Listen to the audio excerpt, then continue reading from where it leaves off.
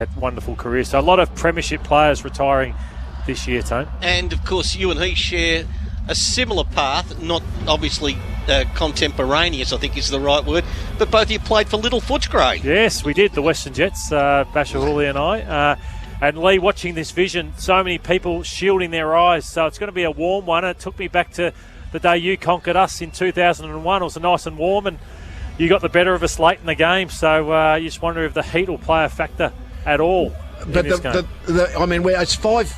match time's 5:15, so I think the sun disappears from the stadium by quarter time. So I don't think that's going to be a focus. I was listening to Max Gawn when we interviewed him just about 5 minutes ago, and the umpires and the way they look at the ruck wrestle is going to be critical tonight, I reckon, because I think, and we spoke to Troy Chaplin early on, the same principle that Stephen Martin just basically wrestled Scott Lysette, and both wrestled each other, so no problems play on. But I'll be really interested where the umpires let Steph wrestle with Gawn and Jackson for that matter, because if he lets them out, he'll get outreached. That'll be a really interesting part of the byplay of the game, I reckon, how the umpires look at those wrestling ruck contests. Are you letting your opponent access to the ball, which is what the rules sort of say. I'll be really interested in that one. Just having a look at Stephen Martin. Stephen Martin, one of those players that's a lot bigger than what he actually looks. I don't know whether he plays later. A bit like Tim Watson. Tim Watson was an absolute giant, yet he looked smaller. 198 centimetres, Martin, and he goes up against Max Gawn, who's 208. Yeah, and I agree with the Tim Watson thing. Every time I see him, I go, geez, you're enormous. Yes. Yeah, you get next to him, it's a big man. But yeah, Stephen Martin makes you feel every kilogram he's got. And he's got a bit of the Shane Mumford school of ruck, the Captain Riskies about him. Yes. Where elbows and knees just seem to go flying. But for me, I know we're going to touch on some more matchups, but if I'm the Western Bulldogs, I'm just telling him to tag Max Gawn. Because in all honesty, Steph, apart from the centre bounce, doesn't give much around the ground at the moment because he's come off a long layoff.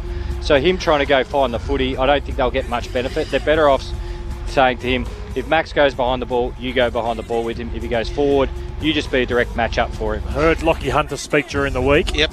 Don't know if they would have been happy, the club, with what he said, his honesty, but he said that we are going to try and check Max Gawn's run all day long. So Stephen Martin's going to struggle to be able to keep up with him. So every player's got to step in front of him, bang him. Just try and stop him from getting to contest. And maybe when he gets hit, they shouldn't be doing that for the 25th, 30th time, but trying to make that 15 metres to get to a contest, just get in his way and make it difficult. Saying that's a bit like you go to one of those, kids' pantomime, and the hero says, don't worry about the couch, I know where to look, just get rid of it. You're telegraphing it. Yeah, but tell you what's really annoying, if you're a ruckman or a midfielder, you've got a 60-metre stride to get over the next boundary throw-in. You've got to stop, start. Mm-hmm. It's frustrating, it's exhausting, it's annoying, and if it's constantly happening, it gets under your skin. The one thing that normally happens is effective aggression needs to come as a surprise. Yeah. Like, if you're expecting it to happen, then even like if Max Gawn's expecting this to happen, just to be blocked all the time, I mean, he's kind of ready for it. It's when it happens as a surprise. So sometimes, I know the Bulldogs didn't say they were going to go out and do that, but again, the element of surprise is always helpful with that stuff. Lloydie, and also to you, Jim, that taking a line from the up there, Kazala, the Mike Brady Classic, and he says, how's the mighty roar? How is that mighty roar? About when you're coming out, and you've still got about 10 minutes to control the emotion, but that genuine first blast of noise. Oh, it's what you play footy for. You're nervous, obviously, but then you've been for us, we're in the dugout for a fair while. So you come out, the sun was blaring, both 2000, 2001, and you take that look around, you soak it in, because in 10, 15 minutes time, Tone, the bounce of the ball goes, and you just got to get into it and get that touch as early as you can. After the national anthem, the roar is extraordinary. It's probably the quickest you ever run, because you always stride off because you've been standing on the thing. You're doing the puffing, the cheeks out like that. You don't run any faster than you have in that 10, 20 metres after the national anthem. Now, Jimmy, can I ask you about something that Geelong do through Chris Scott? Like, when they line up for the national anthem, the majority of teams do the arm in arm round the shoulders, but Geelong tend to deliberately not do that in Chris's time as coach, correct? Yeah, even going back to Bomber Thompson, we never really did the linking of arms. Players always loved their own spot in team meetings and things like that. It was the same with the national anthem. I know I was always down the very end. Andrew Mackey was next to me. Tom Lonigan was next to him. And then Joel Selden, the footy dorks, were up near the coach. 23 minutes to 7 o'clock. The great John Butler covering the Icehouse Classic as we head to the break. Great Southern Land. This is 3AW Football.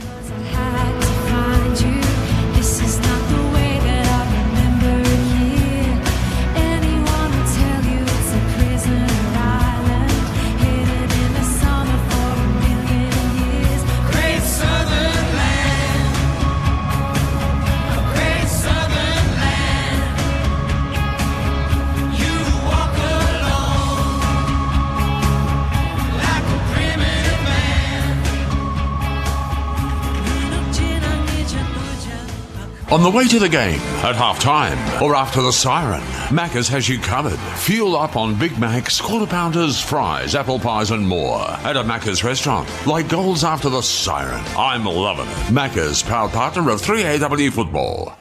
Nicholas Theodosi from Always Buying Prestige Cars. Selling a Prestige car? The smarter, faster way is to call us today on 9373 7777. We'll even pick up the car from you. Or visit alwaysbuyingprestigecars.com.au. Celebrating 50 years. It's a little bit dark and spooky down here, Sarge. Well, Jax, allow me to brighten things up a bit. The Budget Direct Award Room, Jax. More gold than El Dorado. That's a lot of gold. Switch to Australia's most award-winning car and home insurer, Budget Direct. Insurance solved. Insurance issued by Auto and General Insurance Company Limited. Read awards, PDS and TMD information at budgetdirect.com.au to decide if products suit you. When you need strong, tough, reliable building supplies at the lowest prices, think Robot. Robot Building Supplies. Notting Hill, Dramana, Preston, Sunshine, Pakenham, Coldstream and Darwin. Or robotbuildingsupplies.com.au. Proud supporter of 3AW Football. Aussies are winning epic prizes with the Monopoly game at Macca's, like Zara and Lucas and even Karen. Can I speak to the manager? I didn't win. Have you tried scanning? I won! Peel and scan to win at Macca's today. End October 19. Full terms at mcdonalds.com.au. It's Shaq here. Some things in life aren't easy. I once went 0 for 11 from the free throw line in a single game, but I've forgotten that. One thing that is easy is PointsBet's app, and there's never been a better time to download it with specials like this. If your horse doesn't win but runs top 10 in races 1 to 5 in Melbourne and Sydney every Saturday in spring, get your money back in bonus up to $50. Cha-ching! It's shocking easy with PointsBet. T's and C's apply. Gamble responsibly. Call 1-800-858-858. Join Dr. Ross Walker for the Big O Radio Show this Sunday in Healthy Living. Dr. Ross will chat to a medical expert about the prevention, diagnosis and treatment of osteoporosis. The Big O Radio Show, Sunday on Healthy Living. If restoring your health is a priority, choose Epworth to be on your team. Their rehabilitation specialists combine evidence-based clinical knowledge with more than 100 years of Epworth excellence. Epworth for you, Epworth for life. Proud partner of 3AW Football. St Vincent's Q is aged care from on top of the world. Stunning balcony suite views of the CBD and Yarra River. Expansive rooms and welcoming spaces for family and friends to flourish together. All floated amidst the clean, crisp green space of Studley Park. And with our commitment to care that celebrates the very best of you, this really is aged care in a class of its own. Search for St Vincent's Care Q today. At Domain, we want to help you find a home that's right for you. And with thousands of listings added every week on Domain, we make sure you'll have plenty of options. To start your search, download the Domain app today.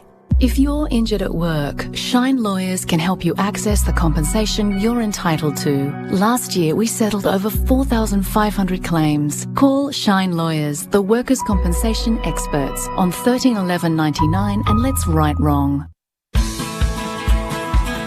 There's no right and wrong way to approach these circumstances, and the last game of the year, you can do it in many different ways, and you can get it wrong, absolutely. I think both clubs, both teams probably talk about wasting energy on things that you don't need to. and that's important that you remain stable and you build it up. But when you consider what's at stake, the opportunity that both clubs have created for themselves, and the prospect of what comes after that with a victory, the status of the players, everyone involved, you can't be consumed by that, and I think a level-headedness is required, and maybe, you know, for the handful of players in our team who've already played and won one, they'll understand, you know, what that means. Yes, Luke Beveridge there, just over half an hour away from the start. Footy preview, the match preview, thanks to Foodworks. Shop and save at Foodworks. That works. We are getting the pictures in from the Optus Stadium, and it is fair to say that the great local talent from Western Australia not only showcasing their own material, but also too some great covers. Here's Eskimo Joe with some boys that did come from Perth covering In Excess's kick.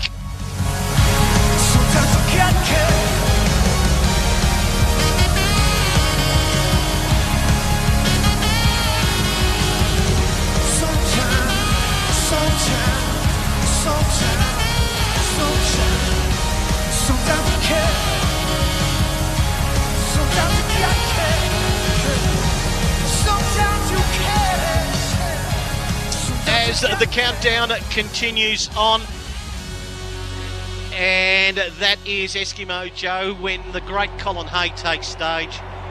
Of course, with all of his great work with Men at Work, we will certainly be taking him. But as we do so, here is Colin Hay, who cannot be there at the moment from Los Angeles, but what a magnificent band Men at Work was. And Colin Hay was at the forefront of it. Let's take a few words from Colin. For all you lucky people in Perth, across Australia, or indeed anywhere around our beautiful blue planet, please, and from the diaphragm, help me sing.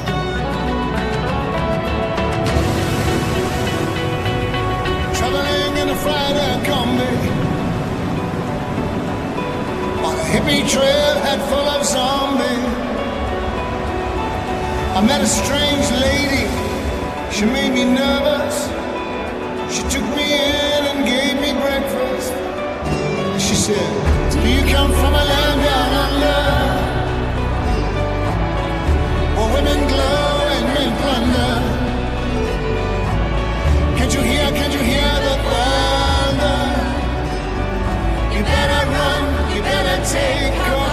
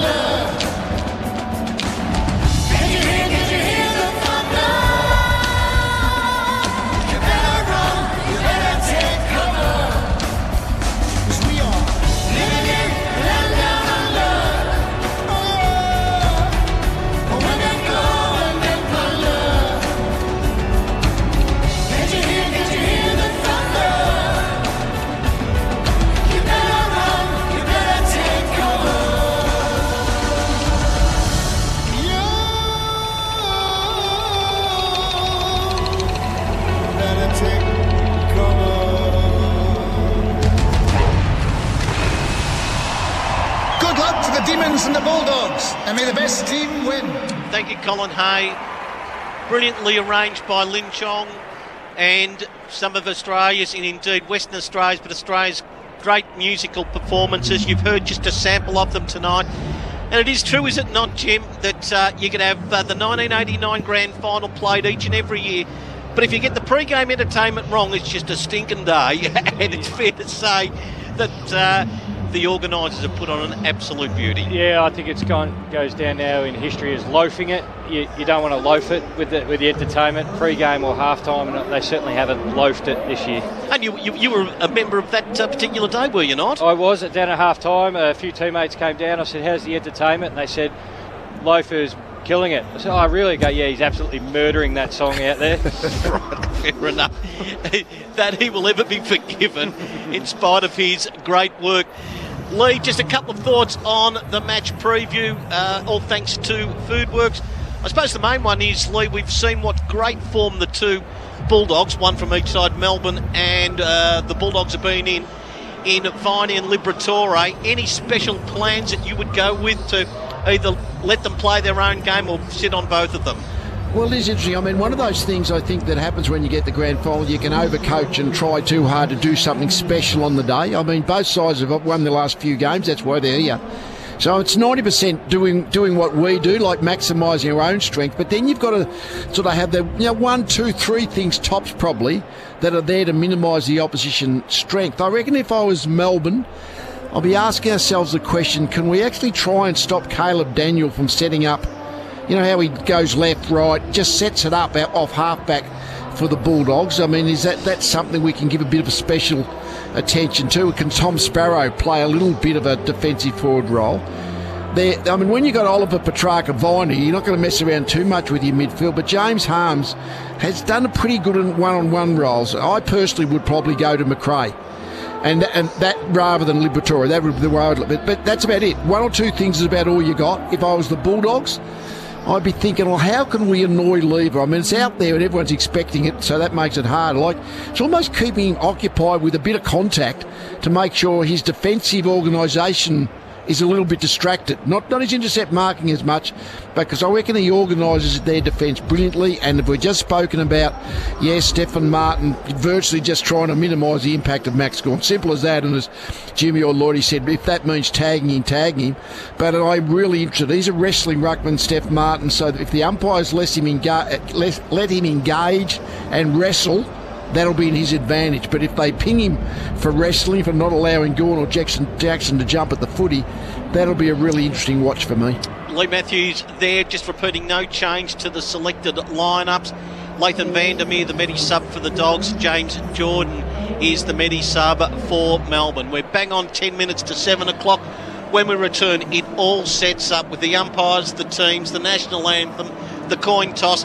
And at 7:15 at Melbourne Eastern time, or Eastern Seaboard time, 5:15 Perth time, on a glorious afternoon, it's on. The 2021 Premiership. Will it be the Dogs or will it be the Demons? All thanks to McDonald's.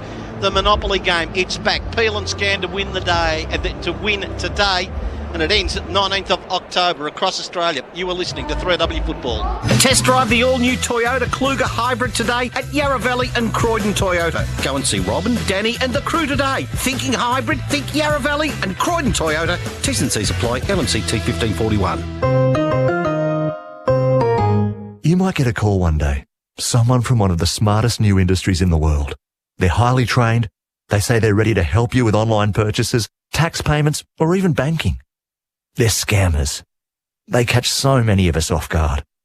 If it really is your bank, they'll never ask for your bank account details by text or email, and they'll never threaten to immediately cancel your account or arrest you.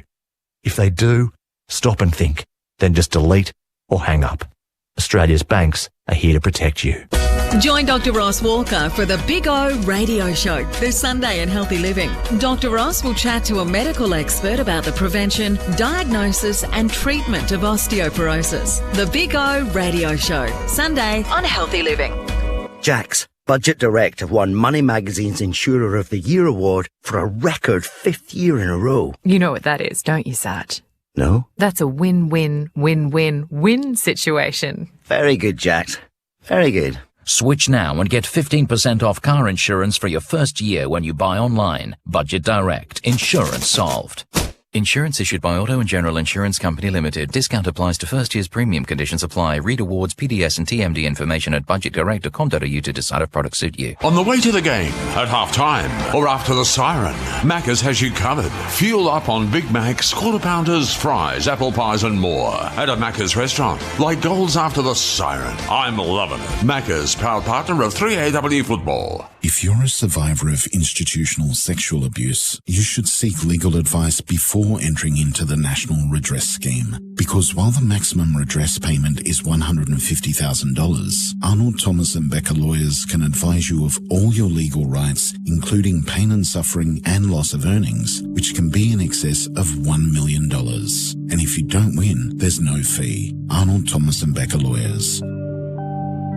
Call 1300 3333 00. No matter where you are in your gardening journey, make sure you bring Seasol's range of natural garden helpers along with you. If you're potting or planting, use regular applications of Seasol Complete Garden Health Treatment to help plants establish quickly. When it comes to feeding and nurturing your soil and plants, use Seasol Plus Nutrients range and protect against pests with Seasol Earth Care Enviro Pest Oil. Seasol is your gardening solution naturally. Available at Bunnings Warehouse, Hardware and Garden Centres.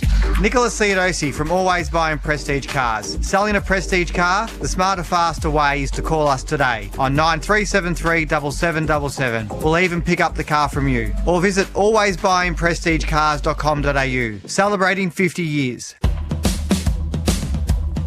I think there's a responsibility for both teams.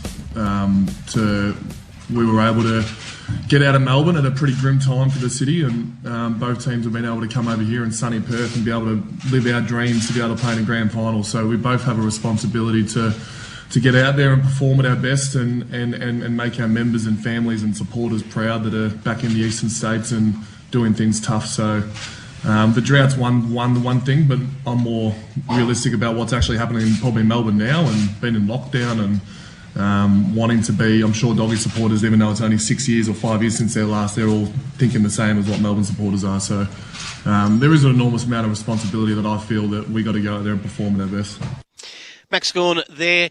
We are 20 minutes away from the start of the grand final. 3AW's coverage brought to you by McDonald's. And just for a moment, Lloydie, did you think about what the week might have been like, how big it could have been with Melbourne their first time in the grand final in 21 years, waiting 57 for a flag, and just the Bulldogs? I know it was great to hear that Max sort of really put it so well, putting everything into perspective about what it's like back here, them being over there. But it would have been something very special, so hopefully we get a game to live up to it. It would have been unbelievable, Tone, and that's the sad part of it, to be honest. The build-up to a Western Bulldogs Melbourne grand final would have been huge.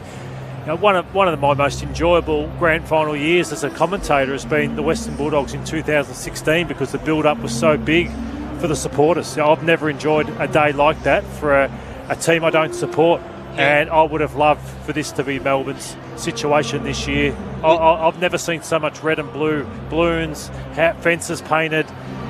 This year it's been staggering, yet they don't get to see their team after all this time. A lot of Demon supporters. Speaking of 2016, did you go back to your days when you grew up in Avondale Heights and catch the 82 tram down into Footscray? That's right, and just the joy, and I've got some great Melbourne supporters. They're all gathering in a house together, but so it's not really ideal. I know you're not meant to, Jim, but they are because they want to share that. But I'd much rather see them be at the G, but it is what it is. And it's going to be an amazing atmosphere still. Yeah, the grand final umpires, Jim, about to enter the arena. Brett Roseberry, Matt Stevick and Jacob Mollison as the footy is raised high.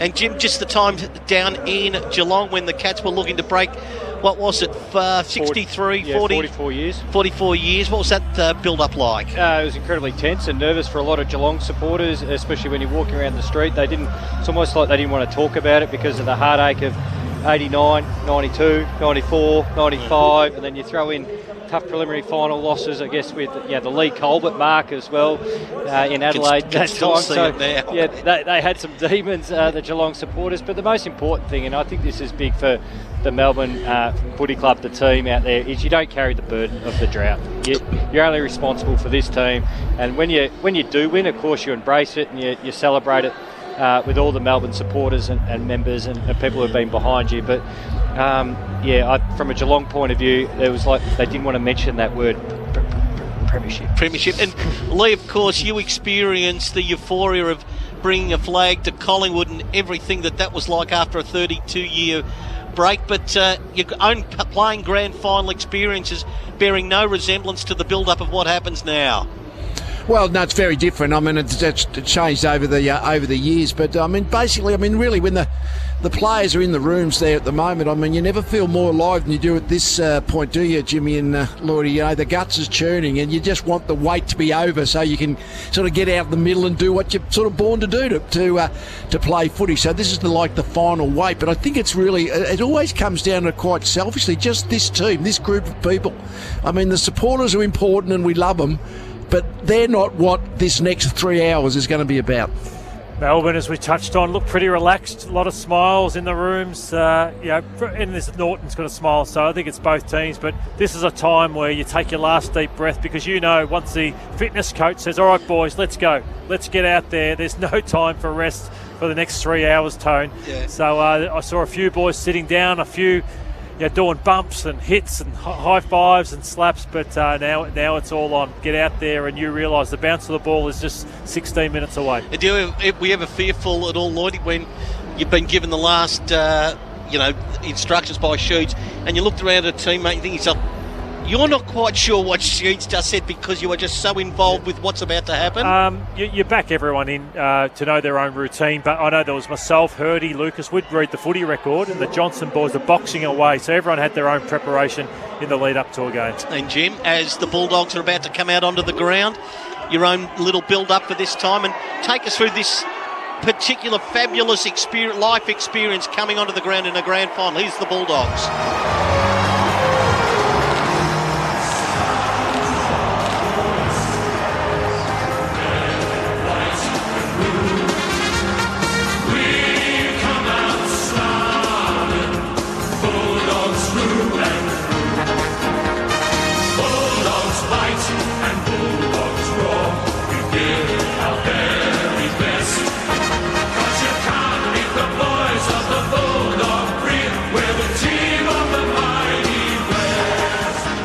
Come out and you quickly get ushered over in your mind. You got so much energy going on. You see players around you. They all do those big high leaps in the air. They're trying to, release some of that tension that's going on. When you come through the banner and you've got someone in a suit, can you just line up for a team photo, please? Yeah. So you're just sort of all getting it into place here, and the teammates are normally more hyped up, as Lloydie said. The guys who like boxing and bouncing off the walls, they can't control themselves, and it's almost like the calmer guys become more calm in these big situations. So everyone just sort of... You'd just take, wouldn't you, Lloydie, for the photographer to break the mood when the grand final photograph's being taken, said, now can I just have the names from left to right? And Lee, now we're about to see the Demons, so let's listen to this roar, because I reckon we just wonder whether they've got more supporters in this stadium than the Western Bulldogs. But Max Gawn, I love the way he leads them out. He high-fives every player and has a relaxed smile on his face, Tone, which would be a nice captain to have on a day like this. Yeah, my word. And just what comes out, you remember the last performance, it's doubtful that he's played a better game. He may well have than what he did a fortnight ago. So Max, with that fabulous, nonchalant, dare I say almost lugubrious look on his face, taking it all in as a young Demon supporter, joins Max. Here's Melbourne.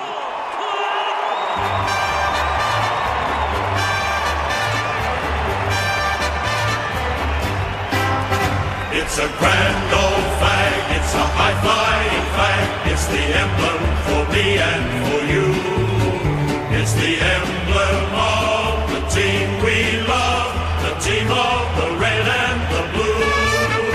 Every heart beats true.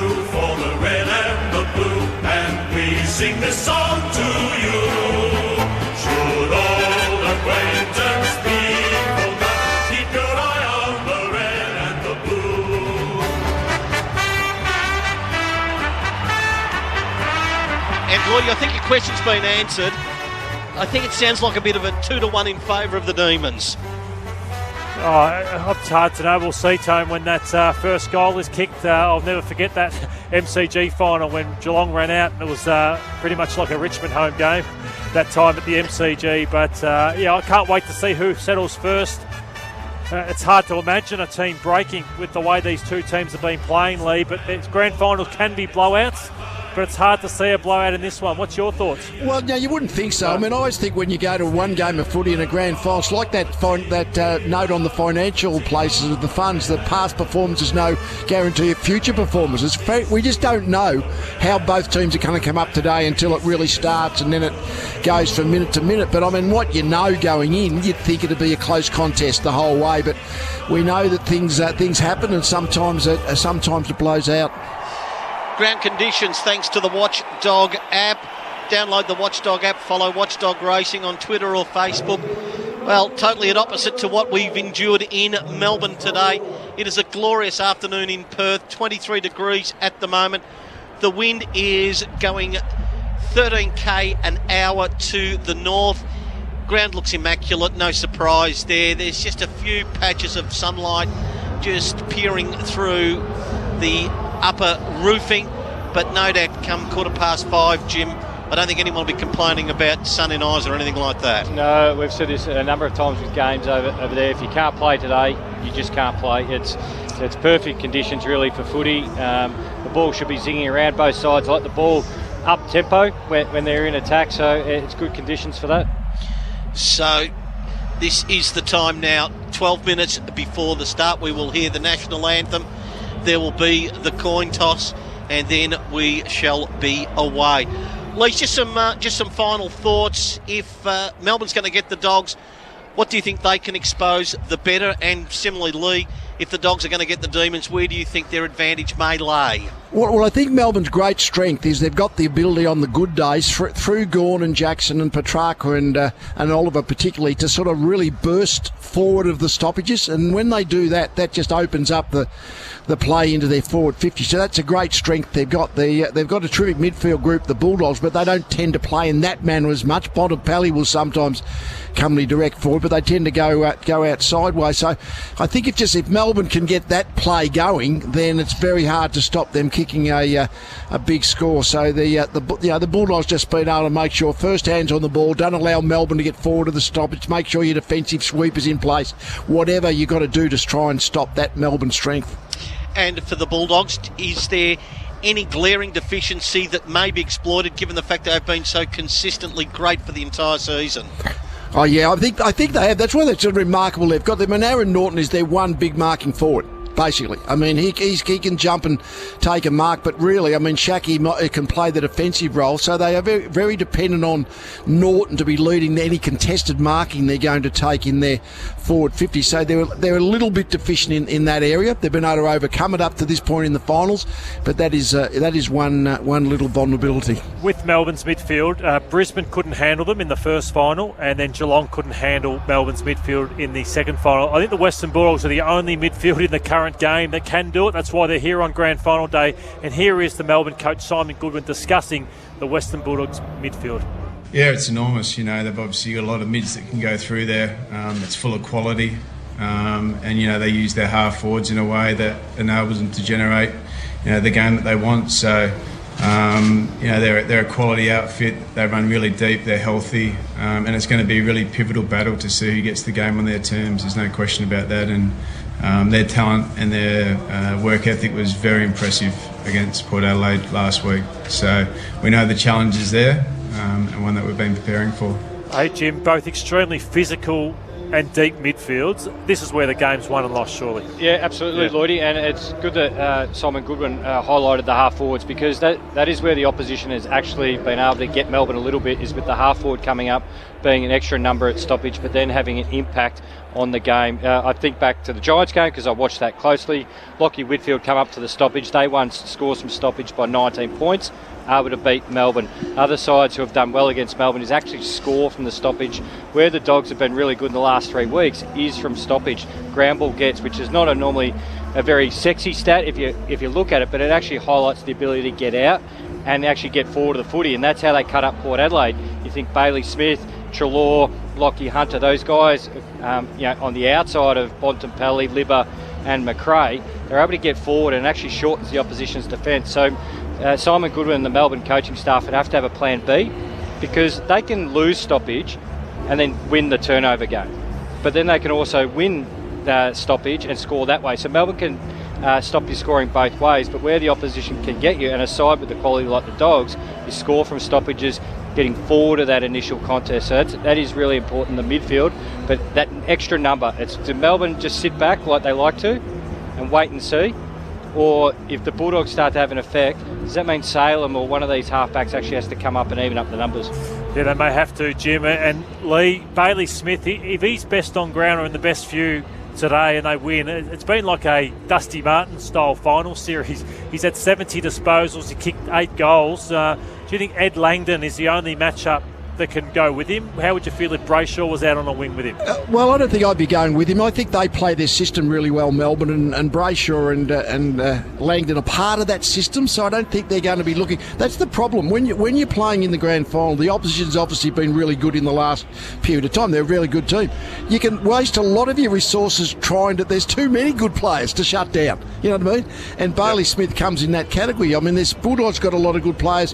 So are Melbourne. There's only one or two that you can say, okay, we're going to try and give a bit more attention to that one spot. And so I think the Melbourne wingers are their balancing players to on the outside, as you said, of Oliver and Petracca and Viney and Harms and players like that. So I don't think they'll be playing one-on-one. I think they'll be playing that, get back in defence to help out, run it down the other end, rather than looking to be playing opponent control roles. The interchange players are interesting. So one of those matchups I thought could have been Shaki to Lever, but maybe he doesn't want to show his cards early, or maybe you don't want to go with the same trick 2 weeks in a row. Shaki did a good job on Alir, but Shaki will start on the interchange bench, Jimmy. Yeah, and I can imagine too that I know we'll have obviously Petracca and Oliver start in the centre bounce, but does Harm start in the centre bounce, or do you go with Viney? So we saw Libba almost win the first 3 or 4 balls in that preliminary final before Port Adelaide brought on Willem Drew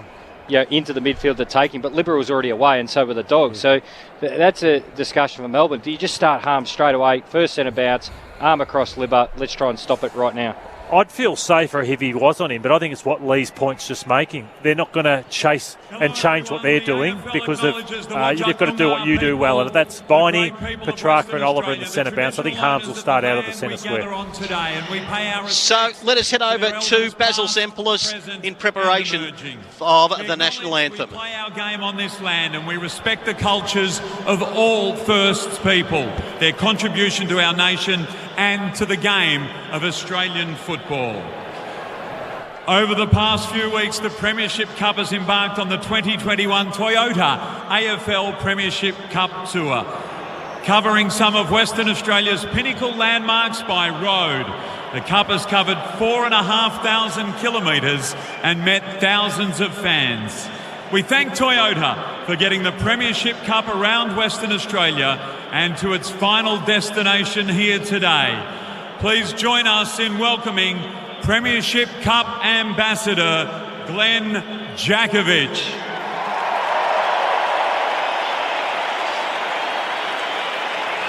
So Glenn Jakovich bringing and would the you now Premiership welcome our Cup legends, Gary Lyon from the Melbourne Football Club and Chris Grant from the Western Bulldogs Football Club, who will present the Toyota AFL Premiership Cup.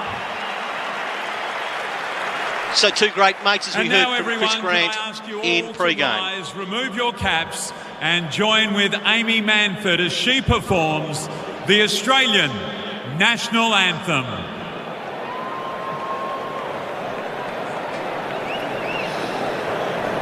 Australians, all let us rejoice, for we are one and free.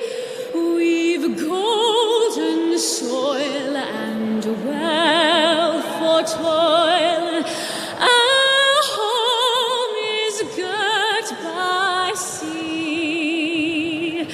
Our land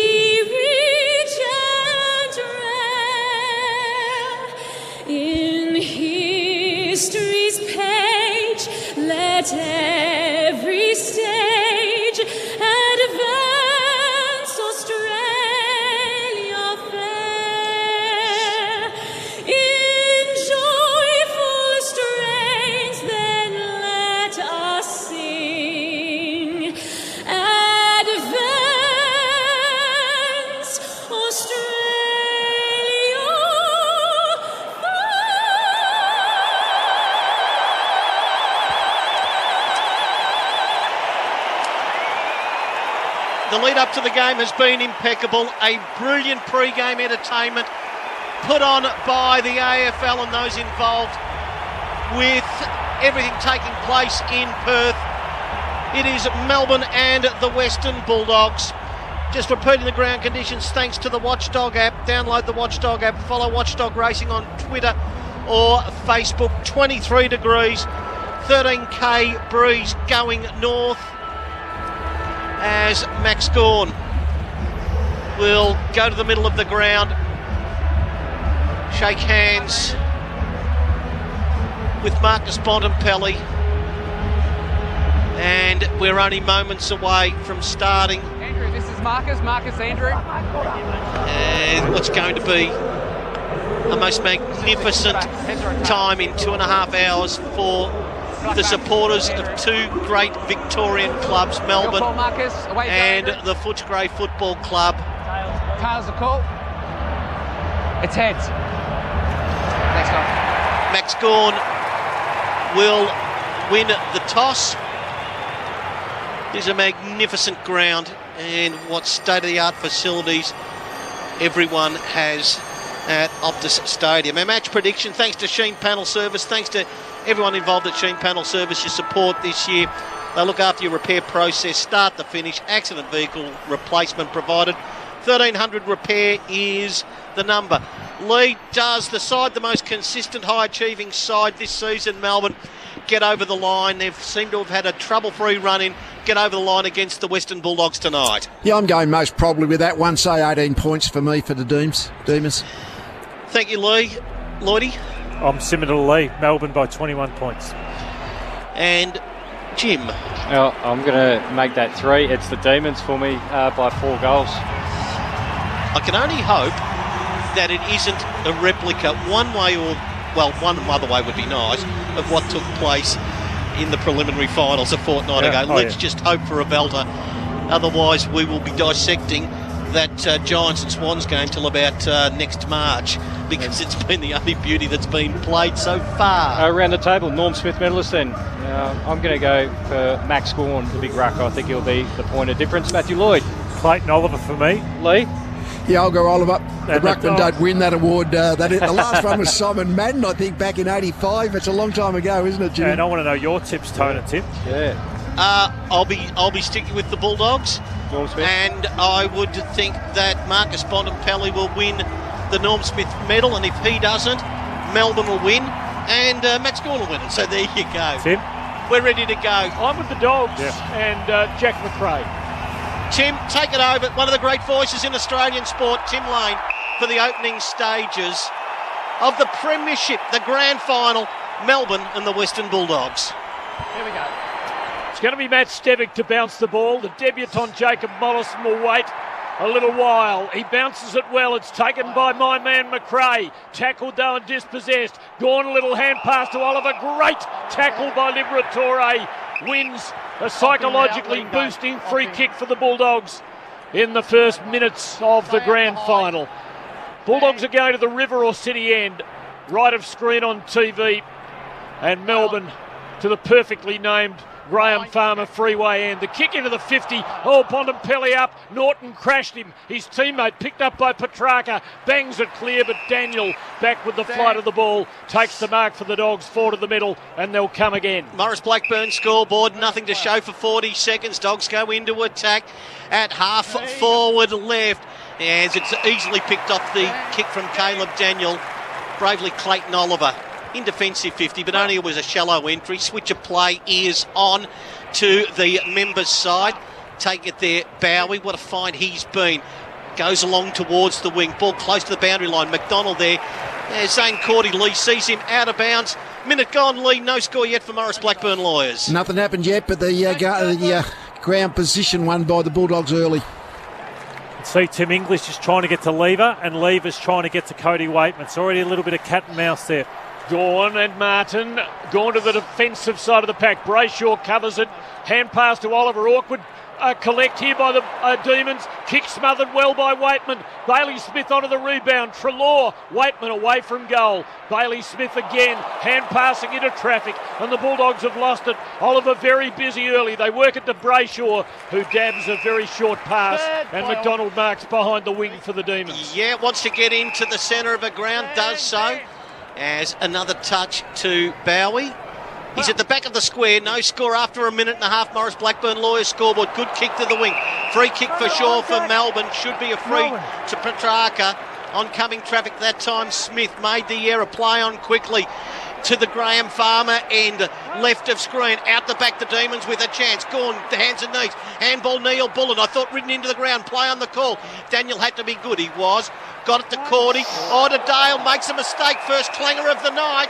As he tried to finesse one in defence that time, then Jim out on the full free kick to Melbourne inside 50. Well, the tackles have been very physical at the moment. Players are getting upended every time they receive the footy, so just a skill area here. Can Neil Bullen make them pay though? One thing I'll say about the Dogs, their two inside 50s have been slowed up to a crawl. And that's not what you want to do against Melbourne. Every team falls into that. The Dogs have got to be a bit more bold when they have the footy in hand. Bullen went back to line up the straight kick, then changed his mind, decided he could get it there off the instep. It curls, but he didn't quite get it there.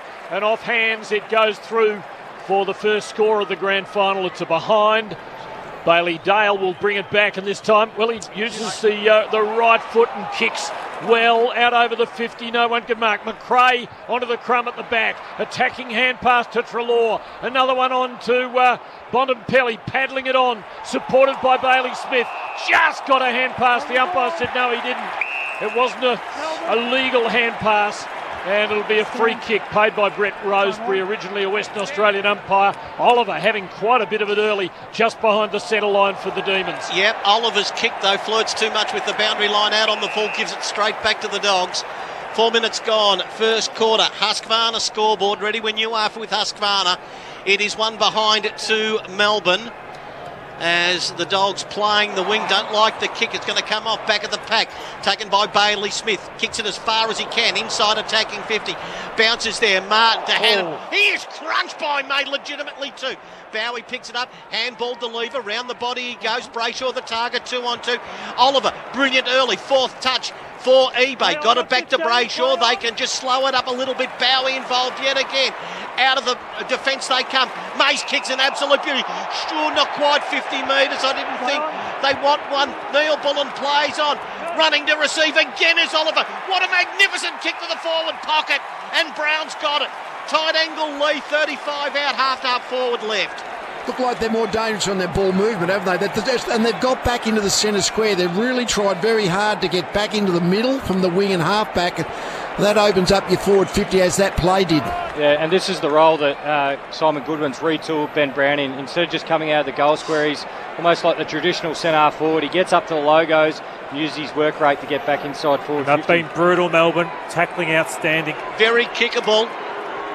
The trademark run in from Brown, shallow left, and one behind results. Two behinds. Dogs are yet to score. For eBay Tuesdays, Jim, not forgetting those noise-cancelling headphones. They'll come in handy a little bit later on. How many for Clayton Oliver as Caleb Daniel brings it in? He's had the 6. Good buddy. Oh, perfect kick by Daniel. So used to seeing that, but he never ceases to amaze. And Rourke Smith, standing in the middle of peak hour traffic, takes the mark comfortably. Kicks to the wing with the left boot. Big pack. Stephen Martin there. Fisted though by Petty over the boundary line for the Demons. And there will be a throw-in. Bulldogs being forced to defend, and Melbourne, as my colleagues have said, look more dangerous in the early part. Oliver absolutely at the heart of the engine room. Gawn and Martin. Martin grabs front position, but Gawn stood his ground and backhanded it 20 metres forward for Melbourne. Dogs look to have it covered. Bontempelli to Daniel. Has to kick under pressure here, and there's nothing on the end of it. Rivers takes a comfortable mark for Melbourne. Playing confidently and about to go forward again. Yep, two behinds. Melbourne Dogs are yet to score. 7 into the first quarter. Brown in front, almost completed the mark. Dunkley's kick ricocheted to Giray. Too slow, should have been a Melbourne free. Pickett's tackle goes unrewarded. Dogs are under pressure at the moment. Not on the scoreboard. They turn it over yet again. Salem brilliant round the body. Great kick. Petracca bootlaces. has a fly from 55. What a great grand final goal by Christian Petracca. An absolute belter out of the top draw. 1-2-8 Melbourne. The Dogs are yet to score. Early contender. Well, you know, one of the goals of the night, that Lee, and what a brilliant footballer he is. But instinctive there. Played on and knew he could get the distance. 1-2-8 Melbourne lead. The Dogs are yet to score for Morris Blackburn Lawyers. Incredible execution. They've had 2 shots, kicked the 2 behind. The pressure tends to build, and Petracca really, I mean, he's out on the 50-metre line. He basically was under pressure, just turned inside and just lobbed it from the 50-metre line and straight through the middle. I mean, the execution under pressure, that's what wins your grand finals. And as First National Real Estate first goals of the match go this year, that is out of the top drawer. It is indeed. First National Real Estate house prizes, you know where they are, record highs. Don't wait until tomorrow. First National Real Estate today. First goal of the game. Lloydie goes to Christian Petracca. Oh, they're getting hit with everything here, the Dogs, so it's a big few minutes for them coming up. Gone dominant. Martin, though, finished up with the ball here. Got it to Dunkley. Puts the Dogs into attack within 20 of goal. English brought it down. It was taken by Shackey. Got rid of a tackle. Didn't quite make the contact he wanted with the kick. Waitman went for the mark. He might have been better off to look as though he was going for the mark, take Hibbert out, and the ball might have wobbled home. As it is a minor score to the Bulldogs. Melbourne lead by 7 points, 1-2 to 1 behind. Spot on, Tim. He only had to shepherd, and that was a goal. So, short kick in. Dogs first score, 1 behind, trail by 7. Salem back pocket, kicks to the wing. McRae involved, kick around the body. Williams of the Dogs to half forward. At the back of the pack. Well done, Salem to Petty to May. Composed the Melbourne defence to the Burswood Casino side. 55-60 metre kick as Sparrow just tried to knock it forward, Jim, and tried to find Langdon in his path. Knocks it out of bounds, and the Dogs can hold up just forward of the wing on the Burswood Casino side. And it might be a check on Cody Waitman too, who missed the last game with concussion. He went head first into the goal post when he took that big fly on the goal line. Melbourne by 7 points between wing and half forward for the Bulldogs. Bontempelli attacked the ball. Dunkley supports him but takes it away from goal where Viney collects. Hand pass to the flying Langdon. Has a bounce. Cross the wing. Up to Sparrow running down the ground with the flight. Marking inside 50 to the goal square. Perfect kick. Fritsch has taken the mark virtually on the scoreline. And it's a certain Melbourne goal. Boy, they're looking good early. They are, Lee, and even that ball that Viney won, he was just too tough, too strong, and that's what they do to teams. They overwhelm you with their power. Running it on the inside, and then the Langdon-type players are running on the outside. It's interesting that Gawn's gone off for a spell already. Not off, but out of the ruck. And he puts Jackson in really early in the game, often. Fritsch to finish it with his 54th goal of the year. And Melbourne are away to a perfect start. They are playing scintillating football. 2-2-14. The Bulldogs 1 behind on the Morris Blackburn Lawyers scoreboard. Yep, 10 minutes gone first quarter on the Husqvarna clock. Jim, if you wanted a better start than this, you'd be 4 straight, but Melbourne dominating the Dogs, lead by 13 points after 10 minutes. Yeah, and they're doing better than what the Dogs normally do to other sides, is getting on the outside. We mentioned those ground ball gets. They're spread from the contest, Melbourne, so far. They look really quick and really sharp, and they're getting on that outside ring a lot quicker than the Dogs. The eBay stat sheet, so they're smashing them on the outside, 23-15, but marks are 9-2, so they're giving the Bulldogs no time and space to win the footy. And then they've been too dynamic on the inside, too tough on the inside and dynamic on the outside. So this has been the perfect start. They are sweating on every Dog disposal so far. And the pressure is enormous. English in the ruck against Jackson. Got it. Viney stops the progress. Petracca wins ground level. Handball still in the middle of the ground. Jackson got it. Oliver brilliant early. Neat handball to Salem to Bowie. Will he go back? No, sweeping long handball. 3 Demons forward to the ball. Petracca tried to knock it forward. Dogs can win it back. English forced to hurry a kick toward half forward.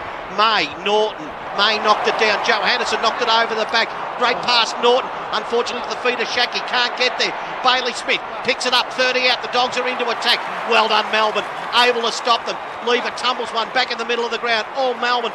Fall of the ball this time as they run through Sparrow. Handball. Jackson. Oliver. Oliver the pass, knocked down Bailey Smith. Can he make the big turnover? It's 5-on-2. Melbourne have the numbers, middle of the ground. Jackson with a magnificent tackle that time on Kalor. Thanks, guys. And play will stop, Jim. Middle of the ground. Melbourne by 13 points as we have gone 13 for Husqvarna in the first quarter. Yeah, if you're worried about the young players for Melbourne, they've actually really stepped up early. Sparrow and Bowie. English kick out of traffic was smothered, and it is a Melbourne ball to Viney. Loves it in hard there. Got a hand pass to Oliver. High kick, forward to the centre. Petracca weighted down, took the crumb, bombs it long. Don't tell me it sits up on its end. Oh, Fritz was held, surely. No free kick. Ball covered by Wood under fierce pressure. Three of them came at him. Arriving Hunter to lend a hand. Goes to Cordy. Gets a kick out of trouble. Might be coming back in a hurry unless it finds the line, which it does. It's called deliberate. A Melbourne free kick. Salem will take it between wing and half forward. And the Bulldogs are having to fight with all they've got to stop an onslaught here early. It should have been a free to Fritsch. Salem's kick top of the square. Caleb Daniel stays down. Good handball through traffic, finds Williams. But every time the Dogs kick it away, it's 3-on-1. The outnumber for Melbourne is there all the time. Langdon can just go slowly. Rivers on the wing, the pass. Oh, the Dogs, Caleb Daniel basically playing him on his own at the moment. Kicks, but again it's a 2-on-1. Salem took the mark in front of Hannon that time. Morris Blackburn Lawyer scoreboard 14-1. Melbourne on top. The kick around the body that time. Salem finds Gawn. About 52 out, half forward, left. Just at the moment. Well, hey, can I give you this stat, Tone? Please. Disposal efficiency. So Melbourne are going at 75%. The Dogs are in the 40s, 49%. So that just shows one team is playing the game they play in Melbourne, and the Dogs are panicking due to this pressure. You'll know Melbourne are flying if Max Gawn flushes it from 55. He's given it a decent ride just across the face, one behind. 2-3-15, the Demons. Bulldogs one behind. And just at the moment, Jim, don't know what the Dogs can do, being outplayed everywhere. Yeah, they've got to get their hands on the footy, find some uncontested marks just to take some sting out of this game at the moment. They're having to do everything at a faster rate than perhaps they've ever done in their lives. They work it clear here, and Rourke Smith takes a mark out beyond the defensive 50 for the Bulldogs. Stabbing ball. It was a nervous sort of kick, but he finds Dale between the half-back and centre lines for the Dogs. He carefully places it wide, and Williams, who's had a very good final series, hand pass to Bontempelli running forward, kicking to the 50. Oh, Shackey got his hands on it, dropped the mark. Hibbard picked it up, gave to Gawn, takes it back into the 50 to Lever. They work it around to May. Bad fumble. Let in Liberatore, who fell over at the crucial moment, and Hibbard arrives to sweep the ball to the boundary for a throw-in. Yeah, I'd love to have a look at the Yarra Valley Toyota. How Melbourne mucked it up. Did Stephen May get away with just sticking the boot out that time and stopping Tom Liberatore? No, probably just tumbled to the ground. So the Dogs get a tiny break. At least they hold up in attacking 50, but they trail by 14 points. Gawn taps it down. Well, and that time Sparrow. Almost to the middle of the ground they go. Fritsch knocks front of the pack. McDonald, handball. Out in front this time. Harms goes backwards. Got two men supporting. McDonald big enough. Breaks a tackle. Got it to Neil Bullen. Handball didn't stick. Turned over. Dale to Bailey Smith. But they've got to go wide, the Dogs. Well done that time getting back. Just making the little spoil. One of these young stars that just keep getting better. Trent Rivers makes the spoil. Lloydie, and even though the Dogs in their attacking half, they are still some distance from goal and trail by 14 points. They are. Bad drop from Shackey earlier. He's one of those players that needs some confidence early in a match. Gawn supreme early against English here. Brought it down with the left. It's bobbling along the boundary line. Viney tried to soccer it forward, and in fact just happened to nudge it out on the full. So it's a free kick to the Bulldogs. Melbourne right on top, but if there is a team in the competition that can soak it up and somehow hang in there, I reckon it's their opponent. Bailey Smith kicks to half forward, no one can mark. Over at McRae, quick hands to Liberatore. High ball will land 20 out. May's there. Rourke Smith climbed in, couldn't mark, took his own crumb and kicks a brilliant goal. Oh, what an effort that was. And the Bulldogs assert themselves on the scoreboard. It's back to 8 points. May is down in a bit of trouble. Melbourne 2-3-15. The Bulldogs are 117 on the Morris Blackburn Lawyers scoreboard. Just individual brilliance here from Ruck Smith. He came from the offside wing or the far winger and saw that ball hang in the air and absolutely launched at it. He's come off his direct opponent Langdon. He's crushed Stephen May in the contest, but the ability to keep his feet and play on and then run the ball into a goal, it's just individual brilliance. But last couple of minutes, the Doggies just a few uncontested marks, take a bit of territory, at least your back line gets set up. You can get a bit of forward structure as well. Morris Blackburn Lawyers scoreboard. Costs nothing to know where you stand. Call Morris Blackburn 1800 111 222. 15-7 in favour of Melbourne. We're going 17 minutes. 15 of them dominated by the Demons. Back in the middle of the ground, Martin, double fister into space. Petracca follows the ball up. Tackled by McRae. Unable to release. Stoppage. Step. And we get the ball to be tossed up Lee, middle of the ground. Yeah, they're getting back through the middle a bit better, Melbourne. I mean, the inside 50s, which is just field position, but the Bulldogs have had 10 and Melbourne 9, so they're going into their forward group, but they just aren't attacking nearly as efficiently as Melbourne. Viney from the stoppage gets to Spargo at half forward. Defensive handball, that time back to Langdon. Taylor Giray fumbles it. Had support defensively from Williams. Still haven't cleared defensive 50 this time. High contact, free kick to the Dogs. As there's a bit of push and shove, as Pickett doesn't like the decision, but Dunkley takes it, Tim. 18 gone first quarter. It is Melbourne by 8 points, 15-7 as the Dogs knock it round at half-back. Sideways to Daniel, magnificent early football from him, gives to Giray, kicks to the wing, there's a whistle, and Martin will take a free kick against Gorn, who was adjudged to have held his jumper. So the Dogs football just forward of the wing. They'll build again to the 50. Big pack. Lever in good posse. Beat Shackey to the drop of the ball. And Shackey pinned his arm or held it. And Lever takes a free kick for Melbourne at half-back. Right at the 50. Straight down the corridor. Another big pack waits. No one can mark. Gorn crumbs it front and square. Swings it with the left. Nothing forward. Pickett's coming though. Bailey Williams, it's a lonely place for you. He palms it down because he has support from Giray. Back to Williams. Try to sidestep and then kicks straight to Jackson, who gives to Spargo, who runs in and kicks a goal for Melbourne. Off a defensive error. And the Demons lead by 14 points again. 3-3-21. To 1-1-7. Well, forward half turnover, that's been the dramatic improvement for Melbourne this year from the previous 2 years. Their forward pressure, Cozzy Pickett, it's a frightening experience when the ball is bouncing back towards your goal and you know Cozzy Pickett is coming behind you and just forced the error, but it was the rest of the Melbourne forwards, including big Luke Jackson as well, just getting in after it, applying that frontal pressure that caused his turnover, which resulted in Spargo being the one to finish pretty much in the goal square, Lloydie. Yeah, it's a goal we might look back on in 2 hours and say this pretty much sums up the game. The panic from the Western Bulldogs and the ability of Melbourne to lock that ball in the front half. It just looks so dangerous. The inside 50s, amazingly for eBay, are 11 all.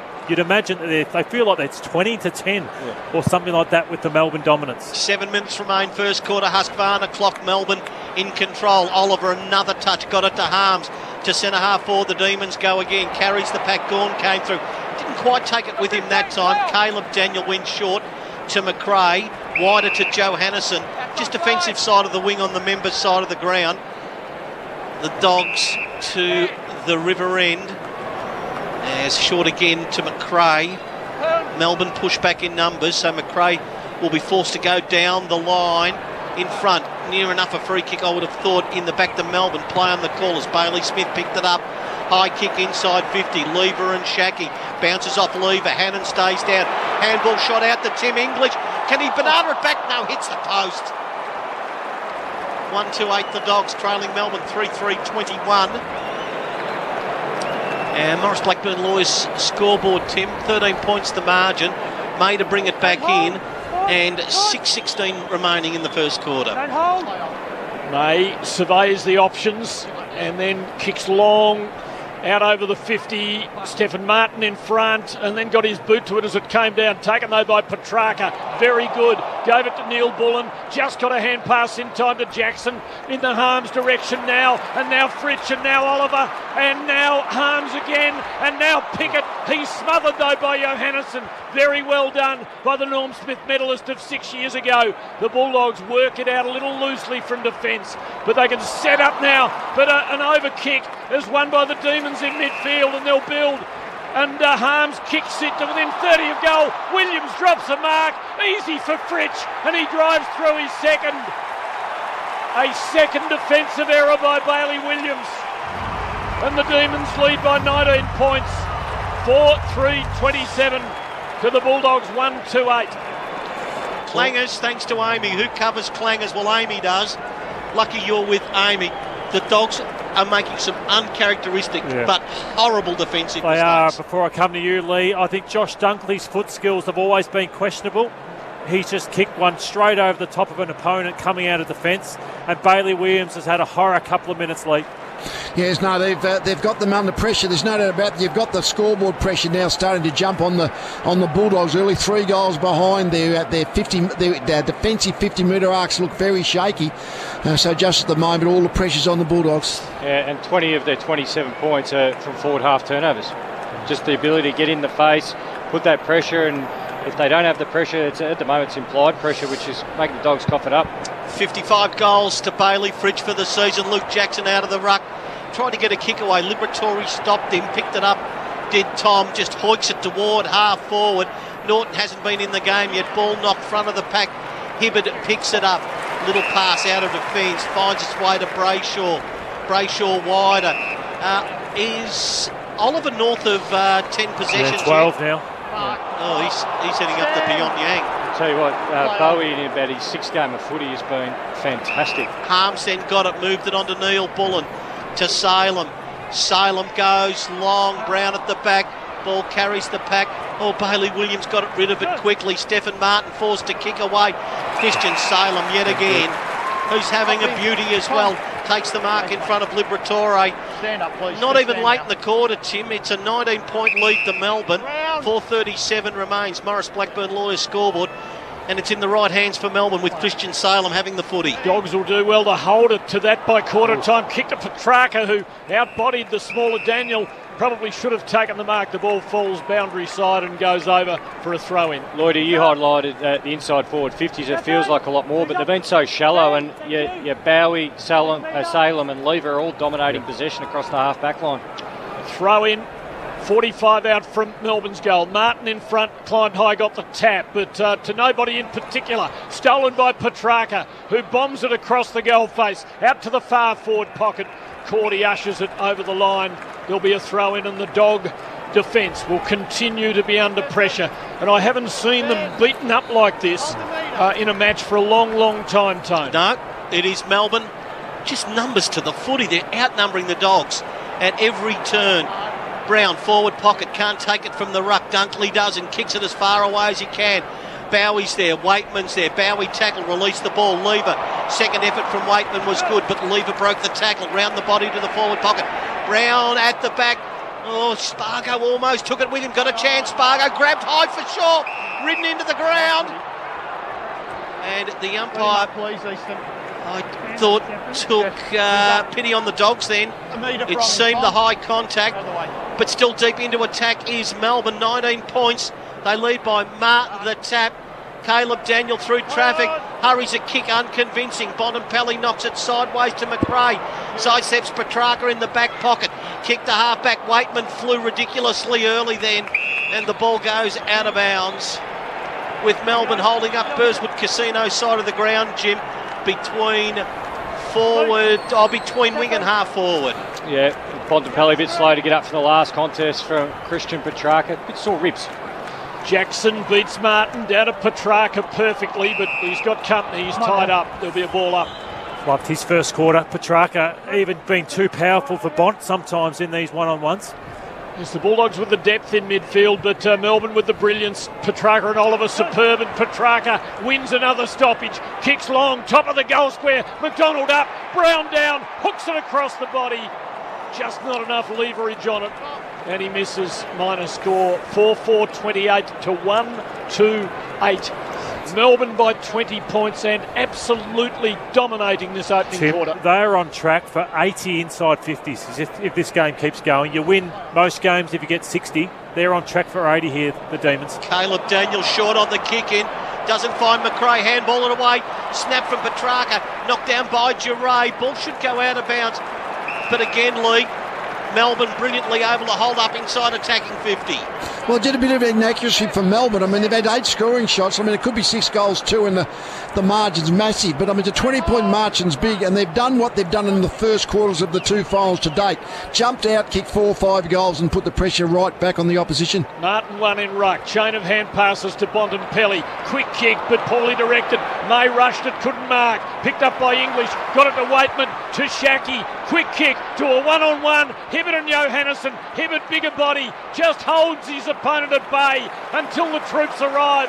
Lever collects, kicks wide, out over the 50. Race for the ball here, collected by Spargo. Delays, then gives to Neil Bullen, who props. Goes back away from goal to the steady Brayshaw. Kicks badly up the wing, and attacking the ball and taking the mark for the Dogs is the veteran Easton Wood, the captain 5 years ago when they won the flag in 2016. They need one desperately, the Dogs. Trail by 20 points as Woods kicked toward half forward Gawn there. He takes the mark, but he had support from May and Lever. The best defence in the competition, just standing solid. So brilliantly drilled they are as Petty hits the deck after a push with Liberatore. Didn't matter as the Gawn kicked toward the win. Jackson rises through traffic. Dale wins it for the Dog. Handball to Hunter close to the boundary line, keeps it alive. Oh, I reckon he's held on to it for too long. And play on the call. Jackson got it out. Chance for a late one. Another one for the Demons. Petracca at half forward. Broke a tackle. Sends it inside to a one-on-one. Danger for the Dogs' defence looms again. Langdon stays down. Beat a tackle. Tight angle round the body. He kicks it across the goal. One behind results. 4-5-29. Melbourne 1-2-8. The Western Bulldogs. Minute 17 remains. Morris Blackburn Lawyers scoreboard. Tim, and at the moment 9 scoring shots to 3. You can go through all the analytics you like, Tim, but when you see something like in the first quarter, you know why Melbourne is so far in front. Yeah, the Dogs making mistakes left, right and centre, crucial ones, and it's because of the pressure. Now, they've won the ball here after it looked like Brayshaw had marked, but it was a judge touch. McRae has it, kicks beautifully, adjusted the kick late to English, who's got Hunter out wide, gives him the hand pass. Hunter on the wing. Miscues up towards half forward, but it found Norton. That was lucky. 70 metres out, right flank, runs inside, kicks to within 20. Hibbert perfectly placed. Johannesson flew. Spillage with Hannon. Left foot snap is way wide. Only good thing about it was it bounced just inside the line and then went over. There'll be a throw in a few metres around from the behind post. Bulldogs deep in attack in the last minute of the quarter. They are desperate for a goal. 21 points the margin. The Dogs have a chance from the stoppage. Tossed in. Gawn flips it out the back. Taken out there by Bontempelli, unable to release. Good tackle. That time from Salem. Has been pinged for holding the ball. So Salem rewarded for the tackle. Salem's kick to the Burswood Casino wing. Gawn in front, too tall. Takes the mark, and I just wonder with 13 seconds remaining. Now Max should be quite happy with his team's work. They have been dominant and arguable that they should be more than 21 points in front. As the Gawn's kick to the wing, it goes off hands, and that'll take us to quarter time. What a statement made by Melbourne. 4-5-29 the Demons, the Dogs 1-2-8. Couple of Fridge, Spargo, Petracca with singles each, but Christian Petracca and Clayton Oliver. What a magnificent duo they have had. What a great first quarter. The Dogs, Rourke Smith, an individual effort, means that at quarter time, 4-5-29 to 1-2-8. First quarter brought to you by Morris Blackburn Lawyers. Cost nothing to know where you stand. Call Morris Blackburn 1-800-111-222. Melbourne, 1 quarter down, 3 to go to break the 57-year drought. They've certainly made a positive start across Australia thanks to McDonald's. You're listening to 3AW Football. On the way to the game, at half-time, or after the siren, Macca's has you covered. Fuel up on Big Macs, quarter pounders, fries, apple pies and more at a Macca's restaurant. Like goals after the siren. I'm loving it. Macca's, proud partner of 3AW Football. Some same-game multis decrease the odds on certain legs, reducing your potential returns. But with Top Sport's same-game multi, you'll get the most competitive multiple for every leg, so you actually win what you're expecting to win. So if you want to get the top odds every time, bet with Top Sport. Visit topsport.com.au. Top Sport. Feel the excitement. Gamble responsibly. Amy has always helped Australians get back on the road, but now more than ever, it's vital those on the front line get to where they need to be. That's why we're offering free roadside assist to first responders, hospital staff and COVID healthcare workers Australia-wide until the end of the year. Amy and non-Amy customers, supporting those who are supporting us. To take advantage of this offer, visit amy.com.au. T's and C's and eligibility criteria apply for Amy Temporary Roadside Assist and this offer. Go to amy.com.au for more details. Your next home makeover could be on the house with the Monopoly game at Macca's. Peel and scan your way to a Philips audio and visual package, a Makita 18-volt LXT Korma, or an Ultimate Barco toolkit. Peel and scan to win at Macca's today. End October 19. Full terms at mcdonalds.com.au. Tyre Power have topped the customer satisfaction table again. That's right, Tyre Power received the coveted CanStar Blue Most Satisfied Customer Award for the second year running, making them winners 6 out of the last 7 years. We're proud and thankful to know that you voted for Tyre Power to receive 5-star reviews in every category of customer satisfaction. So when you need new tyres, go to the undisputed leaders in the field, Tyre Power. Visit your local owner-operator or find us at tyrepower.com.au. Oh. Isn't it a lovely day, whatever weather it may be? Isn't it a lovely day to call the Blind Factory? So call, 'cause it's time on 1-3 blinds, and very, very soon you'll see the Blind Factory. Hey, listen, mate, have you heard that ad on the radio? Which one's that? You know, the one that goes... More people are listening to 3AW than ever before, and they want to hear from businesses like yours. But if you want it to be your business they go to, your website they visit, and your name they remember, you need to advertise. 3AW can create an advertising campaign that will turn Melbourne's #1 audience into your #1 customers.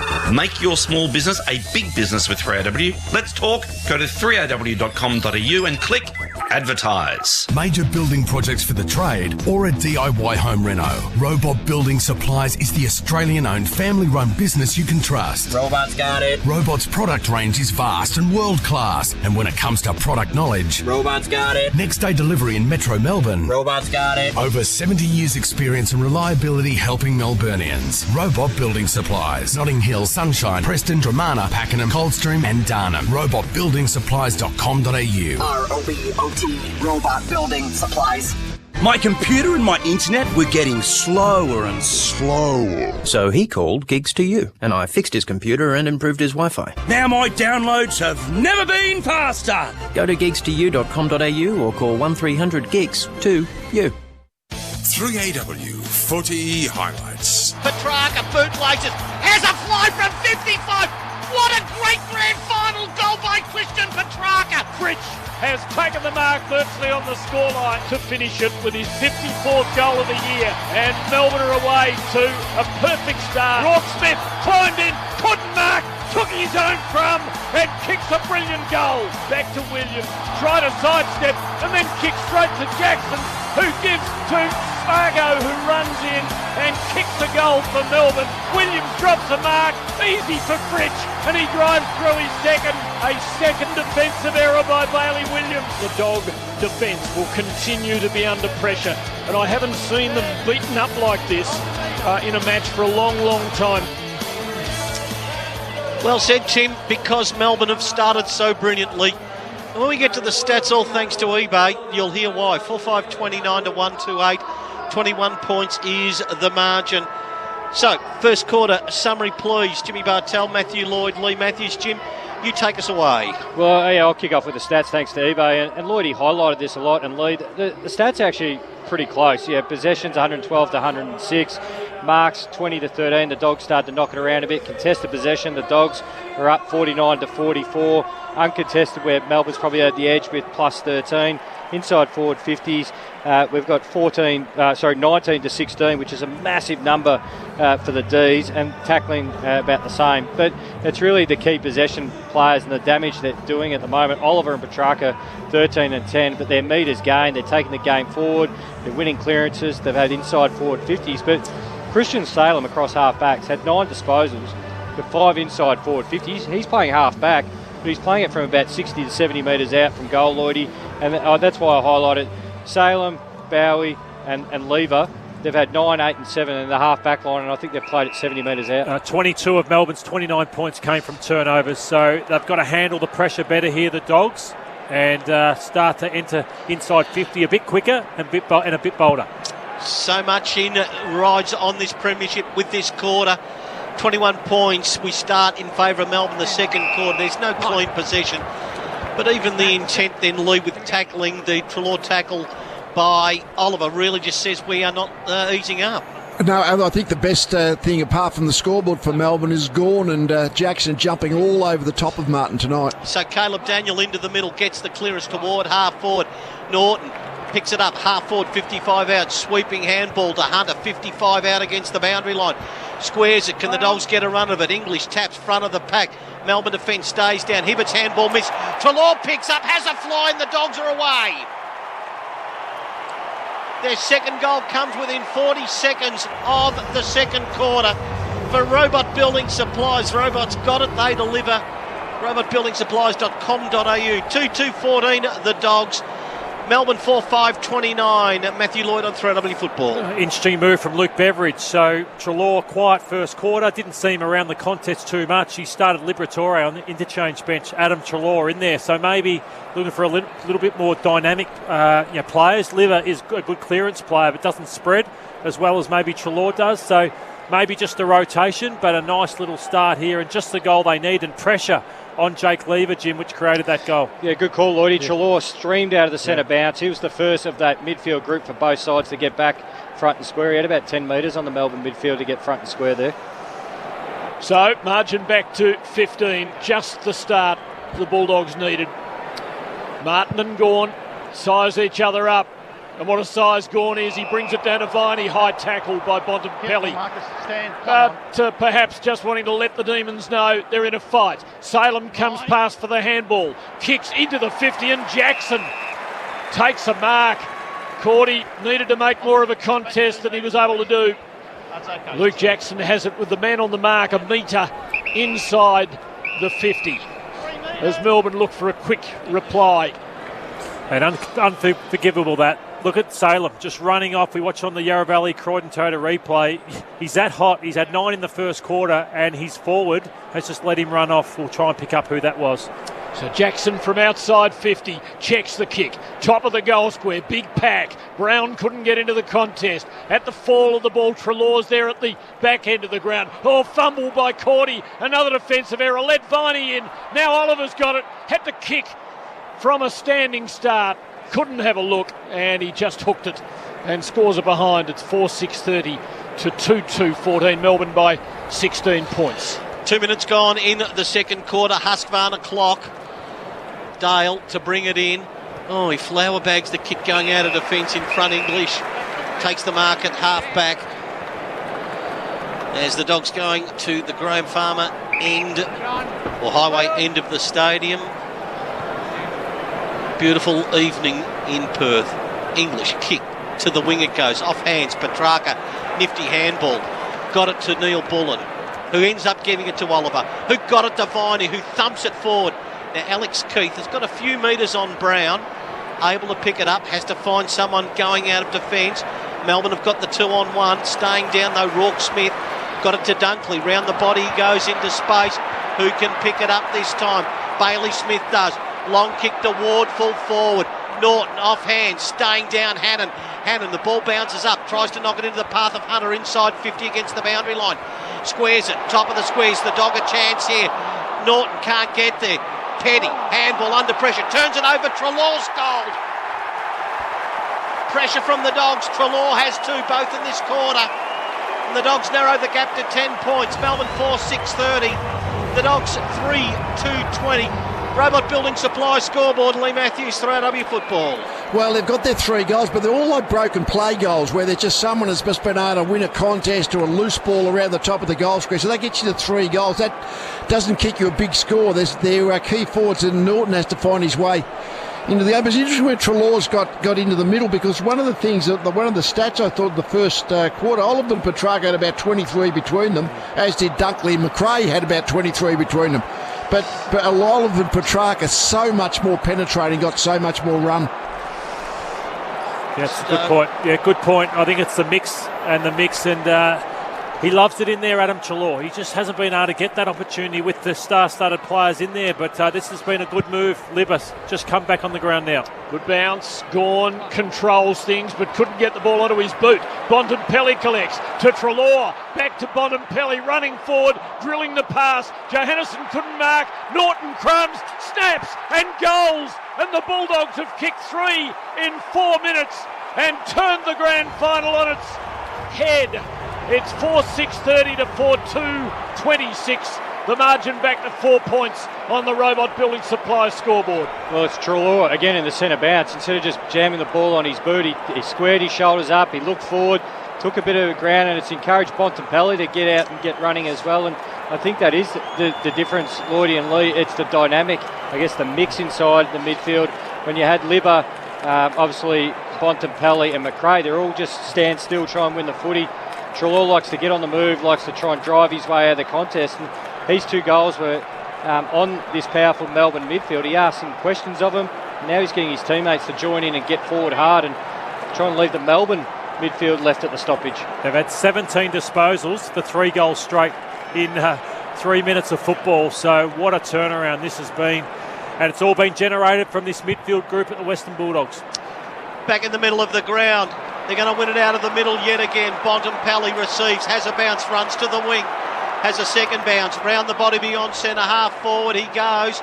Chance for Norton, keeps it in front of him. Melbourne with the numbers, Gawn can't take it. Johannesson, ground level wing, Dunkley, handball, Shacky another one. Bailey Smith has a fly, hits the post.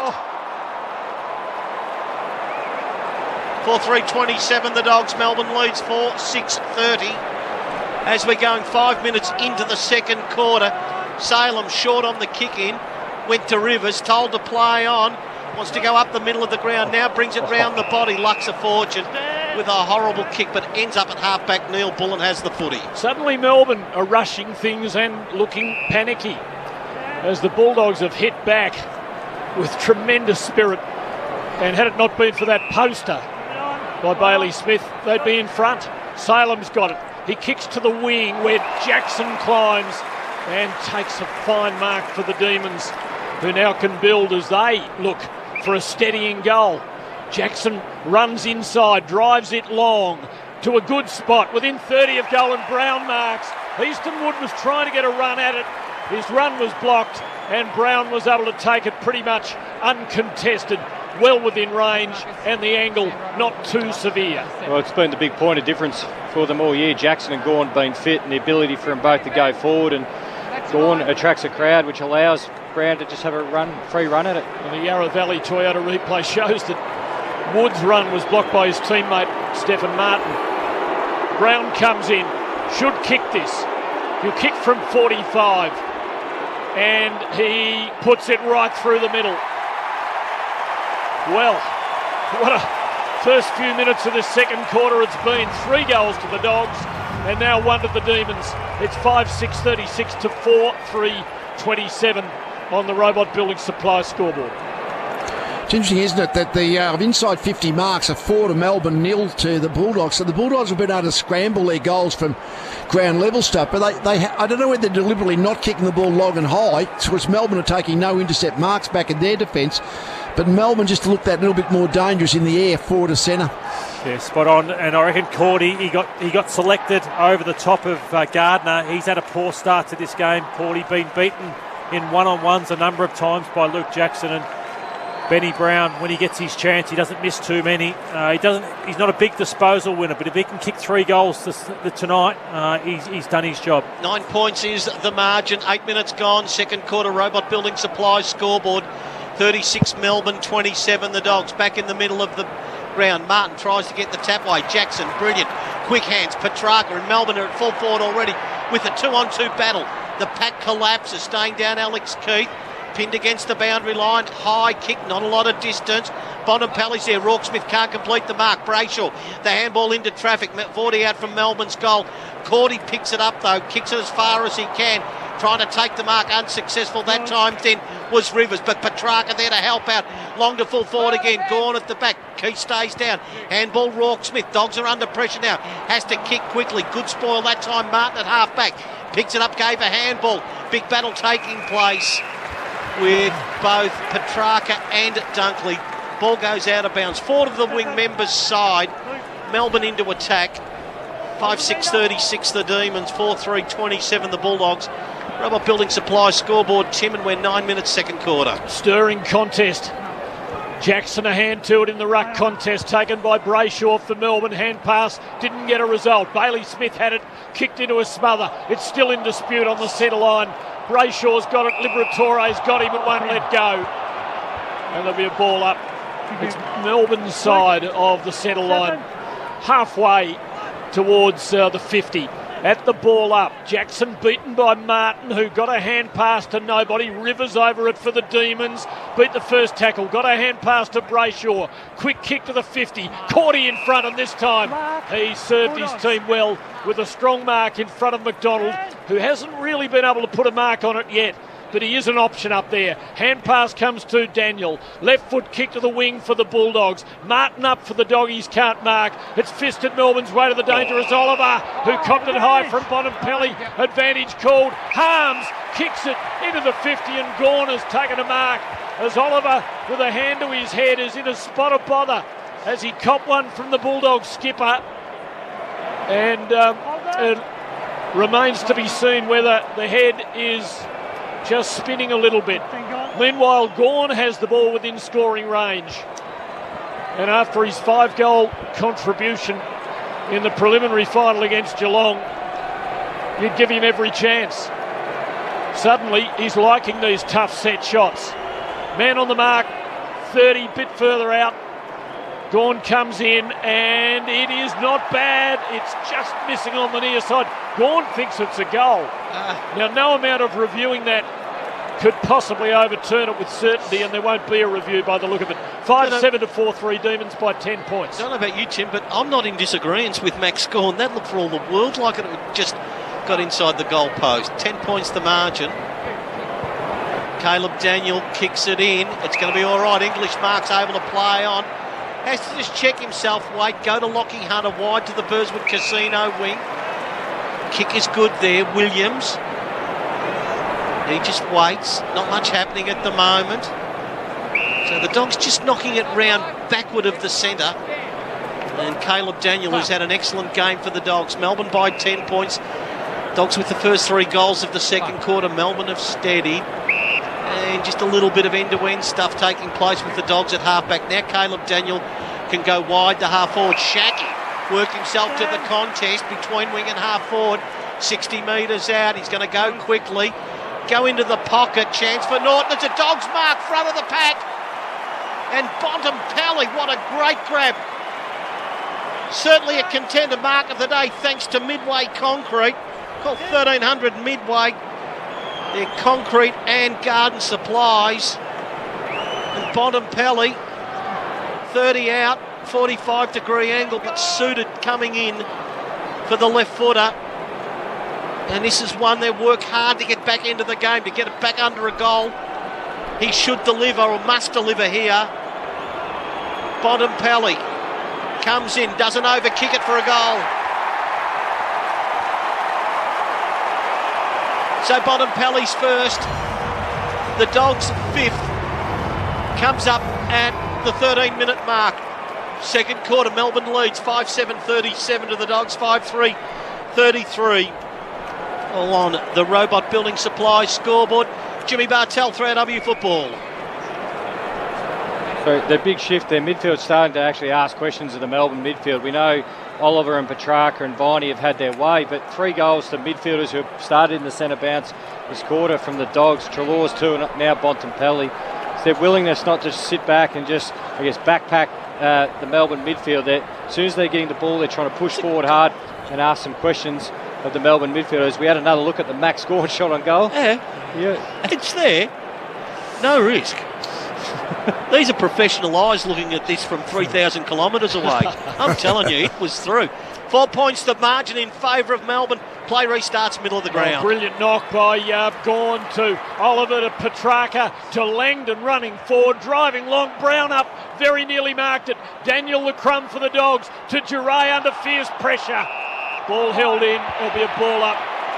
20 out from the Bulldogs goal as the Dogs have once again drawn to within 4 points. Free kick, in fact, to Duray for a crude tackle when he was down at ground level. He goes sideways to Dale.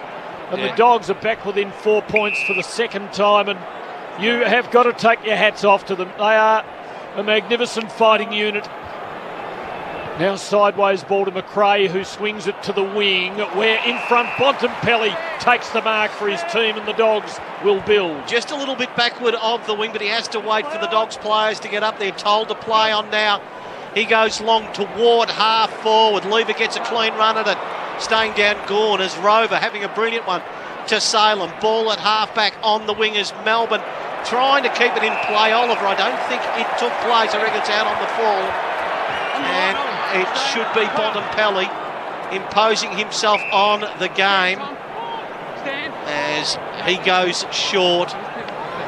As Williams can just go backwards. Keith almost in the middle of the ground. Across the field he goes. Caleb Daniel playing beautifully, 37 to 33.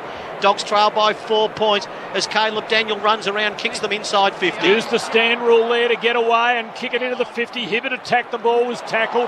Got a hand pass to Sparrow, couldn't collect. Duray, Dunkley, now Bailey Smith on the 50. Miscued the kick with the left foot. Liberatore in bravely. May arrives for Melbourne. Ground level contest. Can only be decided one way. There'll be a ball up, 20 out in front of the Bulldogs goal as they search for a goal to most improbably at quarter time give themselves the lead. English the tap, Oliver's there. Liberatore ground level wing to McRae. Loses the ball, Bowie knocks it forward. Hunter grabbed high, free kick the Dogs. Oh, it's brilliant. This is brilliant from the Dogs because their midfield getting back on top through Bontempelli and Treloar. It's allowing frontal pressure. And guys like Caleb Daniel, they're just queuing up behind the ball. Daniel now 7 disposals in this second quarter, 17 for the game. So they deserve this lead, to be honest, with the dominance in this second quarter. Yarra Valley Toyota show Spargo just grabbing high. Hunter, not normally a goal kicker, is going to stretch his powers. Ball on its way, the Dogs are in front. Didn't look like missing. Lockie Hunter. And what looked forlorn at quarter time has tightened up. The Dogs take the lead. First time in the game with 8:40 remaining in the second quarter. 6-3-39 to Melbourne, 5-7-37. Lee Matthews, 3AW football. Yeah, well, Caleb Daniel, who actually set up that goal, or got the inside 50 kick that set up the goal. He's had 19 disposals. I mean, he's just been so dangerous, and he sets up play so well from the half back line. So now that he's still doing that, their midfield starting to win the contest a little bit, and Petracca and Oliver aren't dominating the match as much as they were in the first quarter. All of a sudden, scoreboard ticking over for the Dogs. Yeah. Clever football from Hunter. He really led into that Spargo and drew the high contact. He just did it to perfection and exposed something of a flaw in the rules of our great game. Well, it should be in your forward scouting. Lockie Hunter, his first reaction in the contest is to sort of try and draw that high free kick. 5 goals to 1. What a fighting quarter from the Bulldogs. From the ball up, Liberatore's over at his court. Has to release it. There's a whistle and a Bulldog free kick. And there's somehow... No, it's going the other way. The umpire originally pointed the wrong way. You called the trip. In fact, I think Brett Roseberry's saying he called it one way. Off the ball, it was called the other. Then he was going to ball it up. And now he decides the free kick will go to Melbourne. Work that out. Viney's ball from the centre line. Kicks into the 50 from behind. Well, Petracca in front nearly marked it. Melbourne work it around by hand. Fritsch, hand pass, didn't reach its destination. He gets it back. He's tackled. He lost the footy. Picked up by Daniel. Underground hand pass. Stolen by Neil Bullen. Hand pass forward in hope. Petracca's there. Goes to Fritsch. Awkward for him. Lost it. Got it back. And then turns it over to Liberatore, who under fierce pressure got it on his right boot. Kicks out over the 50. Off a pack Harms. Hand pass for Salem. But Rourke Smith arrived and took it over the boundary line for a throw-in. It is a magnificent contest, a grand final of the highest order, and halfway through the second quarter, the Bulldogs lead the Demons by 2 points. Robot Building Supplies scoreboard 39-37. Melbourne has it between wing and half forward as Gawn just shoves Martin out of the way, took it on the full, kicks Melbourne to the forward pocket. Alex Keith bounces off his chest, danger looms. Duray allows himself to be tackled by two, goes to the ground. So Melbourne get a stoppage, Jim, in a very nice spot, 30 out from their goal. Yeah, Melbourne just need to set up, get their numbers set up well behind the ball. Max Gawn drifts out, just give him some stability. Liberatore battles hard, somehow push the ball out to Duray, to McRae. Left foot kick, you are right, well set up behind the ball. Max Gawn has it, sideways handball to Bowie, goes wide into the pocket. Bravely back Duray, fly to the ball. Spargo tackled, too slow. How does the umpire see it? Toss the ball up inside attacking 50. We're about 40 out, Tim, close to the boundary line. Melbourne into attack, but it's the Dogs remarkably who lead by 2 points. Umpire Stevic throws it up. Jackson got better position than Martin. Liberatore, though, in everything now. Gave it to Bailey Smith. Tackled fiercely by Viney. Ball comes out of the McRae direction, and Sparrow comes crashing into him, and it hurt. The ball slides to the boundary for a throw-in just outside Melbourne's 50. At left half forward for the Demons, looking to wrest back the lead. You wouldn't have thought that was possible at quarter time, when it looked as though they might be a runaway train. Throw in Bailey Smith gives to McRae. Standing start, kick to the wing. Gawn takes the mark. Melbourne will come again. Gawn controlling everything out on that outer wing. That's the Dogs' issue, Lee. As Melbourne knock it round, what did the Dogs do about Max Gawn? Well, I mean, he's basically just dropped behind the man behind the play. You can't do much about that. But Martin playing the one-on-one role, that's not working so well. So Melbourne half back to the wing. Bailey Williams is there, front of the pack. Melbourne with all the numbers. McDonald knocks it into the path of Fritsch. Tackled, somehow release it on the wing. Great battle that time then from Hunter. Keith is there, Hunter's there, McDonald's there. The ladder wins it on the wing, gives it to Rivers. A little handball over the top. Brayshaw for the wing, follows the boundary line inside 50 for the Demons. Coming across was Martin, who got an unconvincing fingertip to it. Ball goes out of bounds. Melbourne get the stoppage inside 50. Lloydie, but it's a 2-point lead, 39-37 to the Dogs. Yeah, Max Gawn, 14 disposals, 5 marks so far in this game. Night falling at the end of a magnificent day in Perth. Jackson the tap to Spargo on the break, just pressured enough to pull the kick to the left, and he scores a behind, and the Bulldogs lead by 1 point, 6-3-39 to Melbourne, 5-8-38.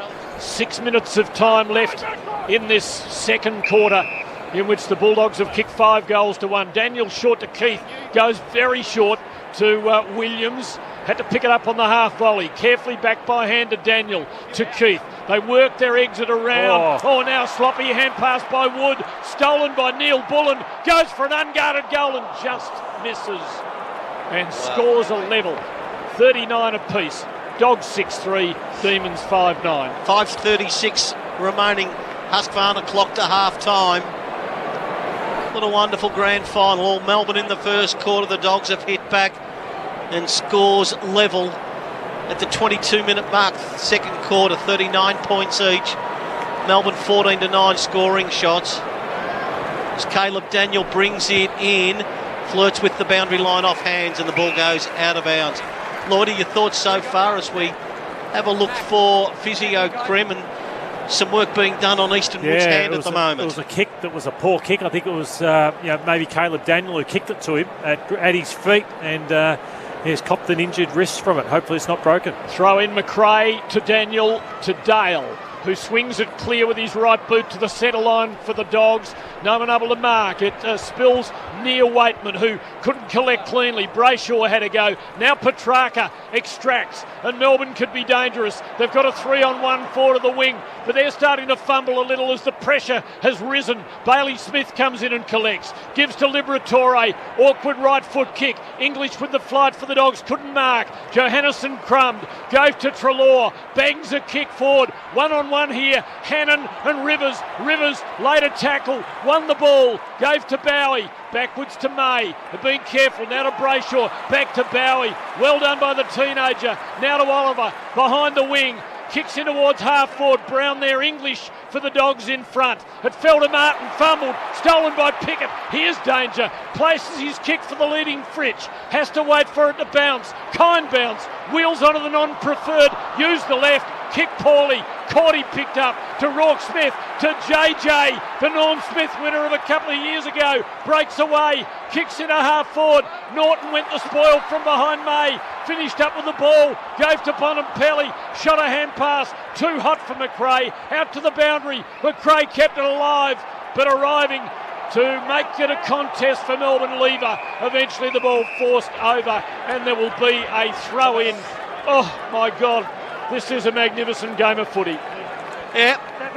Going to say, Tim, for that great Pulitzer Prize winning commentary, there was no score, but it was genuinely exciting. Ball tossed in, half forward, the Dogs there. Johannesson, he's tackled that time by Oliver. The Dogs are into attack, 39 points each on the Robot Building Supplies scoreboard. Martin. Petracca, wonderful through pressure, got a little kick to the wing.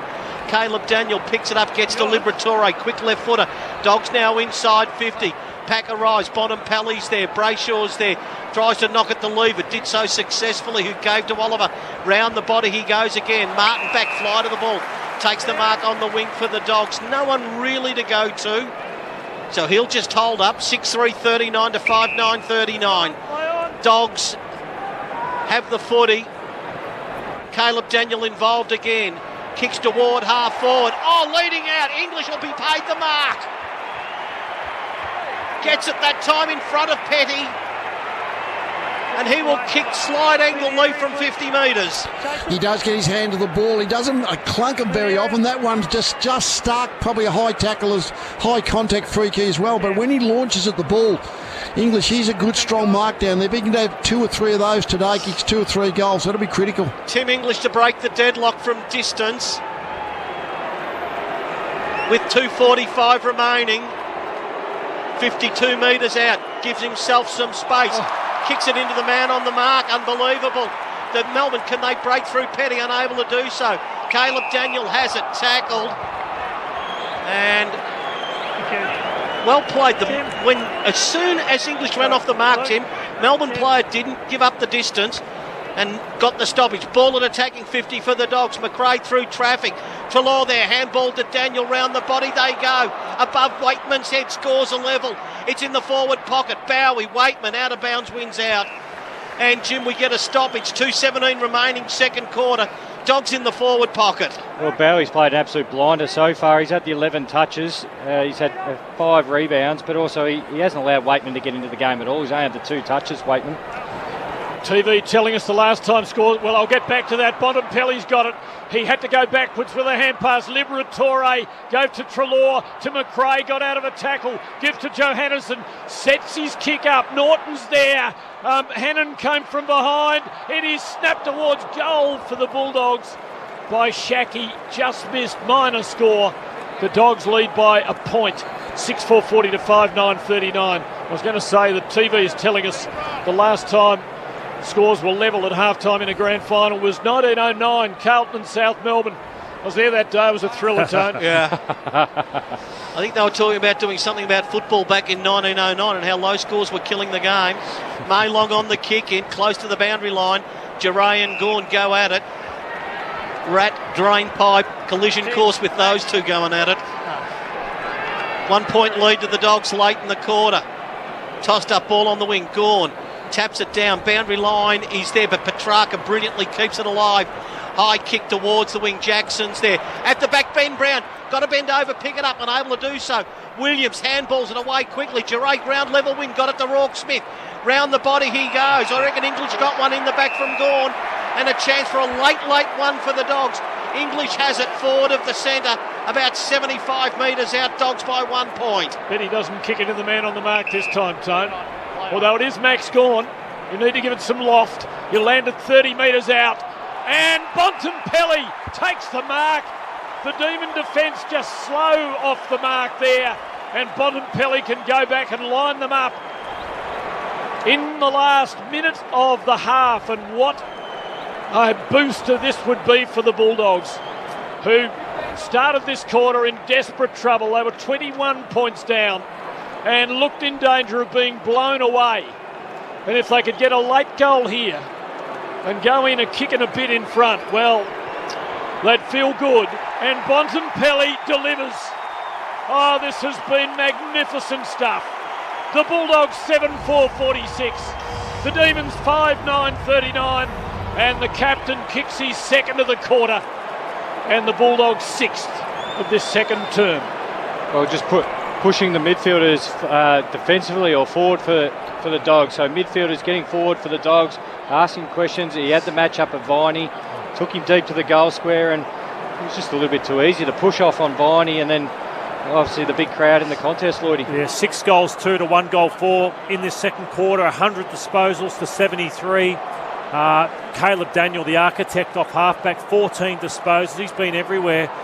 The uncontested possession, 60 to 37. And this one, I loved it. Bont's that big, he drags Jack Viney forward, and Jack just didn't have the size to go with him. He lost him, and Bont's had a huge quarter as well. 2 great marks for Midway Concrete, called 1300 Midway. Garden Supplies Midway Concrete, both by Bontempelli. Chance for a late one for Melbourne. I thought Viney was legged. Treloar picks it up, gets it to English. 24 seconds to half time. Round the body they go. Wing half forward. Johannesson had it through traffic. Rourke Smith. The Dogs are at full forward. Can they get a late one this time? May back there. Didn't take the mark. Thought it was for sure a mark. The Dogs have got 9 seconds. Can they get one? I don't think they will. Harms the handball. They've lost it. Rourke Smith. Lockie Hunt around the body. Across the face of goal. It'll be a behind. And that takes us to half time. What a quarter. Man alive, is this a great game. What a stirring contest. 8-point lead to the Dogs, who trail by 21 at quarter time. 7-5-47 to Melbourne 5-9-39. Treloar and Bontempelli 2 each in the quarter. Norton, Hunter, Rourke Smith with 1 in the first quarter.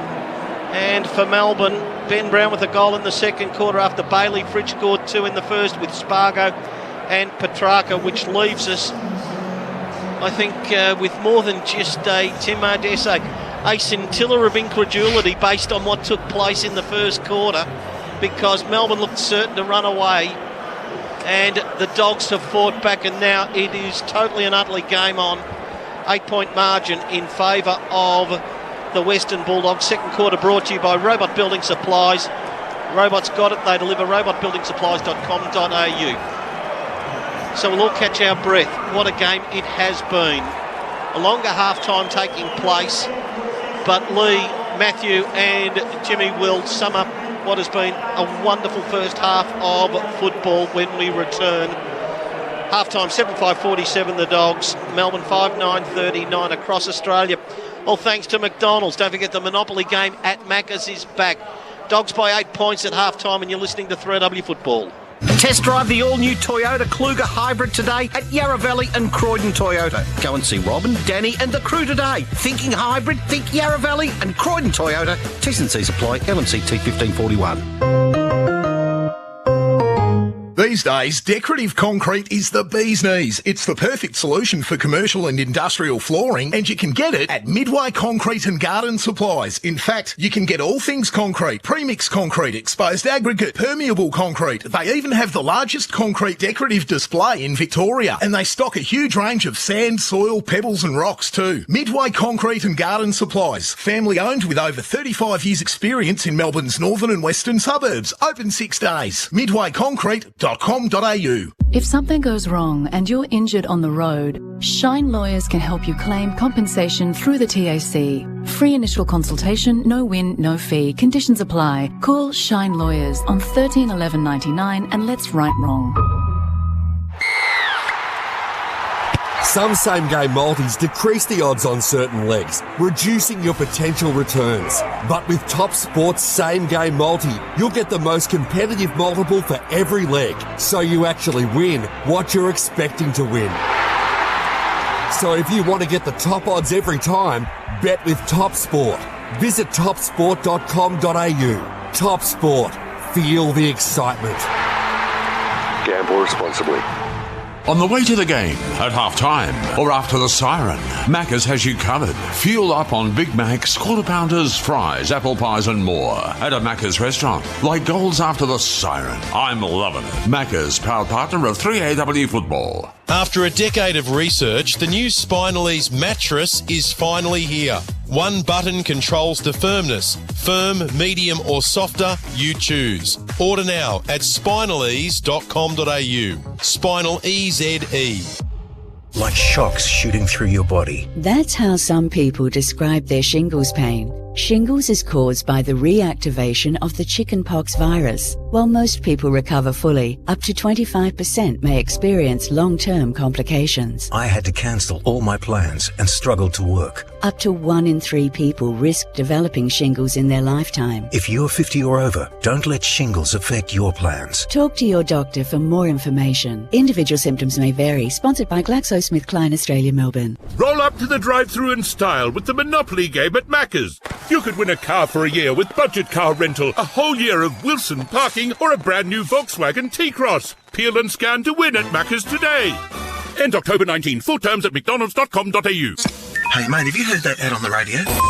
More people are listening to 3AW than ever before, and they're very keen to buy from businesses like yours. Hi, it's Dee Dee here. If you want it to be your business they go to, your website they visit, and the name they remember, you need to advertise. 3AW can make your business famous with an advertising campaign that will turn Melbourne's #1 audience into your #1 customers. Make your small business a big business with 3AW. Let's talk. Go to 3aw.com.au and click on Advertise. Shopping around for a prestige vehicle has never been easier. In fact, you don't need to leave the living room. At Nick Theodosi Prestige Cars, you can browse their showroom online and ask the team to send you a detailed video of any of their cars. nicktheodosi.com.au. LMCT 8350. 3AW Footy Highlights. Hibbert's handball missed. Trelaw picks up, has a fly, and the Dogs are away. Norton can't get there. Petty, handball under pressure, turns it over. Trelaw's goal. Pressure from the Dogs. Trelaw has 2. Back to Bontempelli, running forward, drilling the pass. Johannesson couldn't mark. Norton crumbs, snaps, and goals. And the Bulldogs have kicked 3 in 4 minutes. Chance for Norton. It's a Dogs mark, front of the pack. And Bontempelli, what a great grab. He must deliver here. Bontempelli comes in, doesn't overkick it for a goal. It is a magnificent contest. A grand final of the highest order. Under, not normally a goal kicker. It's going to stretch his powers. Ball on its way. The Dogs are in front. And Bontempelli takes the mark. And Bontempelli can go back and line them up in the last minute of the half and go in and kick it a bit in front. Well, they'd feel good. And Bontempelli delivers. Oh, this has been magnificent stuff. Genuine tale of a half, 1 quarter dominant Melbourne, second dominant Dogs. And at half time, it is the Western Bulldogs 7-5, 47-5, 9-39. Let's start the half time wrap. For Sheen Panel Service, been around 50 years, agents across Victoria. They'll handle your repair process, start to finish, accident replacement vehicle. And the number easy, 1300 repair. You can trust Sheen Panel Service. The stats will make for most interesting reading because The Melbourne is so good in that first quarter, but the Dogs more than matched them. And at half-time, they lead by 8 points. Let's go to eBay, Jim. And are those reports ready yet? Yes, they are. Thank you very much. All thanks to thanks to eBay. Bigger discounts on eBay's best items every Tuesday. It was Marcus Bontempelli, his great football that he's played, but almost dragging the Dogs back along with Treloar. Yeah, and that's it, good buddy. It was the midfielders, the centre bounce crew. They changed up the look. They threw Adam Treloar in there, and he kick-start them with his spread from the contest. He had 7 touches for 2 goals, and then Bontempelli, as you mentioned, had 9 touches for 2 goals. And you throw in Lockie Hunter's goal. So you got 5 or 6 goals from those mid-types who actually really pushed forward and asked some questions of the Melbourne midfield and the half-backs, whether they were going to change over or a midfielder had to go with them on the spread. So the ground ball they started to get back on top in that quarter, and they also, because they were able to get forward and keep the ball in motion and play some tempo and ask questions of the Melbourne mids and half-backs, they restricted Melbourne to 9 marks for the entire quarter, which is such a low number for the Ds, Lloydie. Possession getters, Caleb Daniel had 14. Again, getting a lot of kick-ins as well, which helps beef the numbers. But wherever he goes, they just try and feed him the ball. Bontempelli, 9. McRae, just as always, he just finds the footy no matter what, 8 touches. But for me, Lloydie, it was the midfield of the Bulldogs. Their initial contest was better, a lot better than the first quarter. But then they got out the outside, and they actually left Melbourne at the stoppage. Treloar's 2 goals, he was 10 metres in front of the next, I guess, midfielder at the front and square. Yeah, amazing that they get 4 goals out of Treloar and Bontempelli in a quarter of footy. I didn't think Oliver had an influence. He was dominant in that first quarter, just the 5 touches in the second. And when you start to get midfield dominance, players like Caleb Daniel can start to set up behind the ball and just do whatever they please with his 14 disposals. But Max Gawn, he's been a factor. He had another 7 disposals, but he got his possessions behind the ball. Had that one shot, he thought he kicked it. But a really strong turnaround. The panic we saw from the Bulldogs flipped over to the panic we saw from Melbourne, Lee, and amazing turnaround. 6 goals, 3 from 11 inside 50, so they scored 9 times and suddenly looked extremely dangerous. It's forward efficiency, isn't it? I mean, that's the way Melbourne's forward efficiency dropped off completely in that second quarter. I mean, they've kicked 1 goal, 4 from 14 entries, so they had plenty of looks in their forward half. But Melbourne's game, May and Lever, their intercept marking, you're just not seeing that tonight. So I don't know whether the Bulldogs are deliberately trying to scrub the ball into their forward line, kick it in sort of low, don't let it hang it in the air. But that ground level effort when the ball does get in there, though, I mean, Bontempelli's 2 big grabs just so critical.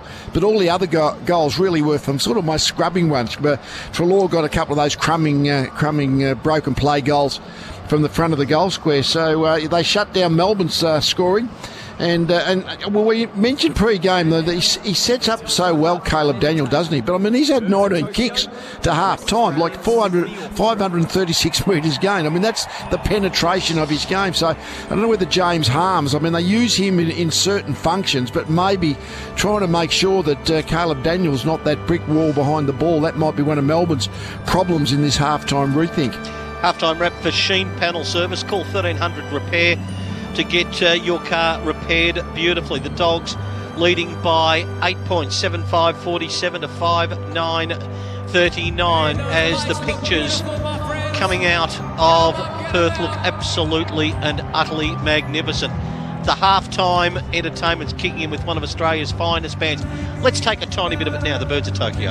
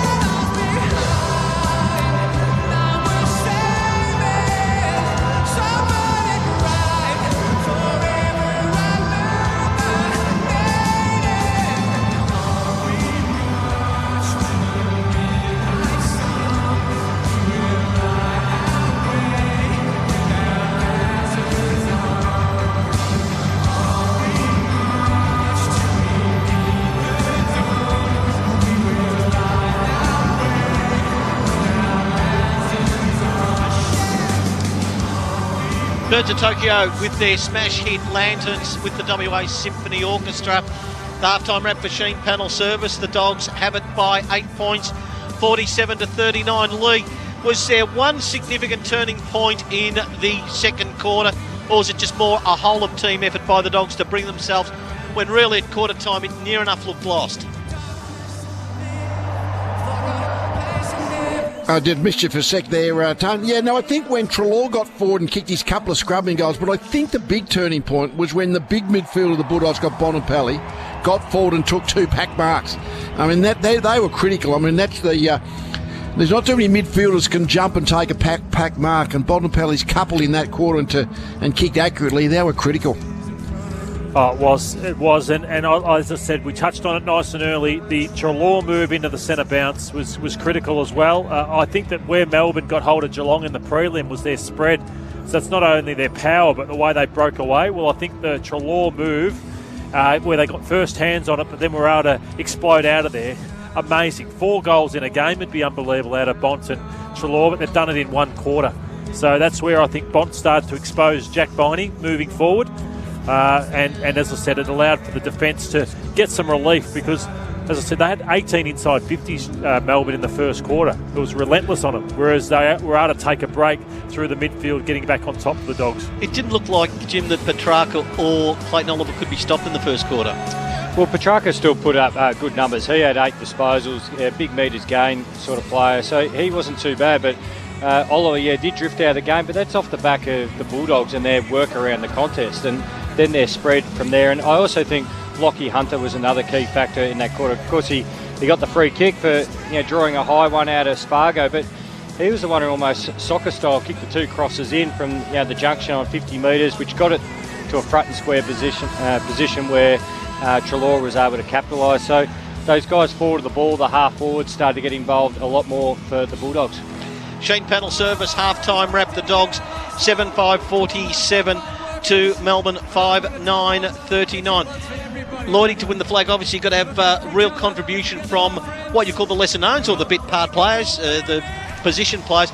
I just thought Taylor Duray in this run to the finals, the stats aren't going to show anything, but he gets a very big job, and he's obviously got the experience of being a premiership player at Hawthorn as well.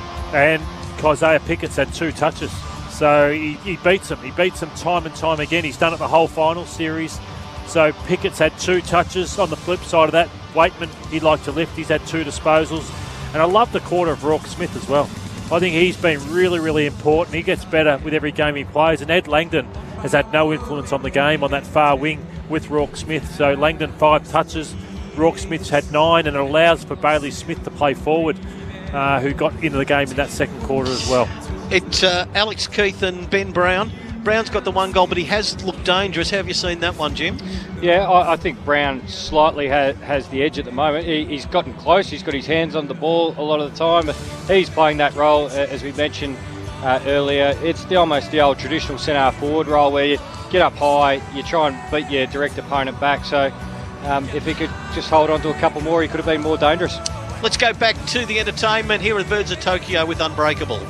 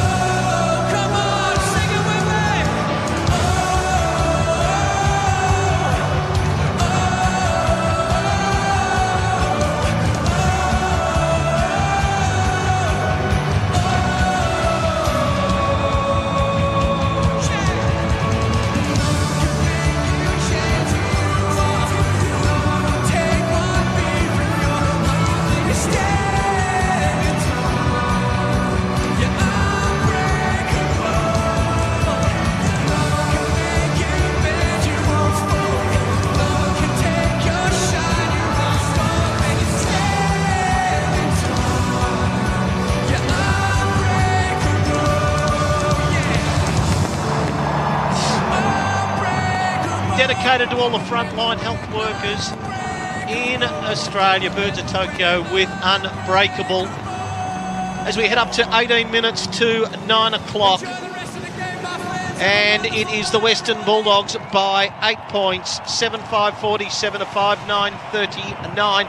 Halftime wrap, all thanks to Sheen Panel Service. They do everything if you're in a bingle.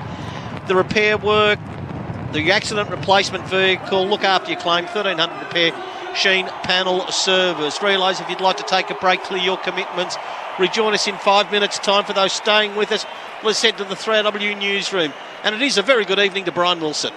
Good evening. Health authorities fear gatherings to watch tonight's AFL Grand Final will create a spike in coronavirus infections across Victoria. The state recorded its highest ever number of cases today, and the promised relaxation of some restrictions tomorrow has been put on ice as vaccination numbers fell below the 70% threshold. Additional vaccination hubs are being set up this week, including one at the home of the Western Bulldogs at Whitner Oval. There's now an additional reason to get vaccinated, with new research revealing that COVID-19 may sabotage men's sexual health. A study led by a University of Miami urologist shows that men may be 6 times more likely to develop brief or long-term erectile dysfunction after contracting the virus.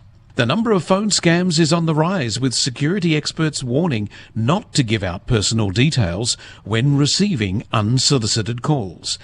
Telstra says the number of scam calls being blocked every month has risen threefold. Australia's stranded overseas could be home for Christmas, with the Prime Minister saying the government will arrange more charters if there's a shortfall in available commercial flights. It's a huge night of sport. We'll have all the scores and all the latest news right after the game. Test drive the all-new Toyota Kluger Hybrid today at Yarra Valley and Croydon Toyota. Go and see Robin, Danny and the crew today. Thinking hybrid? Think Yarra Valley and Croydon Toyota. T's and C's apply. LMCT 1541. Some same-game multis decrease the odds on certain legs, reducing your potential returns. But with Top Sport's same-game multi, you'll get the most competitive multiple for every leg, so you actually win what you're expecting to win.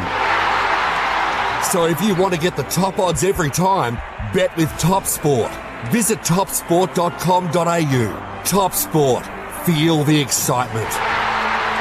Gamble responsibly.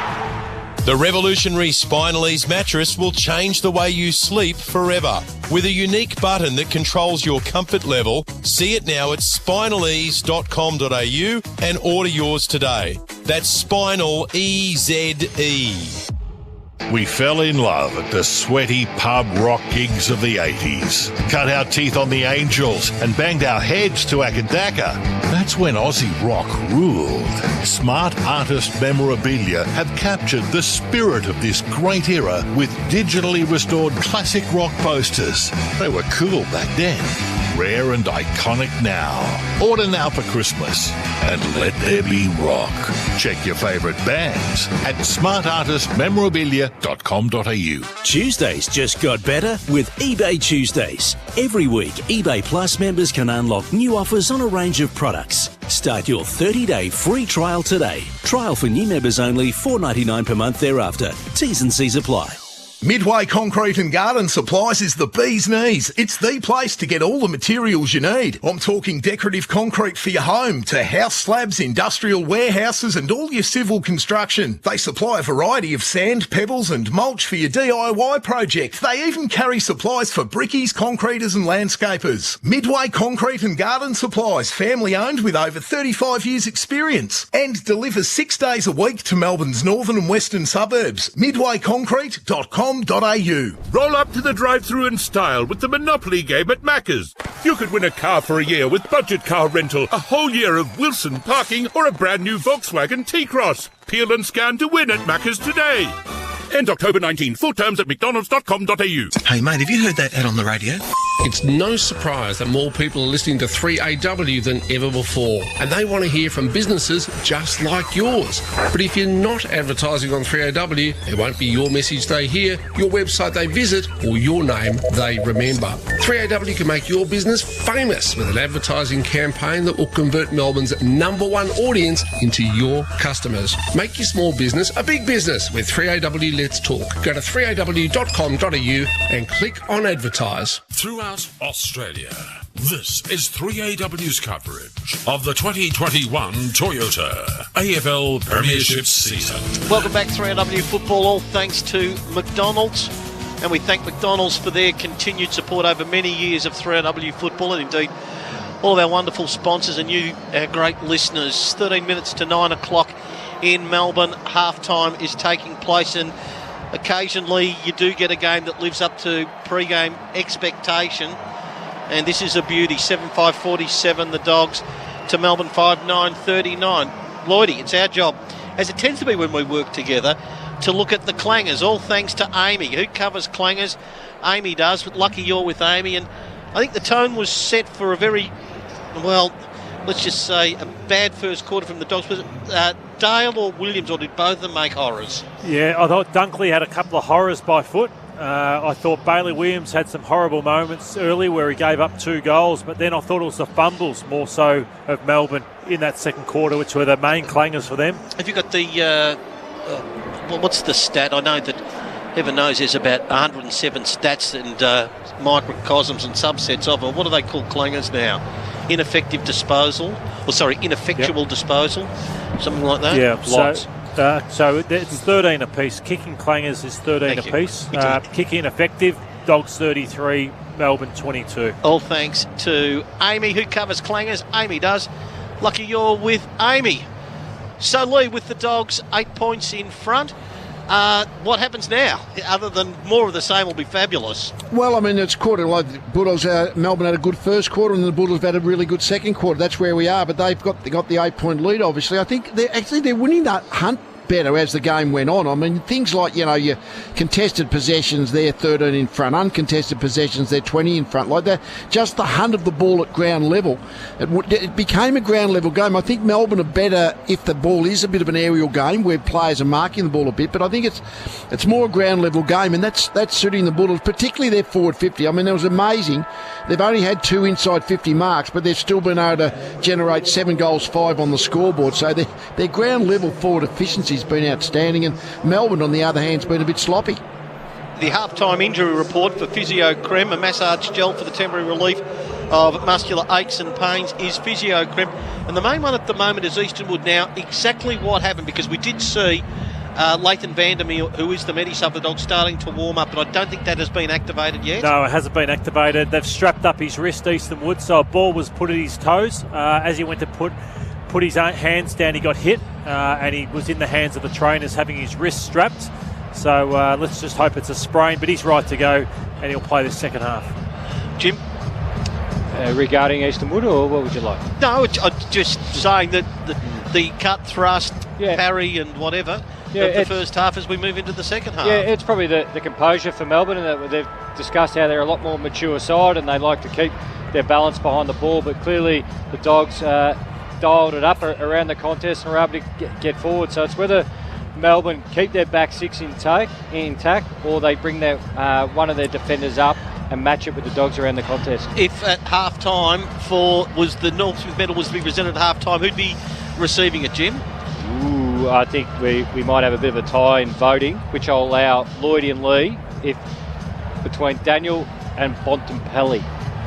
Yeah, Daniel for me at this stage. Yeah, Daniel for me as well. But if Bont can kick 4 goals by the end of the game, that changes everything. Yeah. Lee? Yeah, well, and I agree with that. I mean, if you can get a midfielder, he hasn't been outstanding, Bont, in terms of his, he's had 14 disposals, but when you can jump up and take a couple of big grabs and kick a couple of goals, if you repeat that in the second half, you go to the top of the rankings, don't you? We are, Jim, we're on Wolf Mother alert, 3/4 time for the Joker and the Thief. Yeah, absolutely. Lock it in. Probably $1.05. Nick Quinn's got that. Thank you very much. Third quarter for Collins House about to come. And the Dogs will start it quite remarkably, Tim, with an 8-point advantage. At the ball up, Gawn wins, took it out of the air, emphatic stuff, lobs it into the 50. Oh, two Bulldogs went at it from different directions. It spilt to Fritsch, who swings at goalward, and it hit the post. Oh, just about a calamity for the Dogs, Easton Wood. Giray came bravely with the flight, committed himself totally, took his teammate out and opened the door, but Fritsch couldn't quite maximise the result. Easton Wood's thinking, you've got to be joking. I know. What am I? I'm hurt enough.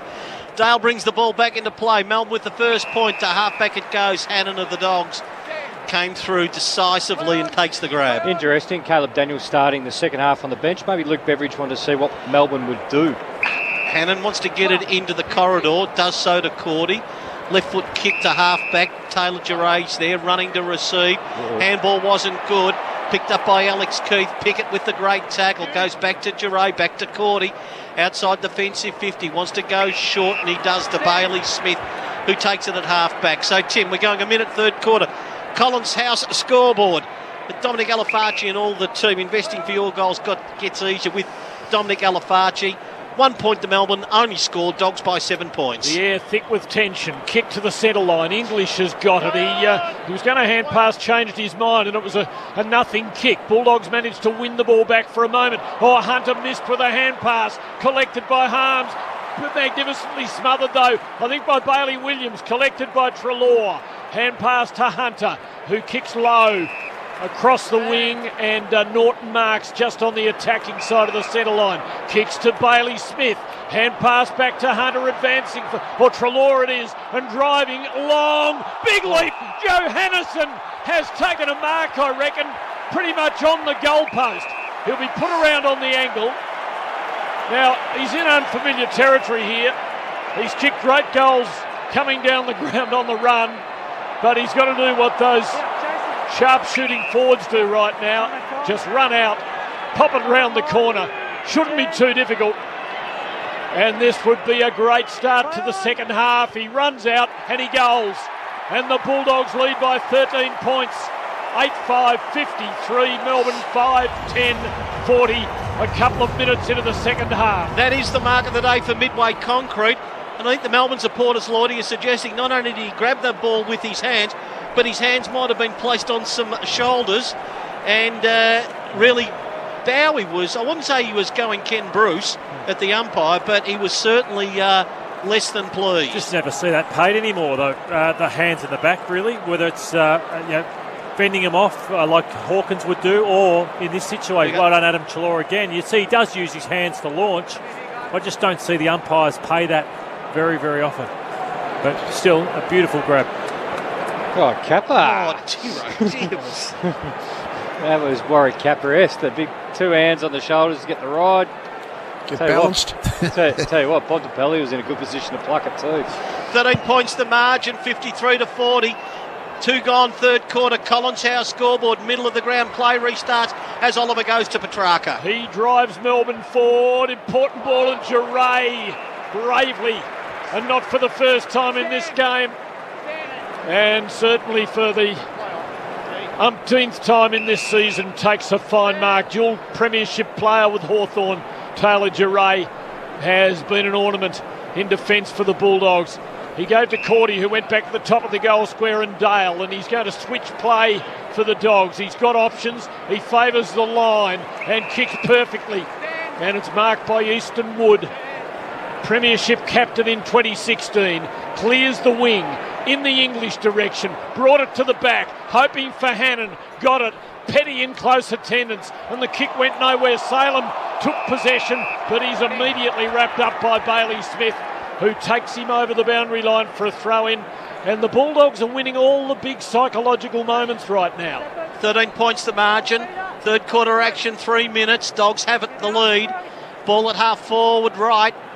55 around from the Dogs' goal. Tossed in, Gawn, Martin, Petracca at halfback has that. Now, Rorke-Smith, did he tackle? It should be a ball up, but the tackle wasn't quite as vigorous as sometimes you see that sling tackle being paid, Lordy. So still ball, Gawn flips it out the back, half-back, Viney tried to get it to Brayshaw. Treloar, good tackle by Salem, should be a free against Rorke-Smith. Doesn't matter. Melbourne pick it up as Lever just tried to finesse one over the top. The Brayshaw taken out of bounds, ball on the wing. 8:5:53 lead the Dogs. 5:10:40 the Demons. Collins House scoreboard. Lee, we're going 4 in the third quarter. Well, the game's been playing what the Bulldogs do best. They're just hunting the ball around those stoppages, and all of a sudden now Melbourne can't break clear into space, and in that hunt, Bulldogs are on top. Throw in, Gawn, got a shallow one and read it well. Shoots a hand pass to Brayshaw. Kick too strong for Oliver. Rourke Smith came back strongly with the flight. Hand pass to Bailey Williams.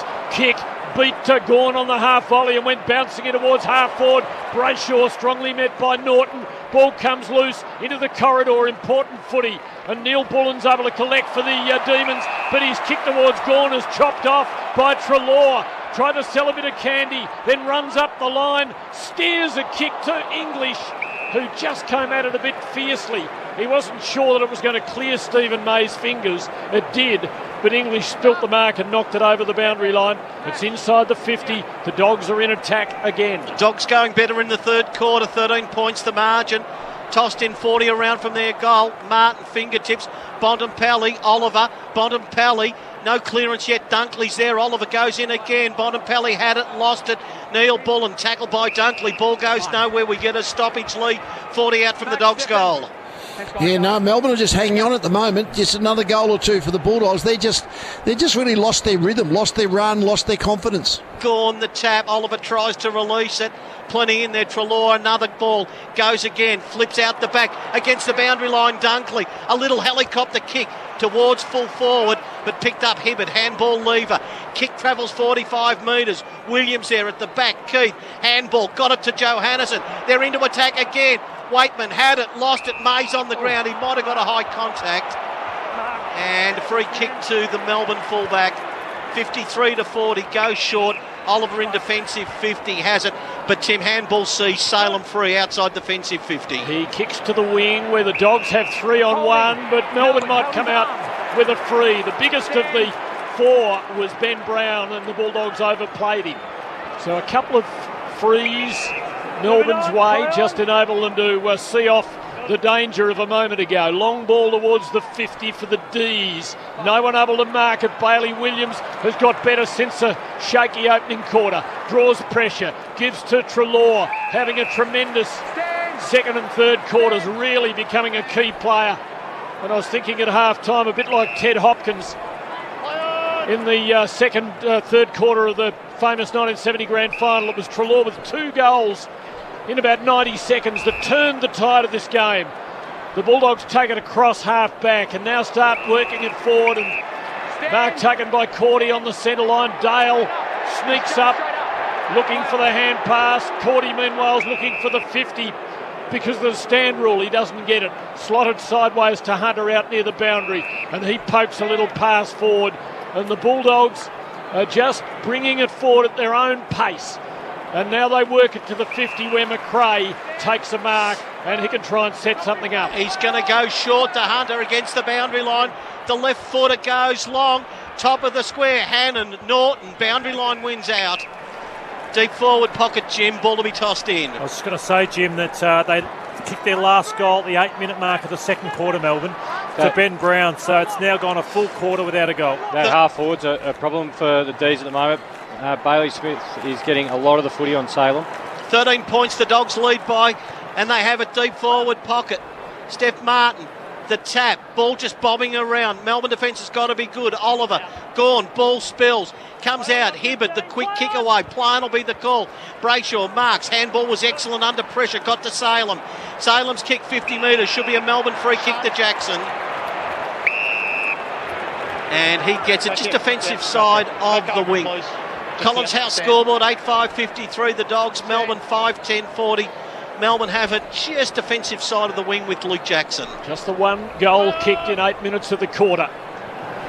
Jackson kicks it high. It clears the centre line. McDonald in the midst of it can't mark. Cordy at ground level. McDonald's got it. Cordy's got him. And there's no escape. It's spilt out to Neil Bullen. Got a kick to the 50. Daniel covers for the Dogs. Paddled it to McRae. Hand pass to Dale. Back to Daniel. All done under pressure, but done with customarily Western Bulldog cool. A kick to Johannesson. He kicks to the wing, and Bailey Smith takes the mark for the Dogs, who hold firm, leading by 13 points, 8-5-53 to 5-10-40. Chip inside to Cordy, getting better. Hand pass back to Bailey Smith. Kicked under pressure, but it falls onto the chest of Norton. 60 out for the Dogs. Dogs have got the over number in the goal square. Lever, though, reads it well, bounces off his chest. Martin kept it alive. Handball to Gawn. He was out of bounds before he released the footy. And another inside 50 for the Dogs. This time the stoppage takes place.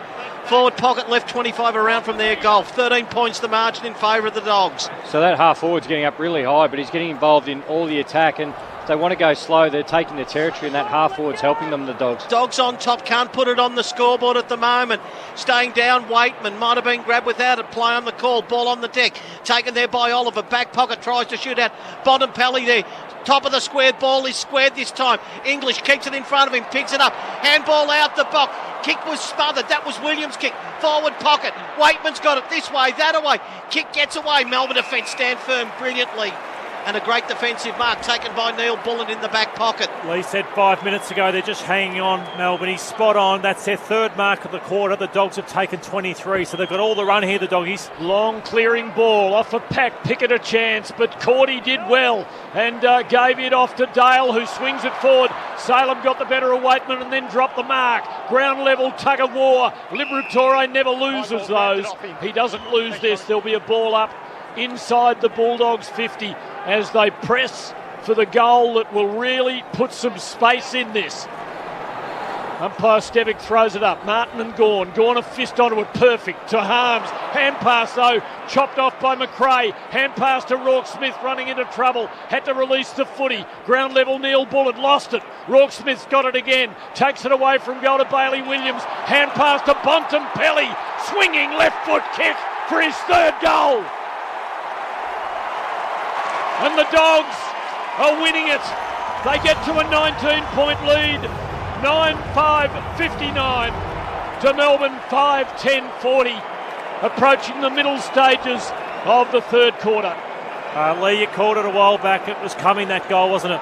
Well, it's just a ground level scramble at the moment. I mean, the Melbourne don't look like doing any intercept marking in their back 50.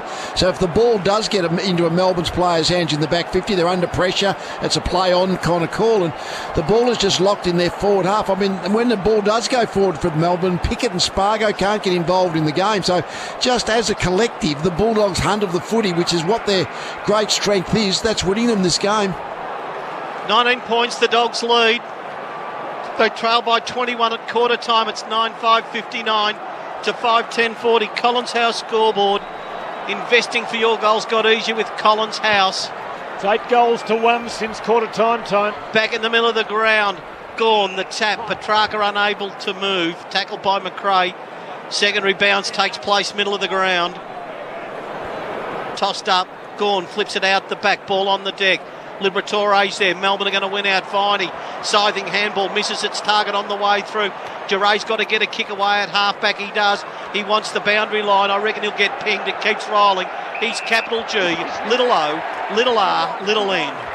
Put on the line. Otherwise known as Big Maxi. Gawn as Brayshaw on the wing. Kicks to full forward. They need a grab. No, the Dogs mark as Alex Keith. One of three lads that went to Goulburn Valley Grammar School with Shacky and also Clayton Oliver. All three boys up in Shepparton. To the wing the ball goes. Taken there by, the mark was taken for the Dogs by Norton. And everything just running for the Dogs at the moment so well, Tim. Wonderful mark, Norton. Third in line. Western Australian looking to get a premiership medallion at home. Kicking a half forward. Hannon might steal this off the pack. Just couldn't break. Fights on. Copped it high. Will take a free. He's outside 50. But the danger is there again. The red lights are flashing for the Demons. The grand final is slipping away. Hannon a little hand pass for Dale. Wasn't clean. Ploughed onto English. Takes it away from goal. Gets onto his right side. Kicks not far enough for a mark. Oh, high tackle surely on Dale. But the umpire hasn't played it. There'll be a ball up. Footscray or the Bulldogs half forward line. About 40 metres from goal. English brought it down to Liberatore, tackled, lost it. Brayshaw, weary looking, kick under pressure. Gawn collected, taken to ground by the smallest Bulldog, Caleb Daniel. Picks himself up, appealing for the free kick. Needs to get on with the big Maxi. Playing for a free kick there, trying to force, trick the umpire. One goal can change momentum, so there's still a lot of time, but they have to start getting the ball in their 50 and lock it in and see if they can get a pressure goal happening for their side. Ball on the wing, 14 into the third quarter. Dogs by 19 points. Melbourne, though, clean possession. Rivers out of defence. Goes long.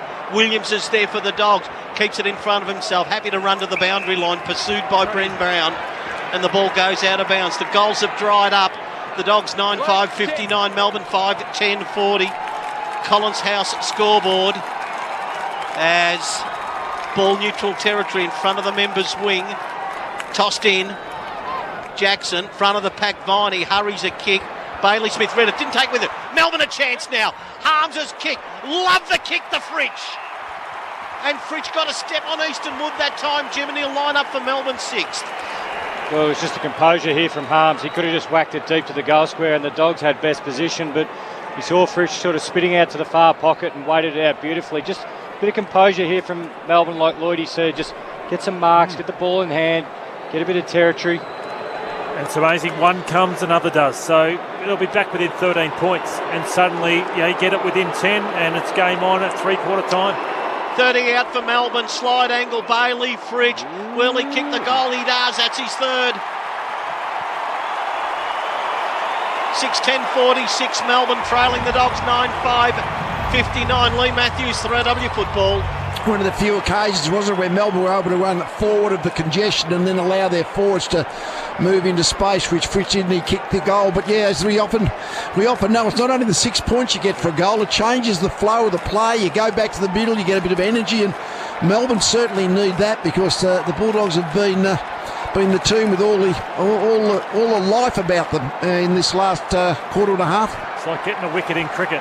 It lifts everyone and you feel like, okay, can that bring another one? And that's where Oliver, Petracca, Gawn need to say, okay, it's on us now.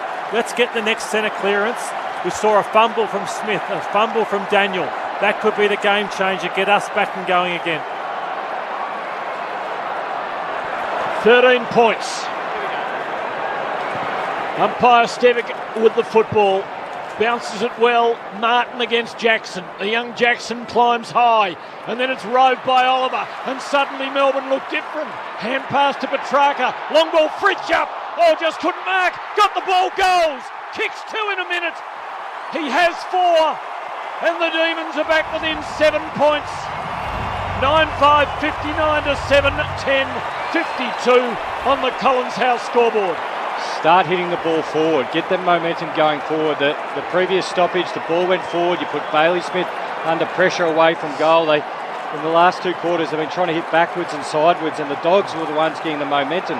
That stoppage, Lloydie, you and I are both looking at each other going, hit the ball forward, Luke Jackson, because then it actually gets the Melbourne players on the move.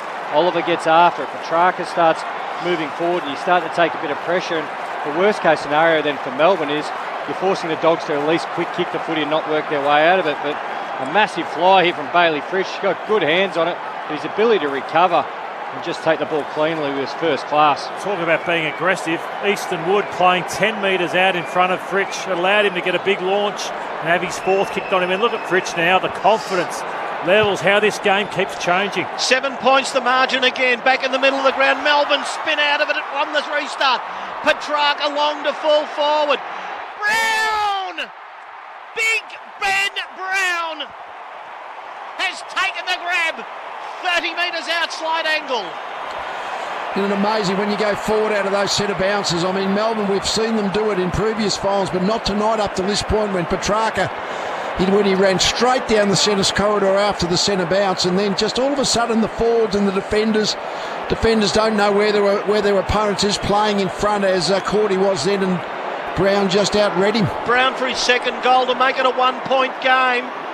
Comes in, ball on its way, he delivers, we've got a 1-point game.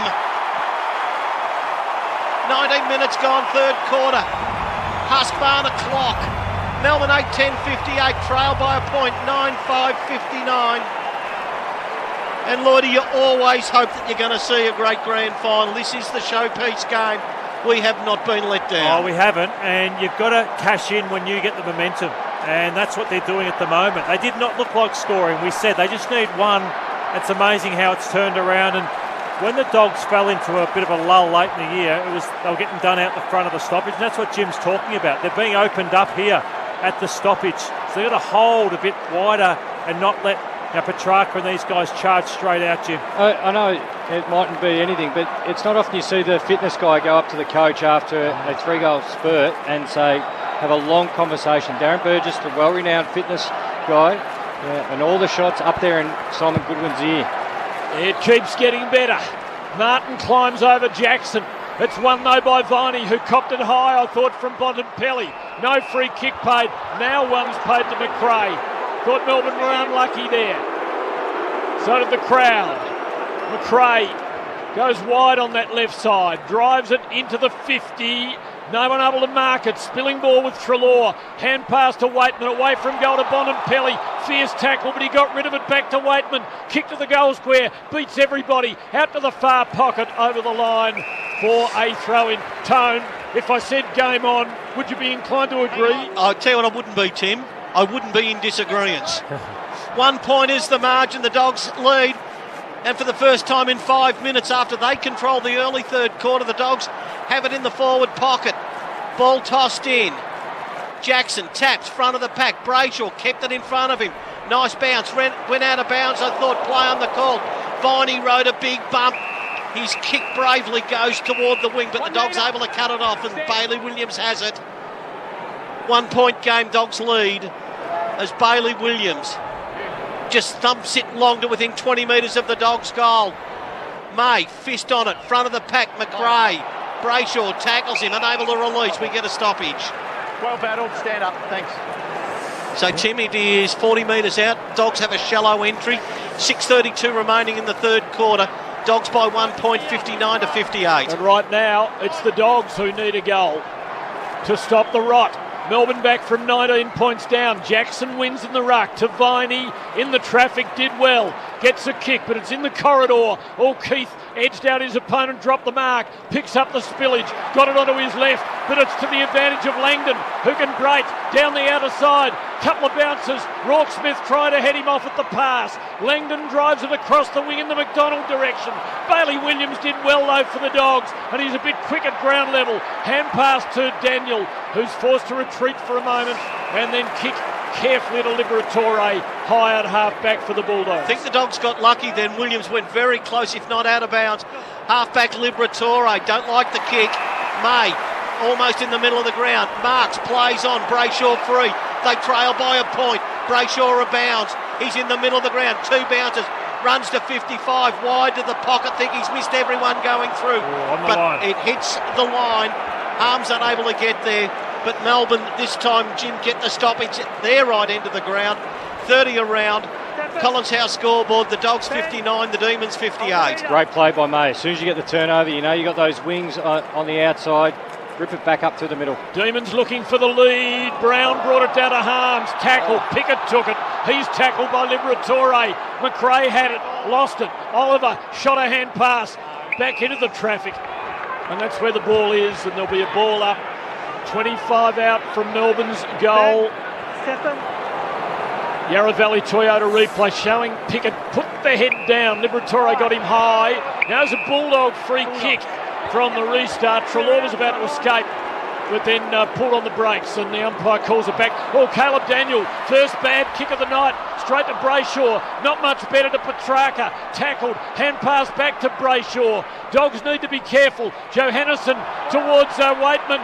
Demons win the ball back. Brayshaw lunges, takes a mark. 30 out on an uncomfortable angle in the left forward pocket, but a chance to put Melbourne back in front. And this quarter had got to the stage for Melbourne when it was getting precariously close to all being lost. The Bulldogs led by 19 points, one more, and you fancy the Demons might have been gone. But then one goal turned it, one turned into 3, and it might become 4. As Angus Brayshaw lines them up. He'll kick from 40, 45-degree angle, goal. Melbourne in front. This is a classic. 9-10-64 to 9-5-59 late in the third quarter of the grand final. He's had a huge quarter, Angus Brayshaw. He's had the 8 touches, 3 clearances. He's putting in a power of work, and in that passage of play, he had about 3 or 4 efforts. He was the initial, stopper or backstop for Caleb Daniels-Shank coming out of the back line. His kick wasn't good. He went back, butted up, put a tackle on the contest as well, and then just a big diving effort to get the mark. They had not kicked a goal for over 30 minutes, and they've just kicked 4 goals in 8 minutes. A horrible turnover from Daniels. Only had 3 touches this quarter, Caleb Daniel. They've done a good job on him, and you're right on Brayshaw. He would love to be a centre bounce player. He's not, and he's had this just about his best game of the year, in my opinion, in the grand final. 8 disposals this quarter. 4 goals to 2. Melbourne arrest the lead by 5 points. 4 minutes to 3-quarter time. Jackson with the decent slap. Liberatore grabbed without it. Has to be a free kick. Way then to Melbourne again. So the Dogs, the handball, bottom pally, got it from Liberatore. Long toward full forward. Melbourne in numbers there. To the front of the pack, Bailey Smith got it. Back to Caleb Daniel. The kick, Rourke Smith. Danger looms. Oh, Shacky's totally crunched in the marking contest. The clearance, Petracca. Ball comes to the middle of the ground. 2-on-2. Who can win it? Melbourne. Brown takes it. Spun around. Handball back to the middle of the ground. Taken by Neil Bullen. Takes his time. Goes wide. Bounce will favour Sparrow. Over the top. The Pickett's the play. Goes long to full forward. Melbourne have got a 2-on-1. Max gone. Magnificent effort that time then. I reckon it was Easton Wood, outnumbered, able to get a fist to it when he was absolutely cast. And one behind results. 65-59. Melbourne by 6 points. As Dale runs a long way on the kick in and almost in error, able to kick the ball to half back. So a kick that time then from Treloar. Bowie flies high, front of the pack, Petracca. Handball had to keep it alive. Bontempelli knocked it forward. High contact, should be a free on Petty. Somehow able to get rid of the ball to Bowie. Back to Oliver, back to Bowie. He's now slung out of bounds by Bontempelli. 2:48 remains, Tim. Collins House scoreboard. Melbourne 65, the Dogs 59, 6 points the margin, ball on the wing. Got nothing, the Dogs this quarter. Adeliba, 2 touches, Dunkley 3 touches. Need those in and under players to get back on top because Petracca and the type they've lifted. Throw in, English nursed it to Liberatore, got a kick but to nobody. Sparrow will mark, the umpire calls play on. No one realises that. Sparrow kicks short to Salem who takes the mark. Can either team kick one late or more than one? Kick it in the middle, bit strong for Viney, couldn't mark it. Well tackled by Dunkley, releases though to Rivers who tripped himself. Gets a hand pass on though to Sparrow. He's tackled by Rourke Smith, pinged for holding it. The Bulldogs don't wait around. Liberatore breaks, kicks to midfield and it is marked and steered forward by Shacky to Johannesson. And Shacky's climbed out of the grave. He was crashed in that marking contest. Johannesson drives it into the 50. Norton is there. Couple of big demon defenders there too, and the Spillers with Lever, who kick short, and Melbourne hold up under pressure, and suddenly they are the team playing with confidence, leading by a goal in the last 2 minutes of the term. Yep, go backwards to May. Still in defensive 50, Brayshaw. He's having a beauty to Salem. 6 points the margin in favour of the Demons. Minute 35-34 remains to 3-quarter time. Alex Keith goes to Gawn as Salem kicks the ball close to the boundary line. Gawn pushed under, it didn't matter. McDonald there takes the mark. Melbourne can break quickly. Can they get a late one, extend the margin? McDonald's kick towards Ben Brown, made it his, came through, lost it in a tackle. Free kick, I would have thought, to Brown, who lost the ball initially. Zane Cordy hangs on to him, and it's a free kick to Brown. And Tone, the Dogs just have to hang on. Get to 3-quarter time within one kick, and the momentum can change again for your side. Chance for Melbourne here. A minute left before three-quarter time. Brown drives it long to within 25 of goal. Huge pack, no one can mark. Petracca down, little runner, curls its way home. And Melbourne from 19 points down are now 12 points in front. 10-11-71 to 9-5-59. Lee Matthews, 3AW football. It makes a difference too when you kick your goals. I mean, Fritsch got his couple. They weren't that hard, but that was a beauty by Petracca with the one where he kicked on the outside of the right foot but was able to control the left-hand turn into the open goal. But all of a sudden, from the time Fritsch kicked that goal for this next 10 minutes, all of a sudden the energy created in Melbourne, another goal, and the energy level of the teams have changed, hasn't it? It's amazing. We see it happen all the time in footy. There's no why, but Melbourne now have got the legs. And you speak of legs, Jimmy touched on Darren Burgess and Simon Goodwin talking. This is now where Simon at three-quarter time can sell the preparations of the two. They've been everywhere. They've travelled around the country. We have got the fresher legs. Let's now grind them and put them away. It's the Dogs' turn to hang on, and they're only barely at the moment. Melbourne by 12 points late in the quarter. Viney works hard. Petracca revolved in again. Can they get another one? Oliver, the handball. Sparrow, long, going on and on and on and on, and it got there! Sparrow! 11-11-77 by 18 points. That's Melbourne over the Dogs, 9-5-59. And what a last 10 minutes from Melbourne when it was their turn to just hang on. And now the Demons, Jim, are out to an 18-point margin. And who's to say with the momentum? 30 seconds remaining, third quarter. Collins House scoreboard. They can't get another one. The Dogs seem powerless. 4 goals from stoppages in this quarter, 3 from the centre bounce. And we've been touching on it.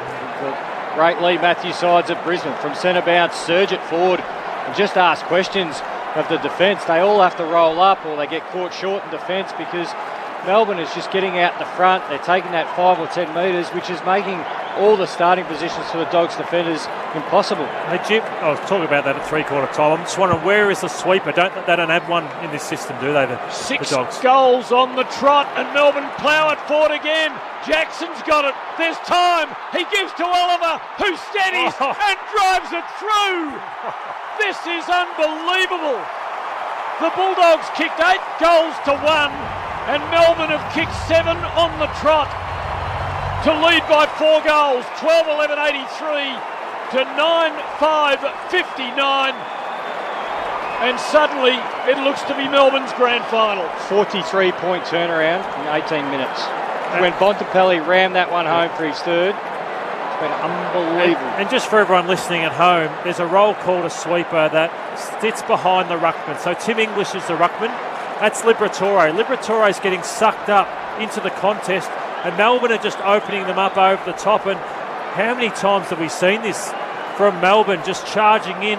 It's so rare you get centre bounce goals, but it just keeps happening, and it's turned the game. Well, 15 seconds remain, and Jim, nothing to say that Melbourne can't bang another one. One of the great turnarounds, reminiscent Tim Essendon against Hawthorn that final quarter. What was that, 84 or 85? Petracca's got it again. Tackle, handballs into space. Liberatore won it back. Treloar tackled by Jackson. That'll take us to three-quarter time. Let it go. But what a magnificent response from Melbourne, who are within touching distance of the flag.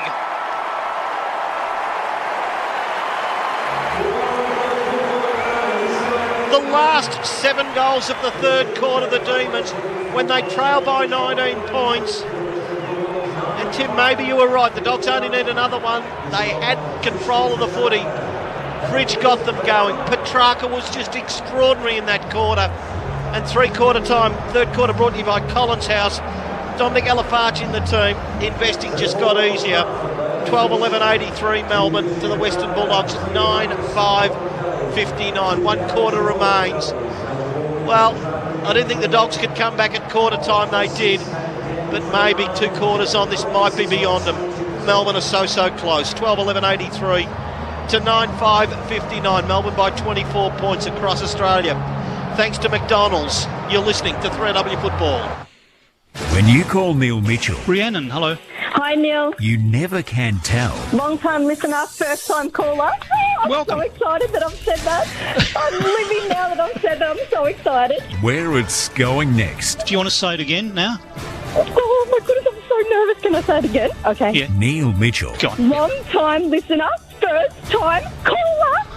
I'm living now, Neil. I'm living. Back Monday, 8:30 Thank you, Rhiannon. Thank you. on 3AW 693. These days, decorative concrete is the bee's knees. It's the perfect solution for commercial and industrial flooring, and you can get it at Midway Concrete and Garden Supplies. In fact, you can get all things concrete, premix concrete, exposed aggregate, permeable concrete. They even have the largest concrete decorative display in Victoria, and they stock a huge range of sand, soil, pebbles and rocks too. Midway Concrete and Garden Supplies. Family owned with over 35 years experience in Melbourne's northern and western suburbs. Open 6 days. MidwayConcrete.com.au. On the way to the game, at half-time, or after the siren, Macca's has you covered. Fuel up on Big Macs, quarter pounders, fries, apple pies and more at a Macca's restaurant. Like goals after the siren. I'm loving it. Macca's, proud partner of 3AW Football. Sometimes needing new tyres can catch us by surprise. That's why Tyre Power gives you the power of Zip Pay and Zip Money. It means you can get what you need now, get back on the road safely and pay for it later, taking advantage of the interest-free periods. So if you need new tyres or mechanical repairs, don't wait till it gets worse. Get them now with Zip Pay or Zip Money at Tyre Power. No fuss, no wait, no worries. Terms and conditions apply. So visit tyrepower.com.au or call 13 21 91 for your local owner-operator. Aussies are winning epic prizes with the Monopoly game at Macca's, like Zara and Lucas and even Karen. Can I speak to the manager? I didn't win. Have you tried scanning? I won! Peel and scan to win at Macca's today. End October 19. Full terms at mcdonalds.com.au. Yeah, we do a lot of talking. At 3AW we love to talk, and right now we're talking with more listeners than ever before, as are all the businesses in this break. That's because our listeners are all ears and want to hear what they've got to say. So if you want your business to do the talking, you need to advertise, so that it's your message they hear, your website they visit, and your name they remember. Make your small business a big business with 3AW. Let's talk. Go to 3AW.com.au and click on Advertise. My computer and my internet were getting slower and slower. So he called Gigs to You, and I fixed his computer and improved his Wi-Fi. Now my downloads have never been faster. Go to gigs2you.com.au or call 1300 gigs to you. Rats and mice, these pests can cause plenty of damage. Stop them in their tracks with Pestrol Rodent Free. G'day, it's Pat here. Pestrol Rodent Free stops rats and mice with technology, not poisons. It also covers walls, ceilings and open spaces and won't affect your electrical appliances. It's chemical free and environmentally friendly, so it's safe around your family and pets and has no ongoing costs. Pestrol Rodent Free is just $119. Order by phone within the next 30 minutes and you'll also get free delivery. Pestrol Rodent Free also comes with a 2-year warranty and a 100-day money-back guarantee. Get rid of those rats for good. Call 1-800-338888 or visit pestrol.com.au. That's 1-800-338888. 3AW Footy Highlights. Bontempelli swinging left foot kick for his third goal. 30 out for Melbourne, slide angle, Bailey, Fritsch. Will he kick the goal? He does, that's his third. Hand pass to Petracca, long ball, Fritsch up. Oh, just couldn't mark, got the ball, goal. Kicks 2 in a minute, he has 4. Huge pack, no one can mark. Petracca down, little runner, curls its way home. Fine, he works hard, Petracca revolving gets. Can they get another one? Oliver, the handball, Sparrow, long, going on and on and on and on, and it got there! Melbourne plough it forward again. Jackson's got it. There's time. He gives to Oliver, who steadies and drives it through. This is unbelievable. 3/4 time. It is Melbourne's now in their grasp, turning the third quarter around. 7 unanswered goal, 12-11-83 Melbourne to the Western Bulldogs, 9-5-59. Jim, the numbers please. Winners in that last 20 minutes. And for you boys that have all played grand final football, that has to rank with surely one of the best 15-minute passages in a grand final, what Melbourne did to the Dogs then. You're right, it was 7 goals in that patch, and it was a 43-point turnaround for the D's. And when Bontempelli rammed home his third of the game, an unbelievable snap from about 45, we thought, oh no, can Melbourne just hang on? But they turned it around, Lloydie, through stoppages and clearances. They won it for the quarter, 15-7. They started to hit the ball forward, and centre bounce goals, 4 centre bounce goals, 5 goals from stoppage, and just that surge mentality actually overwhelmed the Dogs. We spoke about energy, and they got that 1 goal through Fritsch, and the energy they came alive. 7 goals too, as you said, for the quarter, from only 13 inside 50s. I thought Petracca was massive, Brayshaw huge, Oliver huge, but again, Tone, the momentum has stopped, and the Dogs still have a chance. They do indeed. All the footy news, you'll find it at 3AW Football.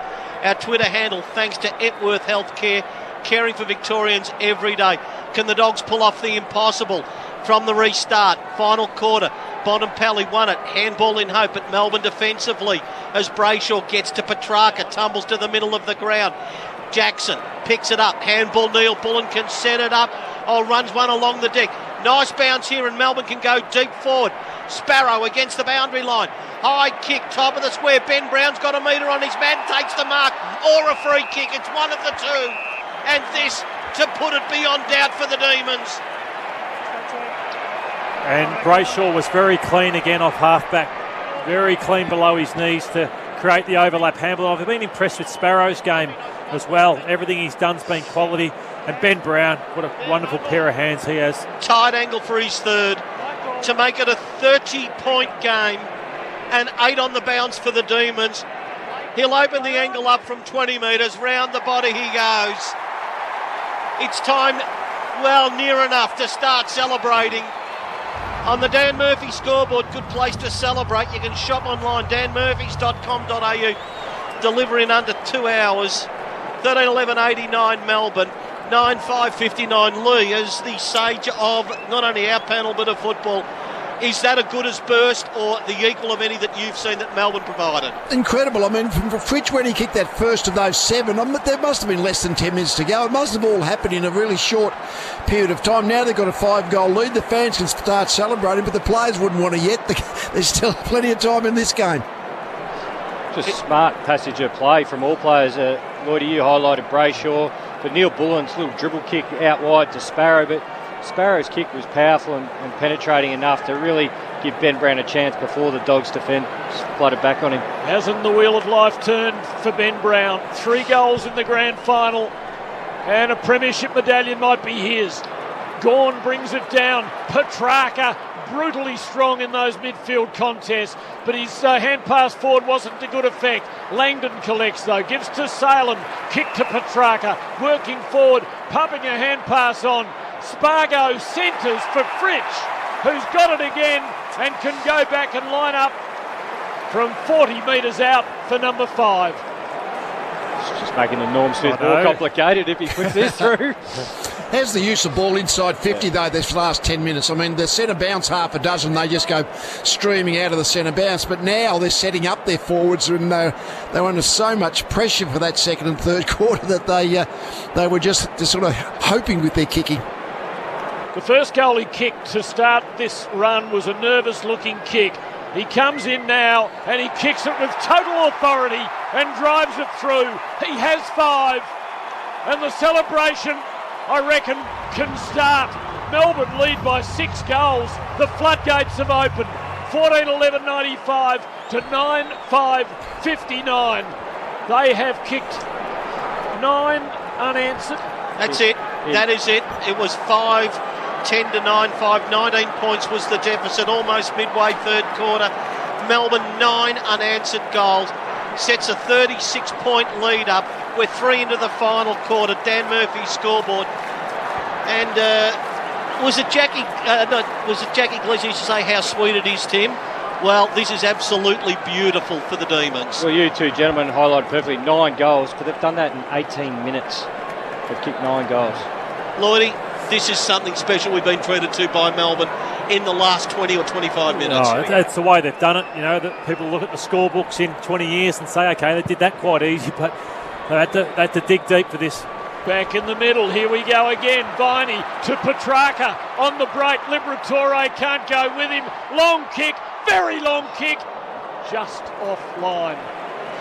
The lead is 37 points and the traffic is totally one way. 14-12-96 to 9-5-59. It's not even Flinders Lane, Tim. We can go both ways right down the end. This is Little Collins Street. So the Dogs can play on as Caleb Daniel kicks it back into play, but Langdon is there. Gave to Salem. They're inside 50 again. Jackson, what a find he's been. Kept alive against the boundary line by Daniel to McRae as they go across the ground, and Taylor Duray, who's been so good for the Dogs, it's going to be a losing effort tonight. A 60-metre kick finds Rourke Smith. Can they land one or two blows? It shouldn't fizzle out like this for the Dogs this season they've had, but it all points to it now as Rourke Smith over the top to Liberatore. Handball that time then to Bontempelli, to Dunkley's, kicks astray, and the mark's taken by Petty. Play on, Petty. And Petty can just go short, they can knock it around. Jimmy, as you know, that wonderful truism of life, how success has many fathers and failure is an orphan. How many people are putting their hands up to say, we've got to get Luke Jackson, go against the trend, make him a first-round pick? What a find he's been. Yeah, big risk. A lot of people thought taking a ruckman that high in the draft, but it's certainly been their big major point of difference throughout the year. I reckon he was in the centre bounce for about most of that time in the late in the third quarter. I mean, he's a terrific centre bounce ruckman. He's a prodigious talent, that young fella. Ball on the wing. Keith for the Bulldogs gave to Hunter. Petracca's got him and brings him down ruthlessly. The hand passes to the boundary. Demons appeal for a free, don't get it. But the Bulldogs now are wearing divers' boots, are going up and down on the spot, and Melbourne are feeding off them. Throw-in, Gawn doing the ruck work against Stephen Martin. Gawn, a backhander, hoping to work it out the back door. Didn't work. Wood got a kick forward for the Dogs at the 50. Langdon goes plunging in. Collected, gave to Lever, gave to Harms. Tackled face on by McRae. Harms got a little hand pass, worked on by Langdon. Liberatore in the way. Got it to Dunkley, to Bailey Smith, who got around a tackle, drove it long to the goal square. Scoring chance for the Dogs, but nothing working. It comes off hands and goes through for a behind. 96 plays 60. The Demons lead by 36 points. Just on Petracca, if you can have a 500 or 600 metres game, you're doing pretty well. He's on track for 1,000. And I don't know if I've seen a game of that magnitude this year. Wonderful, but it has been a great effort made from the kick in long. Stephen Martin takes the mark. Dogs trail by 36 points. And it seems Amy Klanger after another as they're just missing targets now, the Dogs. Christian Salem, think about that one, Jim. Melbourne gave up pick 2, which was Josh Kelly. They got Dom Tyson, but with pick 9 they picked Christian Salem. What a selection that's been for Melbourne. Ball's on the wing. Christian Salem started it, continued it. Handball to Langdon. Kick forward. Melbourne mark inside 50. And Alex Neil-Bullen's got it, Lee. Just breaking it up now. I mean, he had about 3 plays on, didn't he, that he could have used. And I guess they're now got confidence, so they're running forward to the ball. They're getting ready for the expectation they're going to win the ball upfield is now giving Melbourne so much run. Another important player this season who really came on, Alex Neil-Bullen. 40 metres out. Dead in front to make it a 7-goal lead. He's hit it so sweetly. Ever so sweetly. Goal to Neil-Bullen. And Jim, my old adage of first to 100 normally wins. No exception tonight. Melbourne 15, 12-102 to the Dogs 9-6-60. Dan Murphy's scoreboard, danmurphys.com.au in selected metro area. And if you're in the northern suburbs, can thoroughly recommend the one in Mount Alexander Road. They're doing it up nicely, some new shelves here and there, and they've got never so friendly staff ready to take your order. Well, I'll take your word for it. You're the best at giving those reviews. But I'm with Lloydie. If you look back in a couple of years' time, it's the perfect game for Melbourne. You kick over 100, you keep the opposition to about 60 points. But it's how they've got to this point. It's just been something extraordinary. 11 marks inside forward 50. Their stoppage work since the midpoint of the third quarter, has just been out of this world, and now they're just running all over the Dogs. Back in the middle, and here we go again. Off Stephen Martin's bring down. Oliver's got it. Despite a triple tackle, he gets a kick into half forward. It comes loose. Duray ran onto it. He's taken high. He'll get a free kick. Picks himself up slowly. I think much of the discussion after this will be about how this has happened, and does it relate to the campaign that the Bulldogs have had.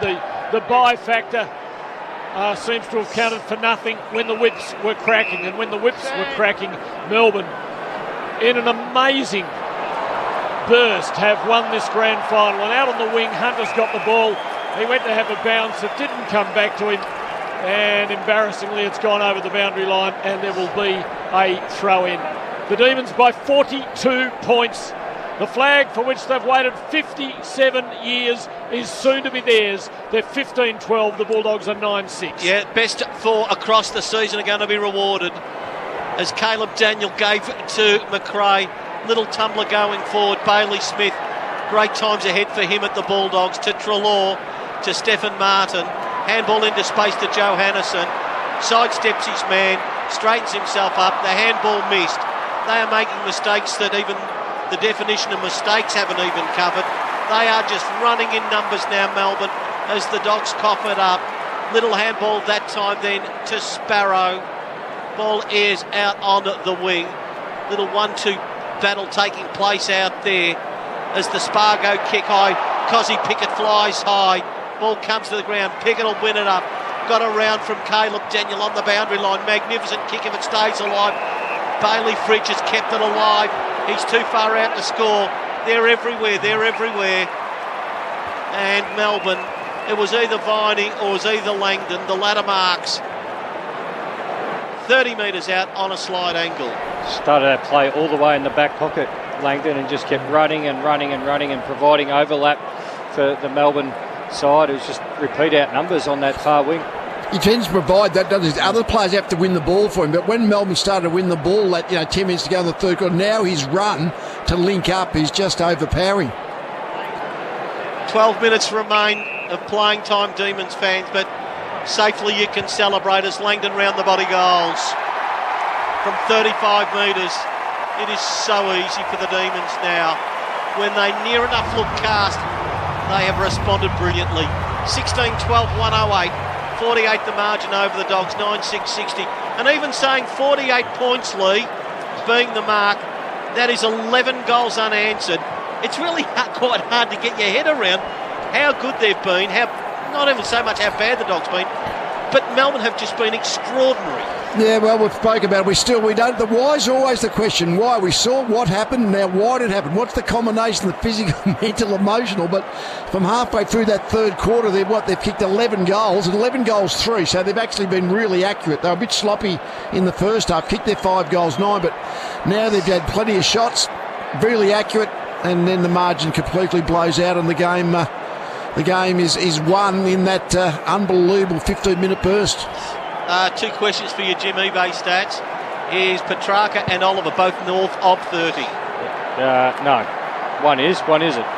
Bulldogs win the centre contest, and Bailey Smith drives them forward. No one can mark. Dunkley took a crumb, gave to McRae. He hesitated, and Petracca wrapped him up in a tackle and wins a free kick. I was thinking, Tone, halfway through the third quarter, if you were told it's going to be a 48-point margin by the middle of the last quarter, you'd have thought, yeah, the Bulldogs could be in front by that margin at that time. People would have been lining up outside Spurlings or Forges to get sort of sized up for a new suit. And now it's going to be the Melbourne fans to rejoice, Tim, as the ball goes to the wing. Oliver brilliant to Pickett. I'm just thinking, Lloydie, because you've done a bit of work out at Haileybury. When Clayton Oliver was up at Goulburn Valley Grammar in Shepparton, at lunchtime, do you reckon he kicked it to himself in the end-to-end? Oh, he probably could. There's a nice stat up there. On the, what do you think about it? Yeah. I think I'll kick it to myself. You just missed a really key stat. Bailey Fritsch, in the sort of last 20 years, players have kicked 5 goals in a grand final. Clean takeaway by the Demons, and he's going to be lining up for number 6. Will this be the most, Jim, in a grand final? This century. This century. Yep. You got Ablett. KB. Fritsch will line them up from on the left half forward flank. He is well within range and he's kicking now with supreme confidence. 35 out, 45-degree angle. The outcome academic, other than the number of goals he finishes with, and this time he kicks it off the outside of his left boot and he misses by a big margin. It's a minor score. Melbourne 16-13, 109. The Western Bulldogs 9-6-60. 67 years ago, back in 1954, the Bulldogs won their first flag and they ran Melbourne off their legs in the second half. Tonight in Perth, we are seeing the reverse, and here come the Demons again. Yep, ball in the middle of the ground, bottom pally. The Dogs' best tonight gave it to Daniel, who got it to Treloar. They got going in the second quarter, but 49 points is the deficit as the Dogs go long and astray, and Lever will take the mark. 16-13, 109 Melbourne.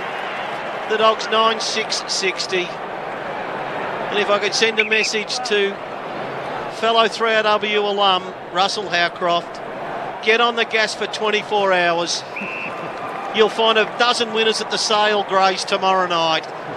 And if you don't turn up to work until Christmas Day, you're entitled to.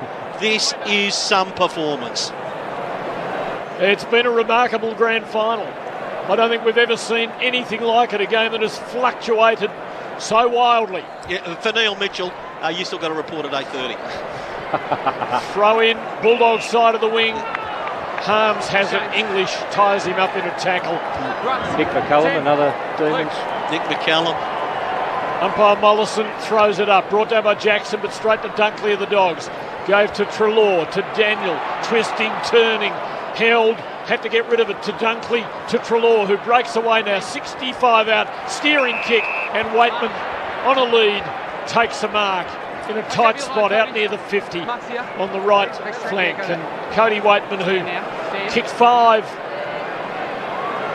in the second week of the final series, but then missed the preliminary final round because of a head knock and a concussion, has not been able to make his mark in this grand final. Comes in from 48, he misses hugely. It's gone out on the full. It'll be a Melbourne free kick in the last line. And Lee, you've said to us so often, and you said it about a week ago, that once a team realises it's beaten in a knockout final, including a grand final, well, there's absolutely nothing left. Yeah, this is hard yakka now for the Bulldogs. I mean, they still had a chance, like, you know, 10 minutes ago, but now that you're 8 goals behind, you're inside the last 10 minutes. I guess on the time clock, a bit over 20 minutes. It's hard yakka now to keep your energy levels and your enthusiasm up when you really know the die is cast. Jake Bowie took it at halfback, goes long.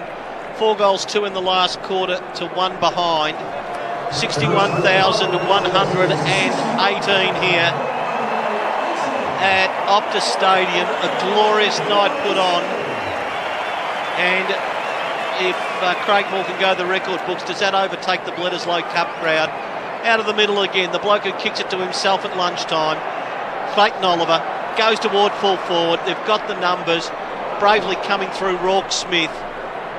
He's a keep that one. Back to Shackey. His kick's just going to miss on the way through. Sparrow, Shackey goes again. Gawn slips as Treloar picks it up. Defensive 50. Waits, draws a man, goes back to Caleb Daniel. Wants to try and get something happening. Oliver bats the ball down to Petracca, who spears a pass. And away they're going. A bit like Siegfried and Roy, I'm expecting a white tiger to just to levitate in front of the screen at the moment. They just cannot miss. Well, the way Petrarca's tracking, that was his 38th touch, so he could finish the grand final with 40 and 2. So he's making Dustin Martin look like an ordinary player. So McDonald has the ball for Melbourne's 17th goal. The crowd will erupt.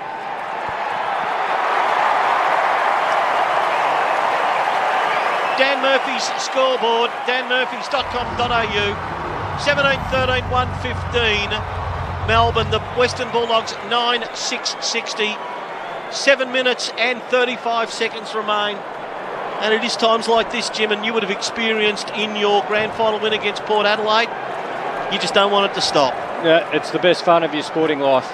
This 8-10 minutes, all the exhaustion, the hard work that you've had in the previous 3.5 quarters, it all just seems to disappear. And Lloydie, you're part of a very powerful Essendon side.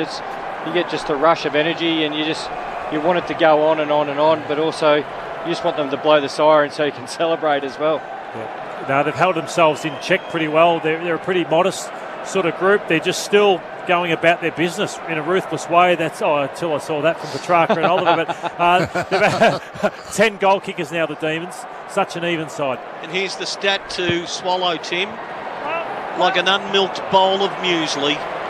Melbourne have kicked 12 unanswered, and they're going forward yet again. After the Bulldogs had kicked 8 of 9 in the match. It is quite extraordinary.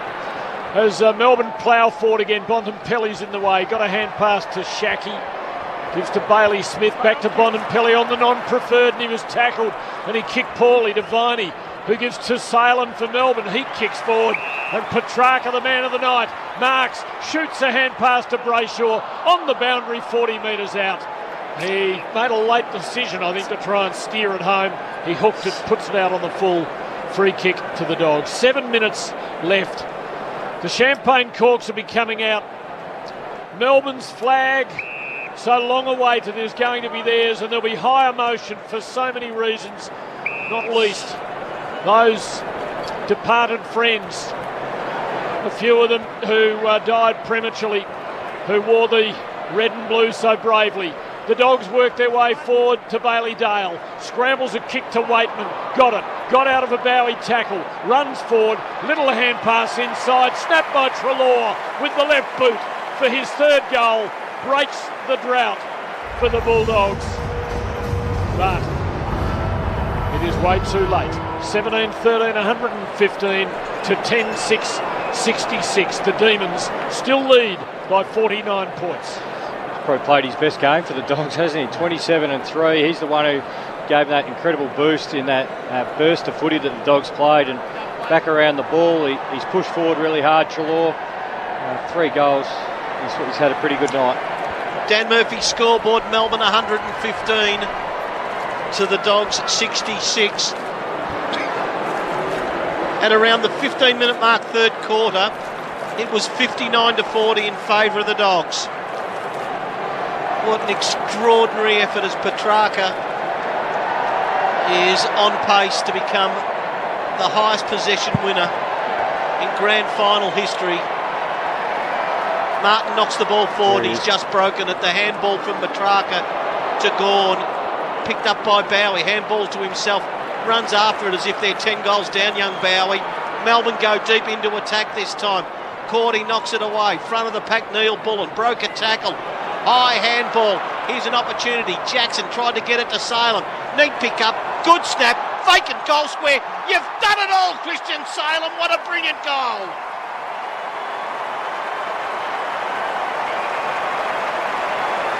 (18-13, 121 to the Dogs, 10-6, 66, 55 the margin. And Lloydie, in an absolute avalanche of great goals, the Petracca one, the Sparrow one. That one, even though the game's totally and utterly brown bread, that's as good as any of them with the efforts that Salem had. Yeah, you wonder where he's come from and the work rate. Yeah, Jimmy's saying he took off early. He wanted to get in on the act here, Christian Salem. Yeah. He's had a fantastic night, and he's thought, we're a long way up here, and I'd love to hit the scoreboard here. The 11th goal kicker, Jim. Salem, 27 disposals, 22 kicks, 5 handballs, and a goal now. 7 inside 50s from half-back. Don't forget, at 3AW is football. That's our Twitter handle. We're supported by Epworth Healthcare, caring for Victorians every day. You'll be able to see the votes and comment on them as well. And I dare one of you blokes to put the Dogs in without comment and say, take it from the ruck again. Melbourne go forward. Gawn kicks it high. Very high, not very long, but it's won by Langdon. Hand pass to Viney. Hand pass to Sparrow. Steering kick into the 50. And Luke Jackson, a few days away from his 20th birthday, can go back, line them up and join the goal-kicking club. And he got his Christmas wish too, Tim. He did get 2 front teeth. Deserves a goal. He got the ground level get that actually set up the handball to Salem for his goal. He's good second effort play. Doesn't do a lot at the moment, only young and developing, but gee, he's a talent. Lines them up carefully. Wipes his hand on his shorts. Lest it stick to the ball. Comes in from the 50. Gun barrel straight. Got the depth. Goal. Celebration number 14 since their run started halfway through the third quarter. Melbourne 19-13-127. Burying the Western Bulldogs 10-6-66. They lead by 61 points.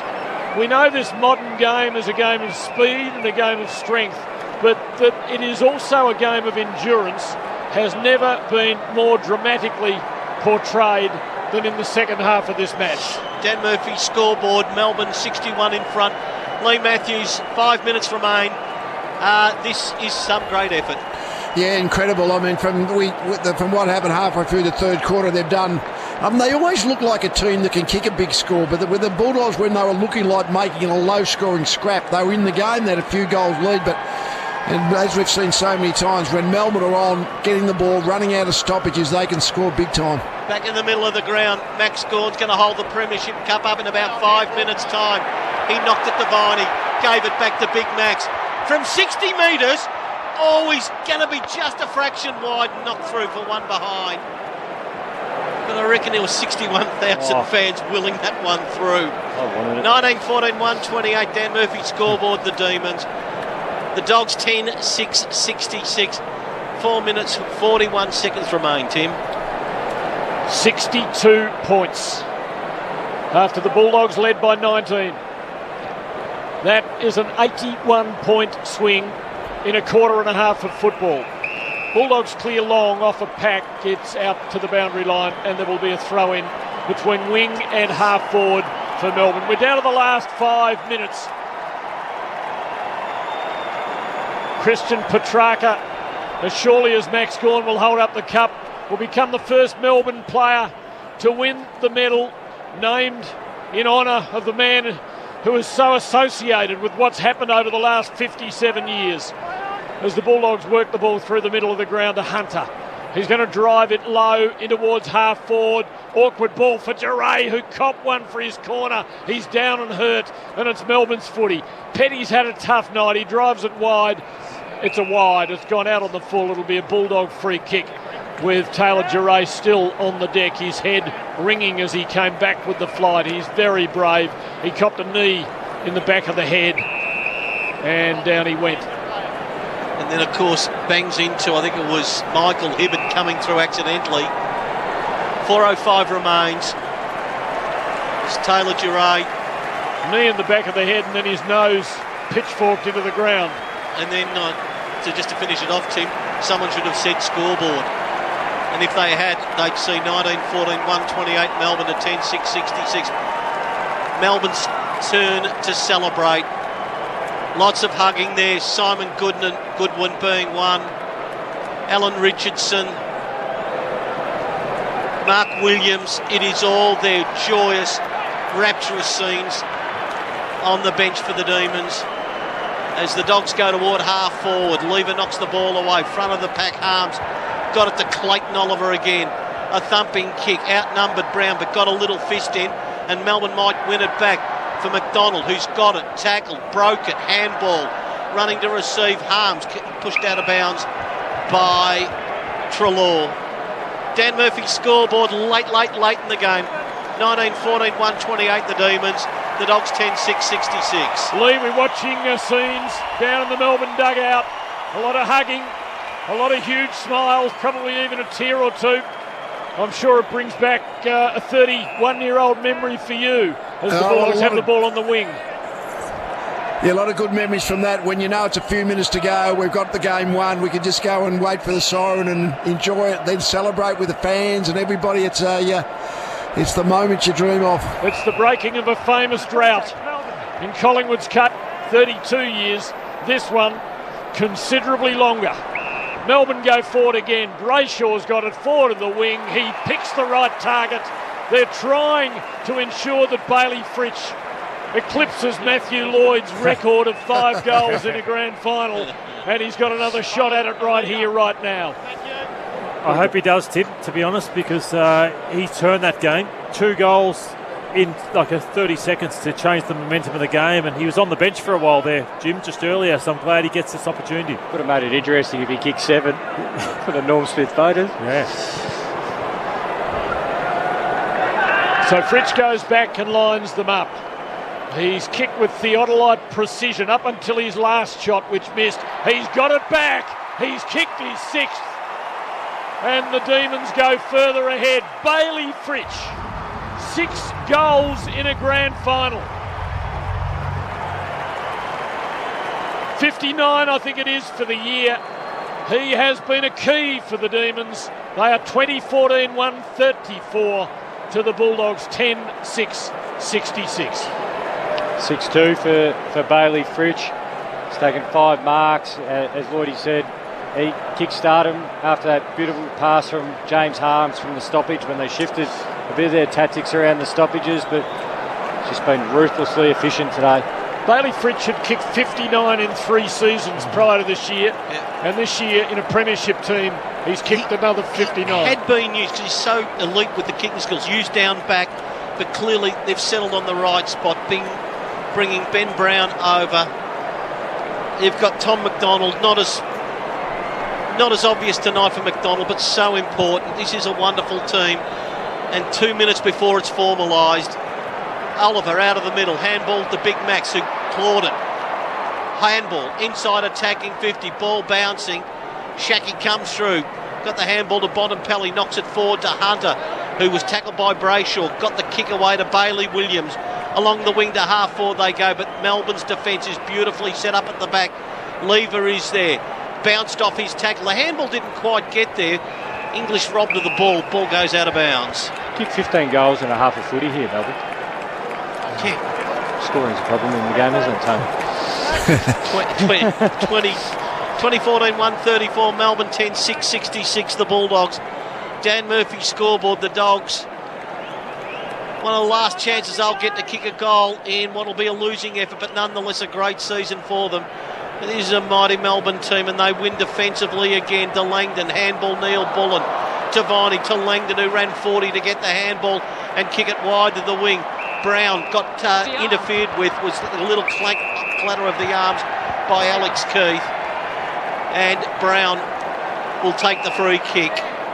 68 points is the margin, as Ben Brown just ushers everyone away, takes the breath. A very glum Adam Treloar, who's had a very good game tonight and wants a losing effort. The kick from Brown travels toward half forward, bounces harmlessly across the boundary line. 20-14-134 Melbourne. The Bulldogs 10-6-66. A minute 14 remains, Tim. This is something to savour. And if Melbourne could kick one more, they'll have kicked 100 points in the half against a team that hasn't conceded 100 points in a game until this one. The biggest game of the year. Melbourne have totally swamped them after half-time. And they're going to come forward again as Gawn is held in a ruck contest.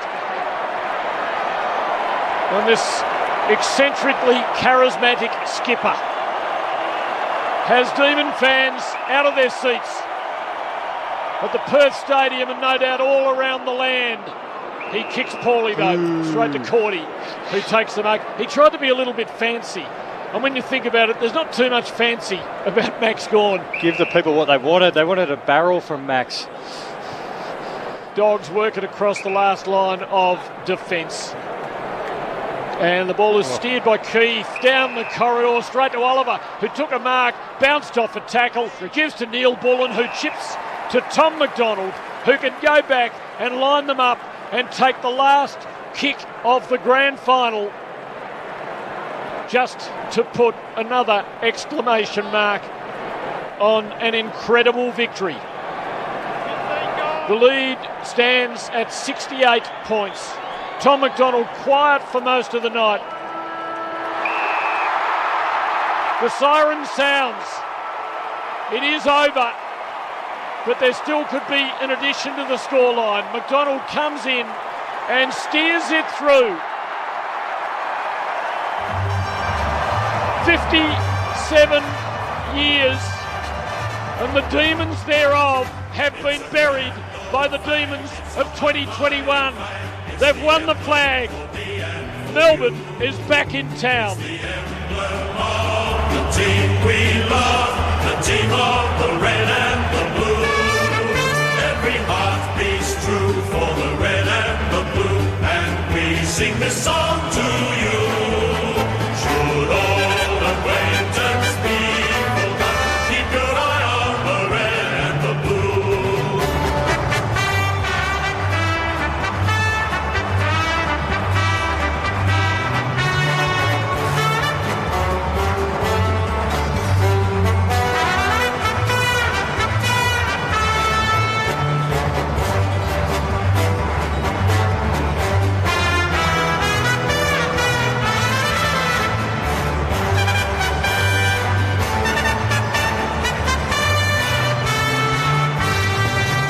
It's a grand old flag, it's a high-flying flag, it's the emblem for me and for you. It's the emblem of the team we love, the team of the red and the blue. Every heart beats true for the red and the blue, and we sing this song to you. Should old acquaintance be forgot, keep your eye on the red and the blue.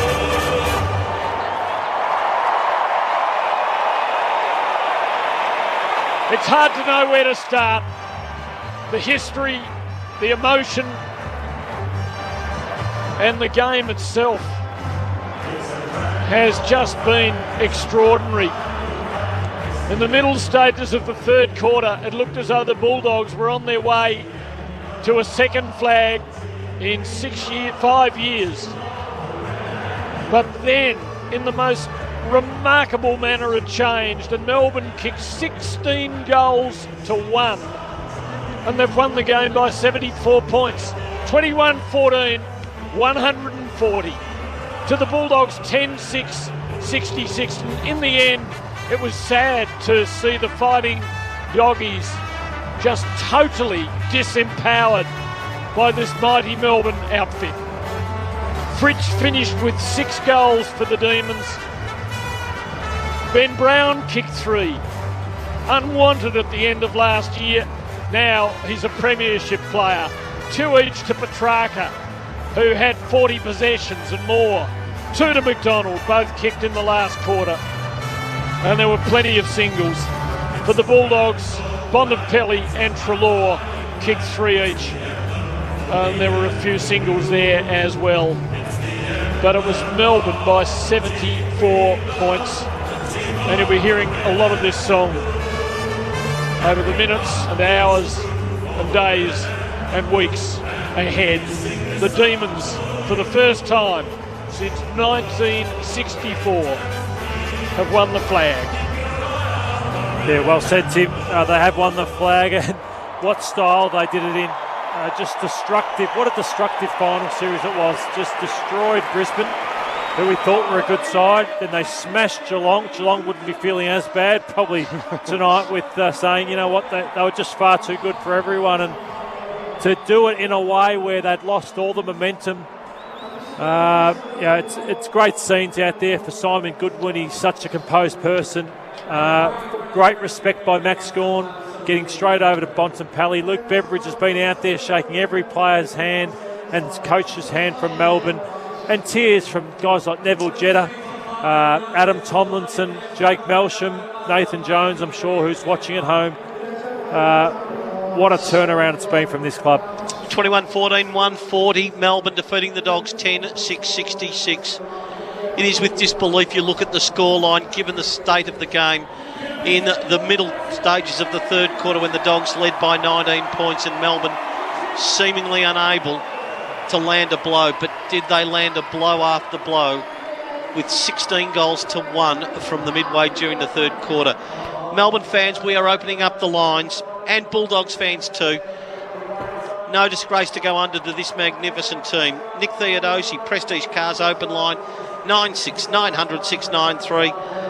Out of town 13-32. Brad Hardy will be going through until midnight tonight with Footy Nightline. We'll take all the celebrations from on the field.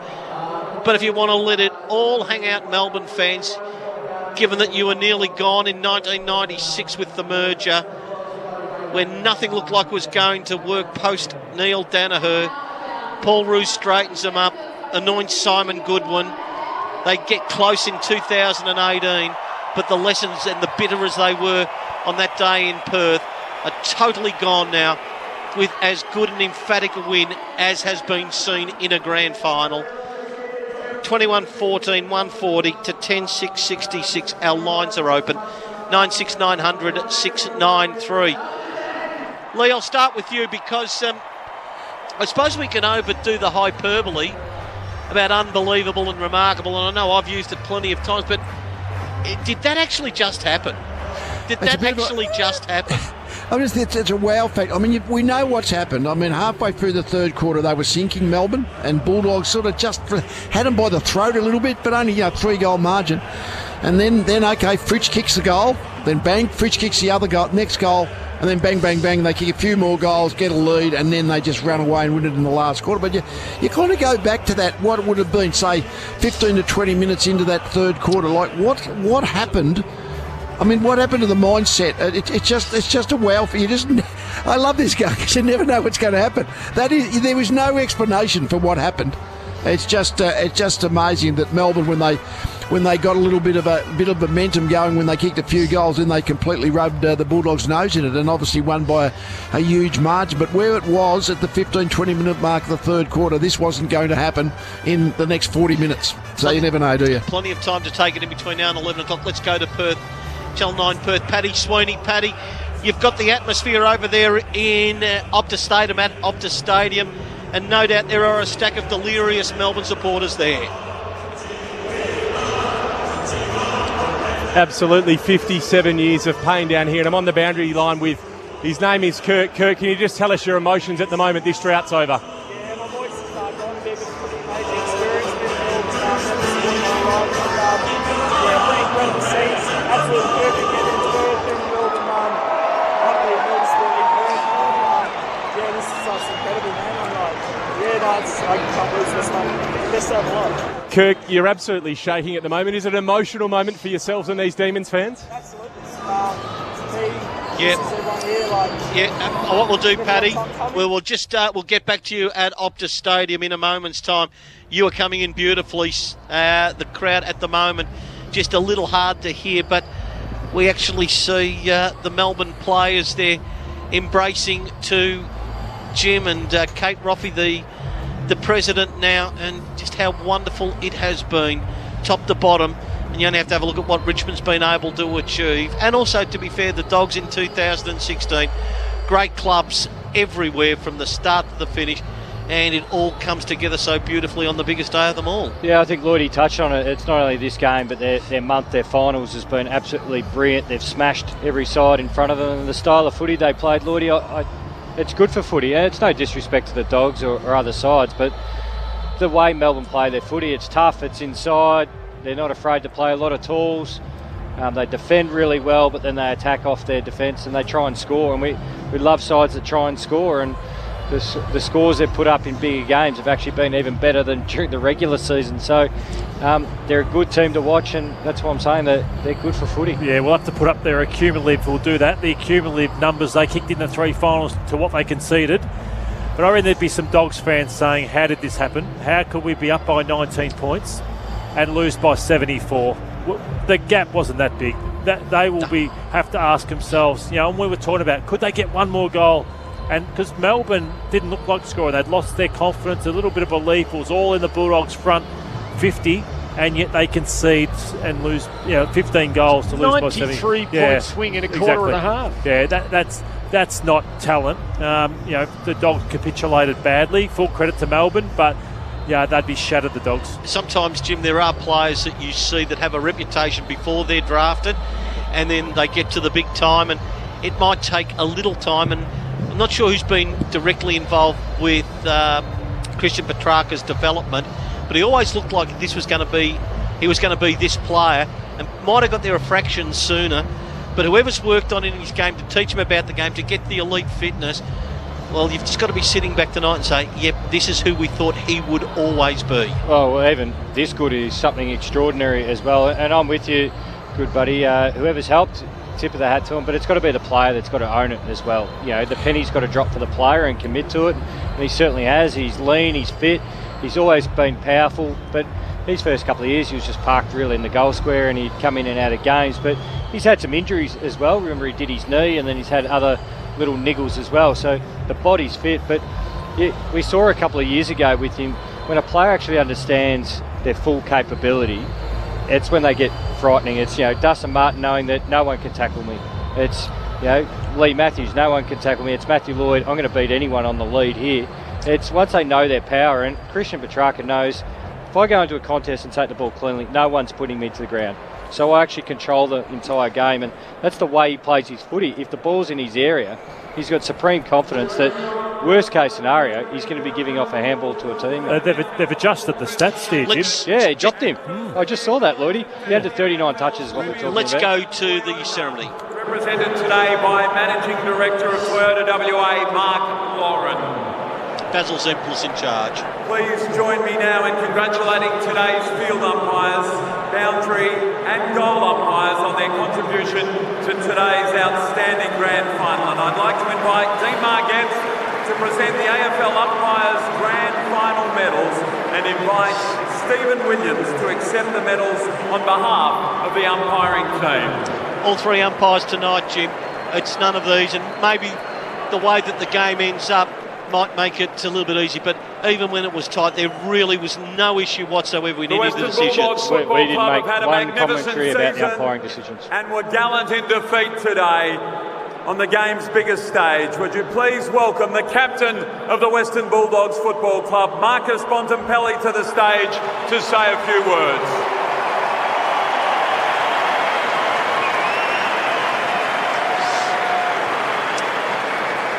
3 goals this afternoon, Bontempelli in a losing effort. Really, he dragged the side back with Treloar in the second quarter. And in the third quarter, the Dogs looked like they were close to breaking Melbourne, but they did not do it. First of all, to the AFL, to Toyota and all the major partners, obviously put on a great event again this year, and we all obviously appreciate it. To the Bulldogs, to our major partners who've helped us throughout the year for everything they've done, we do appreciate you, and obviously to the WA government for providing this opportunity for us to play here and put the game on as you have. Thank you.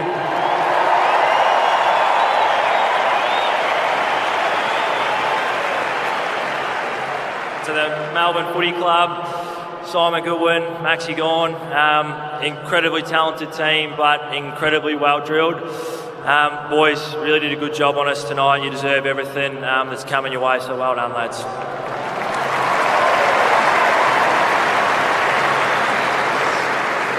And just finally to our mob, couldn't obviously get it going enough our way today. We'll, lick our wounds. This one will sting for a little while, and hopefully we can make something of it. So thanks, everyone. Gracious in defeat, Marcus Bontempelli. His numbers, please, if you can bring him up, Jim, because it was an excellent performance. Yeah, the 25 touches and 3 goals, 5 clearances thrown in there as well. So, please join me now, everyone, in welcoming Andrew Embley to present the Norm Smith Medal to the player adjudged best of field in the 2021 Toyota AFL Grand Final. And the winner of the Norm Smith Medal is, from the Melbourne Football Club, Christian Petracca.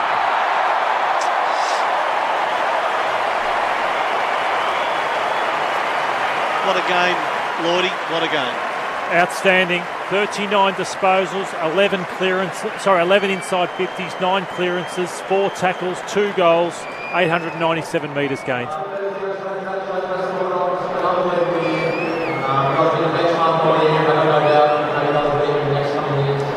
WA, thank you for an amazing show.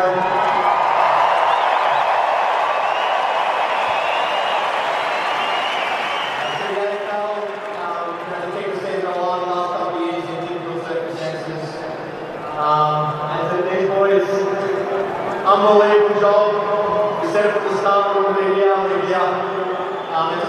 out to our defence here firstly, thank you. And this defence back on. We did it, baby.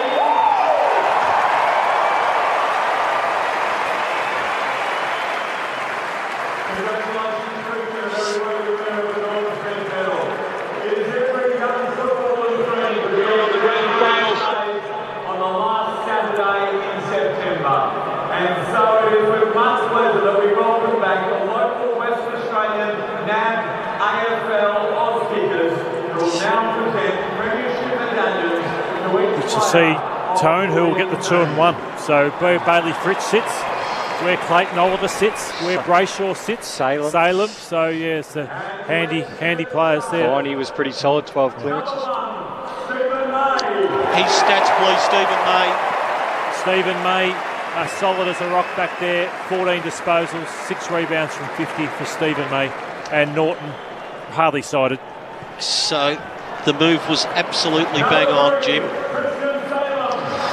Christian Salem, absolutely enormous in defence, 27 touches, 7 tackles, snuck forward for a goal, but had 7 inside forward 50s as well, and would be up pretty high in the Norm Smith voting himself. No doubt. Lordy, James Harms. Yeah, just an amazing role player. Didn't have the biggest of days today, 14 disposals, but another one of those tough demons who gets the ball going the demons' way. Those numbers again for Christian Petracca. Well, they're chubby, they're fat, they stuffed the stat sheet. 39 touches they've dropped it down to, so we need to check that. 24 contested, 11 handball receives, 11 inside forward 50s, 9 clearances, 2 goals, 1. Have yourself a month. I loved his game, Luke Jackson, and Lee.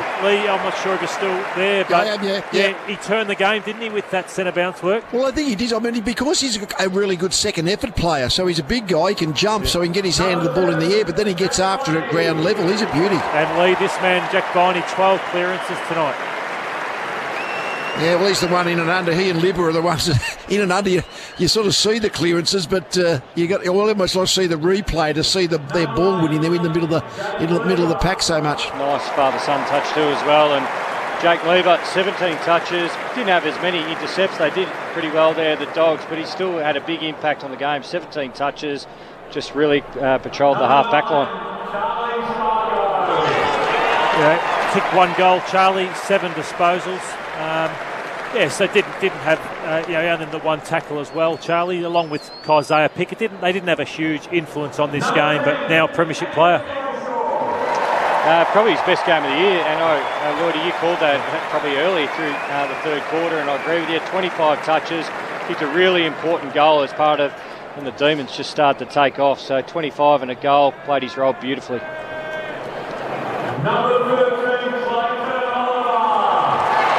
Hey Lee, how did you see Titans' game? Oh, he was good. I mean, he was outstanding early. Then he sort of had the flat spot in the middle of the game. I mean, when we look at the whole game, it's at what point of the game did players get involved? Like Melbourne in the last quarter and a half. The whole team was outstanding. The Bulldogs were the opposite. 10 tackles for Oliver, 33 disposals. This man, Michael Hibbard, Waitman was unsided, wasn't he? So only the 7 touches, but he won some huge one-on-one for Johannesen and Waitman at times. Different role when he came back in the side. He became a complete shutdown defender. Well, as the game wore on, Ed Langdon came into it. He played his role on the wing where Brayshaw won more of the footy, but Langdon had 11 touches in the last quarter for his 17 for the game. Number 17, Can I say this one, Lloydie, because he's fast becoming on my favourite players list after only 6 or 7 games. I just love the way he plays. Uses his direct opponent as his starting point. Hard to beat in a contest. A beautiful ball user. 17 touches for him. 6 games for premiership. Yeah, unfortunately for James, or fortunately because they had no injuries, he didn't get any minutes. So he'd feel a bit funny, wouldn't he? Good all year, though. Yeah, good all year. He played every game, James Jordan. So I reckon they forgot. You would have put him on, wouldn't you, with 5 or 10 minutes to go, if you remembered. Oh, what a draft. What a draft. Pickett, Jackson, Pickett and Rivers. It sets your club up when you draft that way. Hardly lost a contest as well, Rivers. You're using that on your CV if you're a recruiter for the next 10 years. Probably not his biggest day, but again, part of that forward line that just kept motoring. He presents, had the 8 touches, kicked one after the siren when everyone else was celebrating. 2 goals for Tom McDonald. It's one of the reasons why sides win flag, because of the development of someone like Alex Neil-Bullen. Yeah, Alex Neil-Bullen, a massive 24 disposals in this game and a goal. Bailey, Fritsch, Lee, what a performance. Yeah, goals win games, and his couple of goals were the ones that turned it, weren't they? They were 6 goals in a grand final, huge in it. I wasn't sure about him at the start of the year, but he's now kicked nearly 60 goals for the year. Tom Sparrow, he was fantastic. You know, you always wonder about young players. We mentioned Bowie as well, but he was really good. He was solid, won his contests, provided plenty for the D's, 14 touches. Harrison Petty, when Adam Tomlinson went down, he took his spot and took it with both hands and didn't look like relinquishing that spot for the rest of the year. So heartbreak for Tomlinson, but joy for Petty. Cosy Pickett, it wasn't his night, but he had plenty of nights throughout the year and big moments in the finals. He kept lively as well, had the 4 touches, was held goalless, but the Dogs' backs did a good job on the D's small forwards. Yeah, Benny Brown, I really liked his game too. He works so hard, gets up the ground. He just plays a role within that forward line, but to kick 3 goals, take 4 marks, 10 disposals, he kept Keith honest all night long.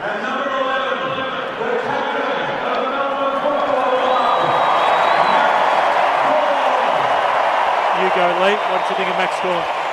Well, I thought he was good, but I didn't think Max was the match winner. But he was sort of serviceable. But no, a fair few better players than him. I mean, he's been great all year, and he was still good tonight, but not one of his very best, I don't think. Here is Max Gawn at the microphone. Melbourne's fabulous 74-point win.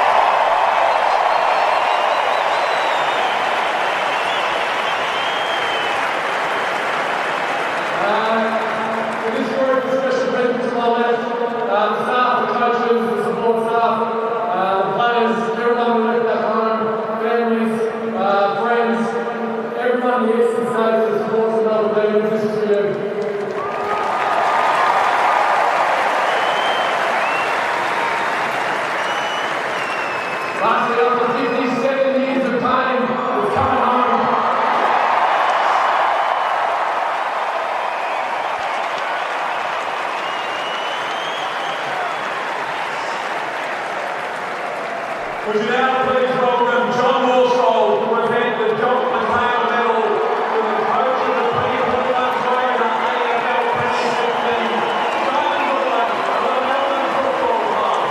Lee, this must be the time that all coaches, this is what you must live for. Yep, you got to enjoy these moments. You don't get many of them, but Simon Goodwin's done a great job. Go and get the medal and the cup.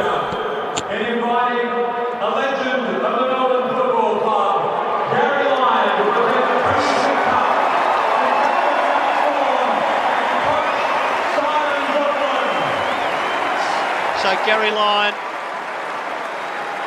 what a magnificent footballer, magnificent servant of the Melbourne Football Club. About to pass it, Jim, to Simon Goodwin and Max Gawn, and you'll hear the roar.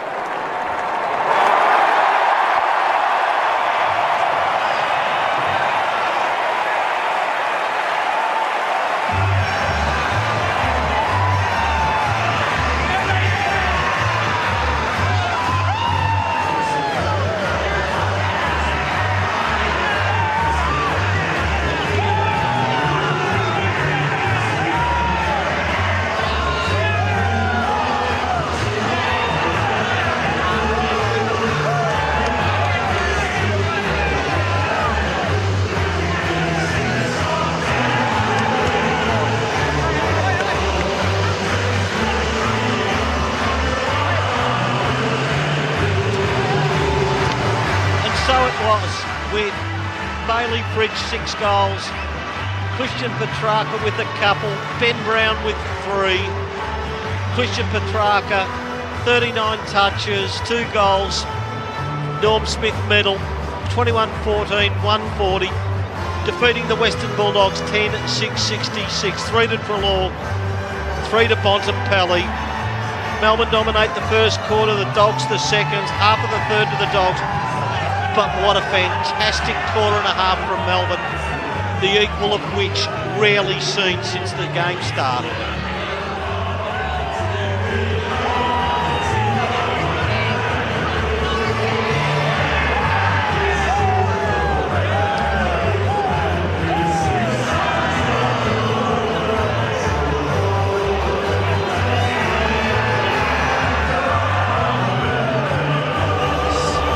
Melbourne, the Premiers for 2021. Your calls 96900 693 13 13 32 if you're out of town.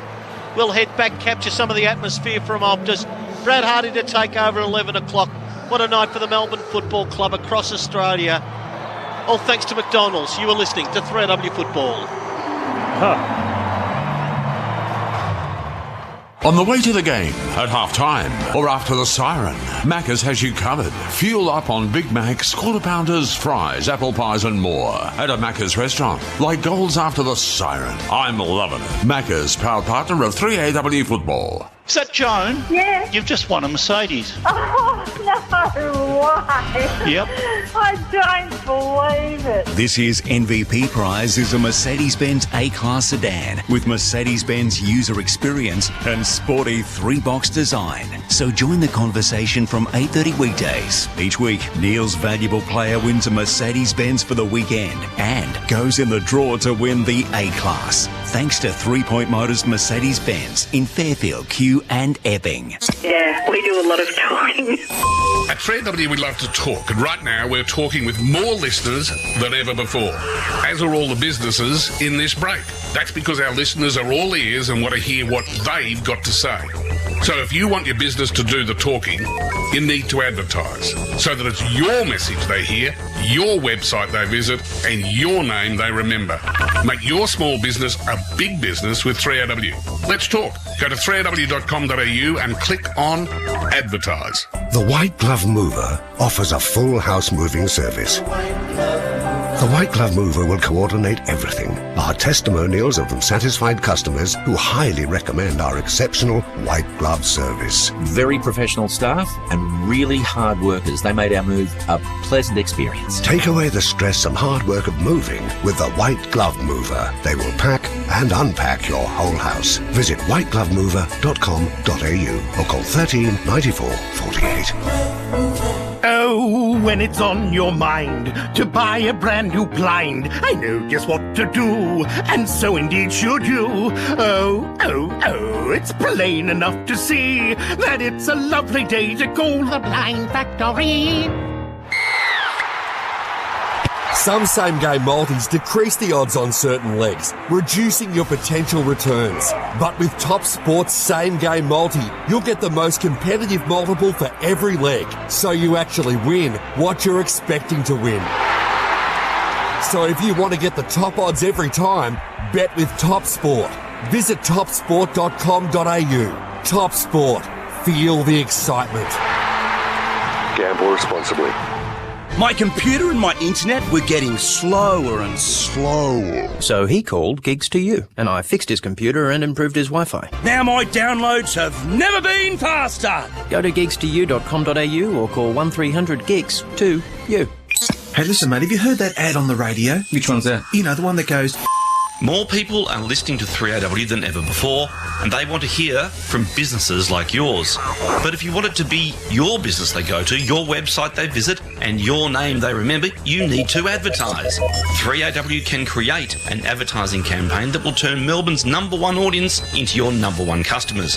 Make your small business a big business with 3AW. Let's talk. Go to 3AW.com.au and click Advertise. On the way to the game, at half-time, or after the siren, Macca's has you covered. Fuel up on Big Macs, quarter pounders, fries, apple pies and more at a Macca's restaurant. Like goals after the siren. I'm loving it. Macca's, proud partner of 3AW Football. stands at 68 points. Tom McDonald quiet for most of the night. The siren sounds. It is over, but there still could be an addition to the scoreline. McDonald comes in and steers it through. 57 years, and the demons thereof have been buried by the demons of 2021. They've won the flag. Melbourne is back in town. The team we love, the team of the red and the blue. Every heart beats And true. they could not be back in town in a more emphatic way. Melbourne winners by 74 points after being 19 points behind halfway through the third quarter. And then followed a 93-point turnaround. Melbourne 21-14, 140. The Western Bulldogs 10-6, 66. It's Melbourne's 13th premiership. It's first in 57 years. Simon Goodwin becomes a premiership coach, and a bunch of red and blue clad celebrating young athletes have become premiership players. And we might discuss the prospects of another Melbourne dynasty. Much has followed their last grand final against Footscray in 1954, as Melbourne then went on a premiership winning rampage, winning 6 in 10 years. Let's welcome back a guest during the first 2 hours of our coverage today. Brett Bowie, former St Kilda player, father of Jake, who is now at 19 years of age, just 19, a premiership player. Brett, I think Beaver, when he interviewed you earlier, was interested in when the top might come off the first cool beverage of the evening. I hope you haven't gone too hard too early as we welcome you to 3AW. How are you feeling? Oh, mate, it's, like, fucking, I mean, sorry, he's a premiership player. Can you believe that? At 19. And they've won a grand final after 57 years. That is unbelievable. Brett, sorry Jimmy, for the language. No, it's all right. Brett, Jimmy Bartel here. Congratulations, Jimmy, to yourself, the whole family, and I hope you do absolutely get a chance to enjoy it with him when he gets back. 7-0 AFL football is pretty easy for him, isn't it? Like, mate, yeah, it's just like, you know about that, Jimmy. Like seven straight games and just hasn't played in the losing side. Like that's what happens. Right. He's a very composed young kid. He's just going through this big time really easy, isn't he? He's just so composed, and it's like he's played 100 games and just picks the footy up and delivers it well. So, you know, it's just unbelievable. Like, my young bloke's a premiership player. Like, can you believe that?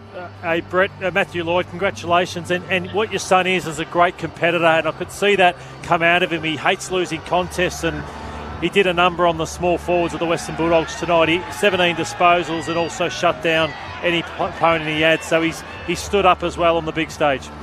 Mate, he's just, yeah, you're right. He just hates losing. Like, if it's table tennis, if it's a contest in footy, if it's a basketball 3-on-3 or whatever, he just hates losing. So his competitive spirit is, like, just unbelievable, and he's a premiership player. And did you think though, Lloydie, I'll just to interrupt you. Brett, hold the line because we've got an important guest out on the ground. He's wearing red and blue, and he's got the number 17 on his back. Don't know whether that means anything to you.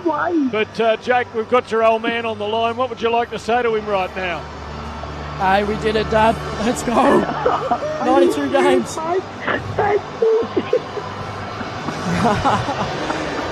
That is a How many beers you had? Mate. You a star, mate. You are a superstar. I can't believe it, mate. That is goal. Fantastic. Player, mate. I can't believe it. What an effort to the 56 for the old Melbourne supporters. 57 years they've waited for it, and you're part of it, mate. That is unbelievable. It's crazy. Jake, it's awesome. A couple of months ago, Jake, were you imagining you were going to get a chance in the seniors this year? To be honest, I sort of lost some hope, and the boys were going so well, and we had no injuries either, so I was almost, I guess, throwing the towel in, waiting for next year, but to be here right now, it's amazing. Hey, Jake, how does it feel to see how emotional your father is and how proud you've made your father tonight and this year? He's a bit of a softie, but I love him heaps, and I can't wait to get back home and see him. Oh, mate, I wish we were there to go out and have a couple of quiet ones and just celebrate. A couple of quiet ones, yeah. In grand final. Awesome. Sorry. Hey, Jake, while we've got you, did you think you were in trouble at that stage in the third quarter? Just at a stunning turnaround, one of the most stunning turnarounds we've ever seen. I was getting a bit nervous, but we just played unreal after that. We turned it on and played our game style, and we got the result in the end, which was what we wanted. Jake, we're just having a bit of a technical hiccup, I think. We were hoping we might be able to let you have a word with your mum as well. Brett, is your good lady there? No, we might have lost. Dave. Dave. Mum. We're gonna get a Jake. Just hang on there, mate. I'm just trying to find her. Okay. She's watching the celebrations. I've gone to the bedroom to set the noise out because Jay and Hannah are going off. Hang on, here's Steve now. Hello. It's the radio. Jake Bailey. You know your son? It's Jake. Jake, have you got us loud and clear there? Yeah, gotcha. Hi, Jakey. Hi, Mum. How are you? Jakey. What's going on? It's crazy. I'm so proud and happy, and it's just, you've done it, Dale. I don't know what else to say. It's all your hard work. Yeah, I'll give you a call. I'll give you a FaceTime later. Love you all. Thanks, guys. Bit public with the world looking on, Jake, but good on you, mate. I don't give a rap, Jakey. Get that cup, and I want to see it on the TV. Terrific. The love being shared around the Bowie family right now. Jake, in his Craig, we got Stephen May. Game has played in a premiership team. His dad, of course, played for St Kilda back in the 80s. And the Saints, incidentally, are the team now on the wrong end of the longest drought, 1966. So 55 years and growing. Indeed we have. Paddy, we'll go back to you as Melbourne just drink it all in what a magnificent 74-point win. Yeah, look, it's unbelievable scenes down here at Optus Stadium. I'm joined by the power defender in Stephen May. And Stephen, just take us through the emotions you're feeling right now. Oh man, I don't know. I'm so speechless. We've all worked so hard to get here, and we put this down as a mission statement at the start of the year to win a flag. And I can't believe we did it. We didn't even make finals last year, and all the sacrifice, all the hard work, all the travel, going away from families, all that stuff. Everything's just worth it. It's unbelievable. Steve, you're down by 19 points in that third quarter. Did you ever waver in your belief, and how did you turn it around? I think it was 11 or 12 unanswered goals. No, we gave the backs a clip at half-time. That was not the way we played that second quarter. We gave them too many easy goals, too many ground ball goals. It's not the way we played all year. And then fix that, and look what happens. The mids go to work and kick a score. How about yourself? You were one of the stories in the past fortnight building up to the grand final. The hamstring, were you ever in doubt at all? Just take us inside. Yeah. I don't know if you watched it. I looked a little bit shit-ass tonight, but I had that worry. I had a ground ball. Felt a little bit of pain, but it was just there's only half an hour left or an hour left of our season. I can push through and get through. So, I'll deal with that happening in a few days, I reckon. I imagine the pain's all gone now, but this WA crowd and this community, they've embraced you here, the Melbourne Demons. But what do you say to those Victorian fans who have watched from the seats, the couches at home, and you've broken the 57-year drought? We've done it for them. We know they're in the world's longest lockdown. They're doing it really tough. Goody speaks every week about our motivation and saying, let's put a smile on everyone who's locked up at home, all the D's fans in Victoria. And then we get to the finals, and they're getting another smile on their face, and we get to the grand final. And I hope, they're sitting at home being safe, but they're having a nice beer and celebrating this drought break. What's planned for the next few days? Mate, I don't know, but it's going to be crazy. Thanks, Stephen. All the best. Congratulations. Thank you. That is Paddy Sweeney over there with Stephen May. And Lee, you just have a look at the drafting that takes place. Yes, there are the kids, the TAC Cup kids, but Melbourne wouldn't have been an absolute destination club like others. But the fact they were able to get Jake Lever and also Stephen May that have really made that defence so good. And we've seen how Stephen May, after injury and really applying himself, Lever plays the role perfectly. Michael Hibbert, I know he's been around for a while. Poor Jake Melksham misses out today, but there's just been canny drafting along the way of players from other clubs. And Ben Brown as well. Well, the formula's always the same when you think of it. There's always the players that you actually draft as 18-year-olds. There's some you recruit from other clubs. And then getting the best out of that group is the group of people behind the scenes. I mean, Simon Goodwin, the senior coach, always gets a lot of profile, of course, but just so many people involved in getting the formula. Everyone knows the formula, but executing the formula, Melbourne have done it, and that's the result of those efforts tonight. Lloydie, it is true that you mentioned about those 3 players in the one draft Melbourne get. We look at how Port Adelaide get Butters, and they're going to be there again, but Butters, Rosie, Dersma as well. But to bang 3 in the one draft, it's something you can only hope to do, because it does really set your club up for nearly 10 years. It does, and then you've also the way they've brought players in. So how good of Lever and May, what recruits they have been for the football club. They're just the backbone of it. And obviously they've had a lot of other late picks like Jordan also has come into the team. Well, we're going straight back to Perth. Matthew Lloyd, have a chat with Trent Rivers. Trent, unbelievable. Just talking about the draft that you were in and the difference you guys have made to this football club. But how are you feeling now? Is it surreal that you can now say I'm a premiership player? Yeah, it's hectic. We've been right up there all year, and then the way we bounced back after half time when the doggies got on top of us.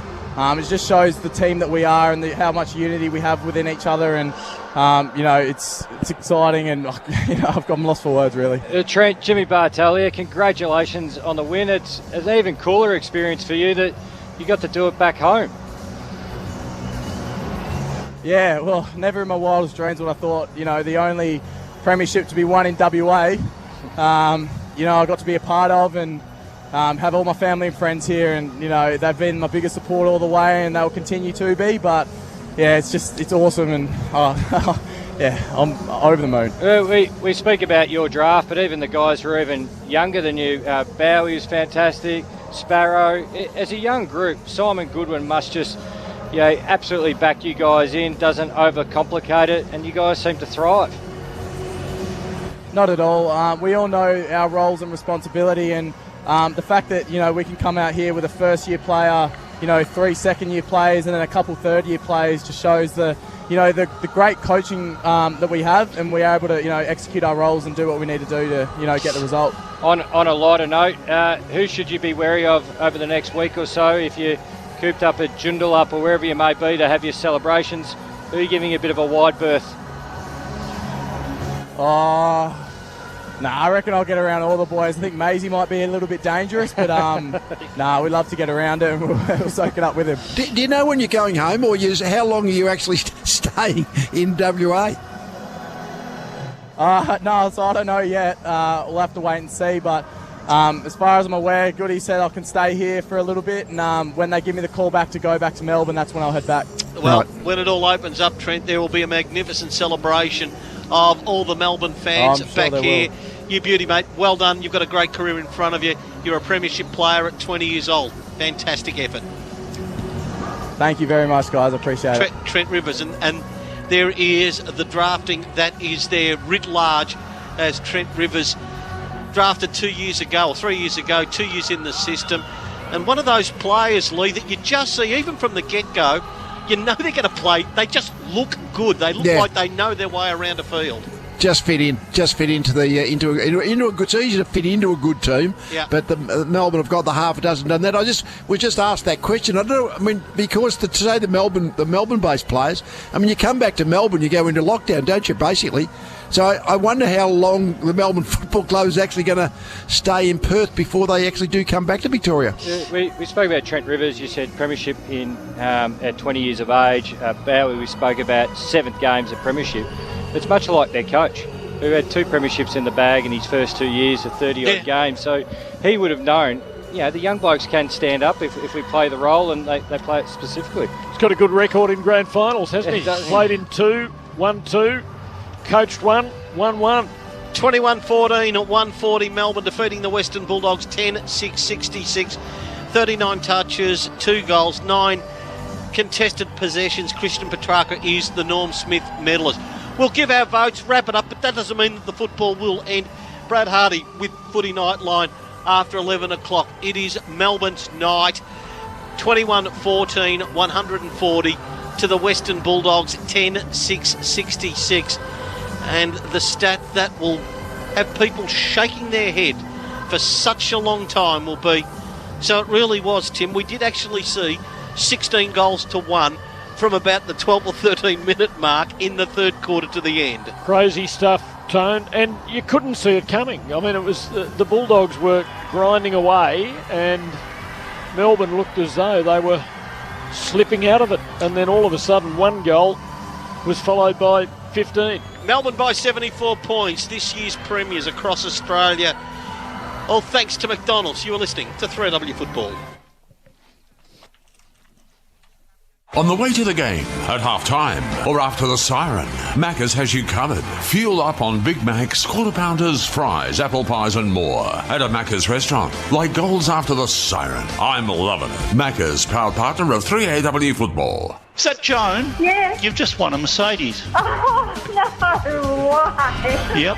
I don't believe it. This year's MVP prize is a Mercedes-Benz A-Class sedan with Mercedes-Benz user experience and sporty 3-box design. So join the conversation from 8:30 weekdays. Each week, Neil's valuable player wins a Mercedes-Benz for the weekend and goes in the draw to win the A-Class. Thanks to 3 Point Motors Mercedes-Benz in Fairfield, Kew and Epping. Yeah, we do a lot of talking. At 3AW we love to talk, and right now we're talking with more listeners than ever before, as are all the businesses in this break. That's because our listeners are all ears and want to hear what they've got to say. So if you want your business to do the talking, you need to advertise, so that it's your message they hear, your website they visit, and your name they remember. Make your small business a big business with 3AW. Let's talk. Go to 3AW.com.au and click on Advertise. The White Glove Mover offers a full house moving service. The White Glove Mover will coordinate everything. Our testimonials of satisfied customers who highly recommend our exceptional white glove service. Very professional staff and really hard workers. They made our move a pleasant experience. Take away the stress and hard work of moving with the White Glove Mover. They will pack and unpack your whole house. Visit whiteglovemover.com.au or call 13 94 48. Oh, when it's on your mind to buy a brand new blind, I know just what to do, and so indeed should you. Oh, it's plain enough to see that it's a lovely day to call the Blind Factory. Some same-game multis decrease the odds on certain legs, reducing your potential returns. But with Top Sport's same-game multi, you'll get the most competitive multiple for every leg, so you actually win what you're expecting to win. So if you want to get the top odds every time, bet with Top Sport. Visit topsport.com.au. Top Sport. Feel the excitement. Gamble responsibly. My computer and my internet were getting slower and slower. So he called Gigs to You, and I fixed his computer and improved his Wi-Fi. Now my downloads have never been faster. Go to gigs2u.com.au or call 1300 gigs to you. Hey, listen, mate, have you heard that ad on the radio? Which one's that? You know, the one that goes... More people are listening to 3AW than ever before, and they want to hear from businesses like yours. But if you want it to be your business they go to, your website they visit, and your name they remember, you need to advertise. 3AW can create an advertising campaign that will turn Melbourne's #1 audience into your #1 customers. Make your small business a big business with 3AW. Let's talk. Go to 3AW.com.au and click Advertise. On the way to the game, at half-time, or after the siren, Macca's has you covered. Fuel up on Big Macs, quarter pounders, fries, apple pies and more at a Macca's restaurant. Like goals after the siren. I'm loving it. Macca's, proud partner of 3AW football.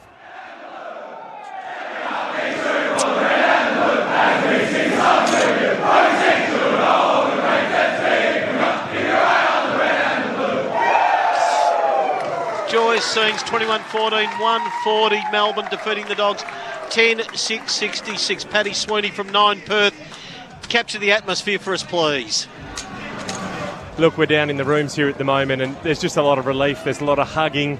Obviously the red and the blue. Alan Richardson walking past us as we speak right now. Gary Pert as well. A lot of relieved faces. There's smiles on everyone's faces as well. There's some fans tucked away in the corner and they're all just trying to yell out to the boys to get amongst it as well. There's handheld mobiles going up everywhere, trying to FaceTime, trying to Zoom, trying to get in touch with family members as well. But as you can imagine, there's so much excitement, so much joy, so much relief. And I think this party is going to only keep going and obviously kick into another new gear in the next few hours, I'd imagine. Because, Paddy, thank you very much for your help. It's always difficult post-game, but you did absolutely beautifully over here in Melbourne. Grateful for your efforts from Channel 9 in Perth. Paddy Sweeney, thank you very much. Look forward to talking with you next year. Thanks, boys. Paddy Sweeney there. And we're just about to wrap it up for the year. We'll do some thank yous very shortly. But if Petracca was the 3, who was the 2, who was the 1? Jim? Oh, I don't know. Team effort here. Fritsch and Oliver. I thought I was doing our votes. We weren't worried about 3-2. We go 5-4-3-2 one time. Have you got them there, Lee? Yeah, you certainly have. That was my function tonight, so I've been working on it. Well, Petracca was so far the 5, it didn't matter. He's the ultimate high-impact match winner, and that's as good as he played. He was outstanding. Goals win games, so I gave Fritsch 4. Then you had a whole lot of could-have-been. Joe Oliver, but Bonampelli, Daniel, players like that. The role players, Mail, Norton, Hibbert on Waitman, but I ended up going 3 for Oliver. He's almost as impactful as Petracca. 2 to Bonampelli. Those big marks and his 3 goals were critical. And Daniels was terrific off halfback. I don't particularly rate the halfback players who tend to sort of tend to just play behind the ball, I guess, not so much on anyone. But Daniel did that well, so I gave him 1. Excellent work, Lee. Always difficult the last 2 years. But your energy and your love of the game comes through every time you join us on 3AW Football, and look forward to having you a part of the team in 2022. Again, on behalf of everyone here, thank you so much for your insight and everything you bring to our coverage. Thanks, guys. Look forward to seeing you in Melbourne for the footy in round 1. Let's hope so. To all our wonderful supporters, our major sponsor is McDonald's. We thank you, but for everyone that comes aboard every year, to the wonderful listeners, thank you for your support. We seem to have a product that you like, and it's acknowledged every time there's a survey that comes out. And of course to Dos, Jono, Taylor, Carl, Alistair, Adam, Matthias, Craig, Mike, and basically everyone behind the scenes. It doesn't go nowhere without you guys. On behalf of all the team that have worked on 3AW Football across all the shifts, thanks for your company. Well done, Demons. Hello, Frank Walker from National Tiles. During the lockdown, all our Melbourne stores are open for both trade and contactless pickup 7 days a week. Yes, all National Tiles Melbourne stores are open for both trade and contactless pickup 7 days a week. As best we can, National Tiles is continuing to support Melbourne's trade and retail tile buyers during the lockdown. National Tiles, trade and contactless pickup at all our Melbourne stores 7 days a week. Listen to 3AW on your phone. Download the app for iPhone and Android. Melbourne's 3AW 693. Good evening. I'm Brian Wilson. The siren sounds. It is over. 57 years. And the demons thereof have been buried by the demons of 2021. The drought is over with the Melbourne Demons winning the 2021 AFL Grand Final, defeating the Western Bulldogs by 74 points in front of 60,000 fans at Perth's Optus Stadium. Demons captain Max Gawn dedicating the win to the fans at home. Everyone in the eastern states that supports the Melbourne Demons, this is for you. Lastly, after 57 years of pain, it's coming home. That audio courtesy of Seven. To other news, and despite the thrilling grand final, Victoria's Chief Health Officer Brett Sutton is urging people not to congregate after Victoria recorded its highest ever number of COVID cases with 847 infections and sadly 1 death. But there is a curfew in place in much of Victoria. We don't want to see crowds down at the Widden Oval. We don't want to see crowds down at Gosh's Paddock after the match or on Sunday, either in celebration or commiseration. But in good news, Victoria's Surf Coast will emerge from lockdown as planned tomorrow night, while a decision is yet to be made on Greater Geelong and the Mitchell Shire. Hundreds of thousands of doses of the Pfizer and Moderna vaccines are set to arrive in Victoria in the coming month. The state was expecting to hit the 80% first dose target tomorrow, with some restrictions relaxed, but that's now been pushed back. Health Minister Martin Foley says the supply's been guaranteed and the double dose targets are now within reach. Now that we have a degree more certainty, not to the level we want in terms of supply, but supply enough to confirm what we have in the system, we continue to be confident that we will meet those 70 and 80% double dose figures in the indicative dates that we've indicated. Now there's also an additional reason to get vaccinated, with new research revealing that COVID-19 may sabotage men's sexual health. A study led by a University of Miami urologist shows that men may be 6 times more likely to develop brief or long-term erectile dysfunction after contracting the virus. The study findings were also supported in a separate survey of 6,500 people. There were more clashes between police and protesters on the streets of Melbourne today. Anti-vaxxers and so-called freedom fighters converged on the Bayside St Kilda beach this afternoon. Hundreds of police swarmed the area, making 94 arrests and issuing individual fines in excess of $5,400. And briefly, the Prime Minister is assuring Australians stranded overseas that they will be able to get home once the vaccination rates reach 80%. Sport. Visit the win page at 3aw.com.au and enter our latest competitions. Returning to our main story, Melbourne has won the 2021 AFL Grand Final in Perth. Jordan Tunbridge reports.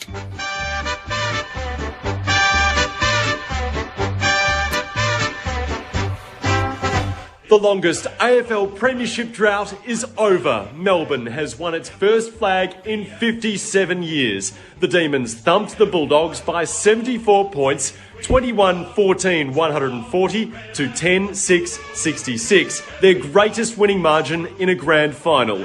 They trailed by as much as 19 in the third quarter before piling on 12 consecutive goals. Christian Petracca claimed the Norm Smith medal for best on ground after a game-high 40 disposals, 9 clearances and 2 majors. Bailey Fritsch became the first player to kick 6 goals in a grand final since Darren Jarman in 1997. A remarkable turnaround for the Demons, who finished second last on the ladder 2 seasons ago. Jordan Tunbridge, 9 News. In other sport, Australia's defeated Argentina 27-8 in the rugby test played in Townsville, and the Melbourne Storm's reign at the top of the NRL competition has come to an end after losing to Penrith 10-6. That's the latest news and sport. At ComSec, we believe you should be able to dip your toes into the market, feel the currents, and adjust to the temperature before you dive in. So we created ComSec Pocket, letting you invest with as little as $50. ComSec, where Australia invests. Consider the terms and conditions and other fees and charges at comsec.com.au/pocket before making a decision. At Specsavers, we like seeing. We even like seeing into the future. Seriously.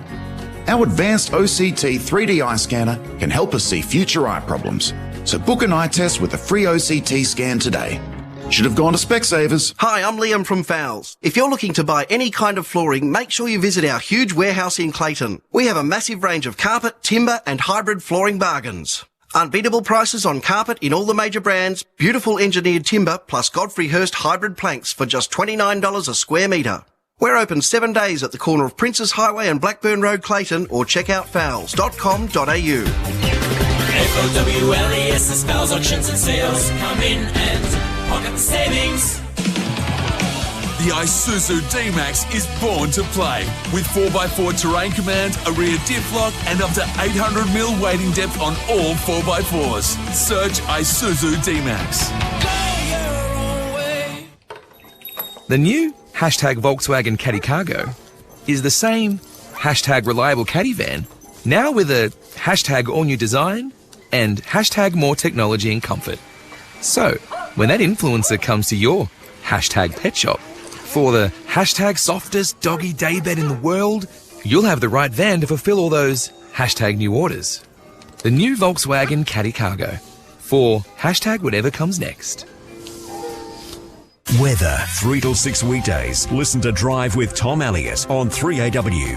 Mostly sunny tomorrow, a top of 15 after an overnight low of 5.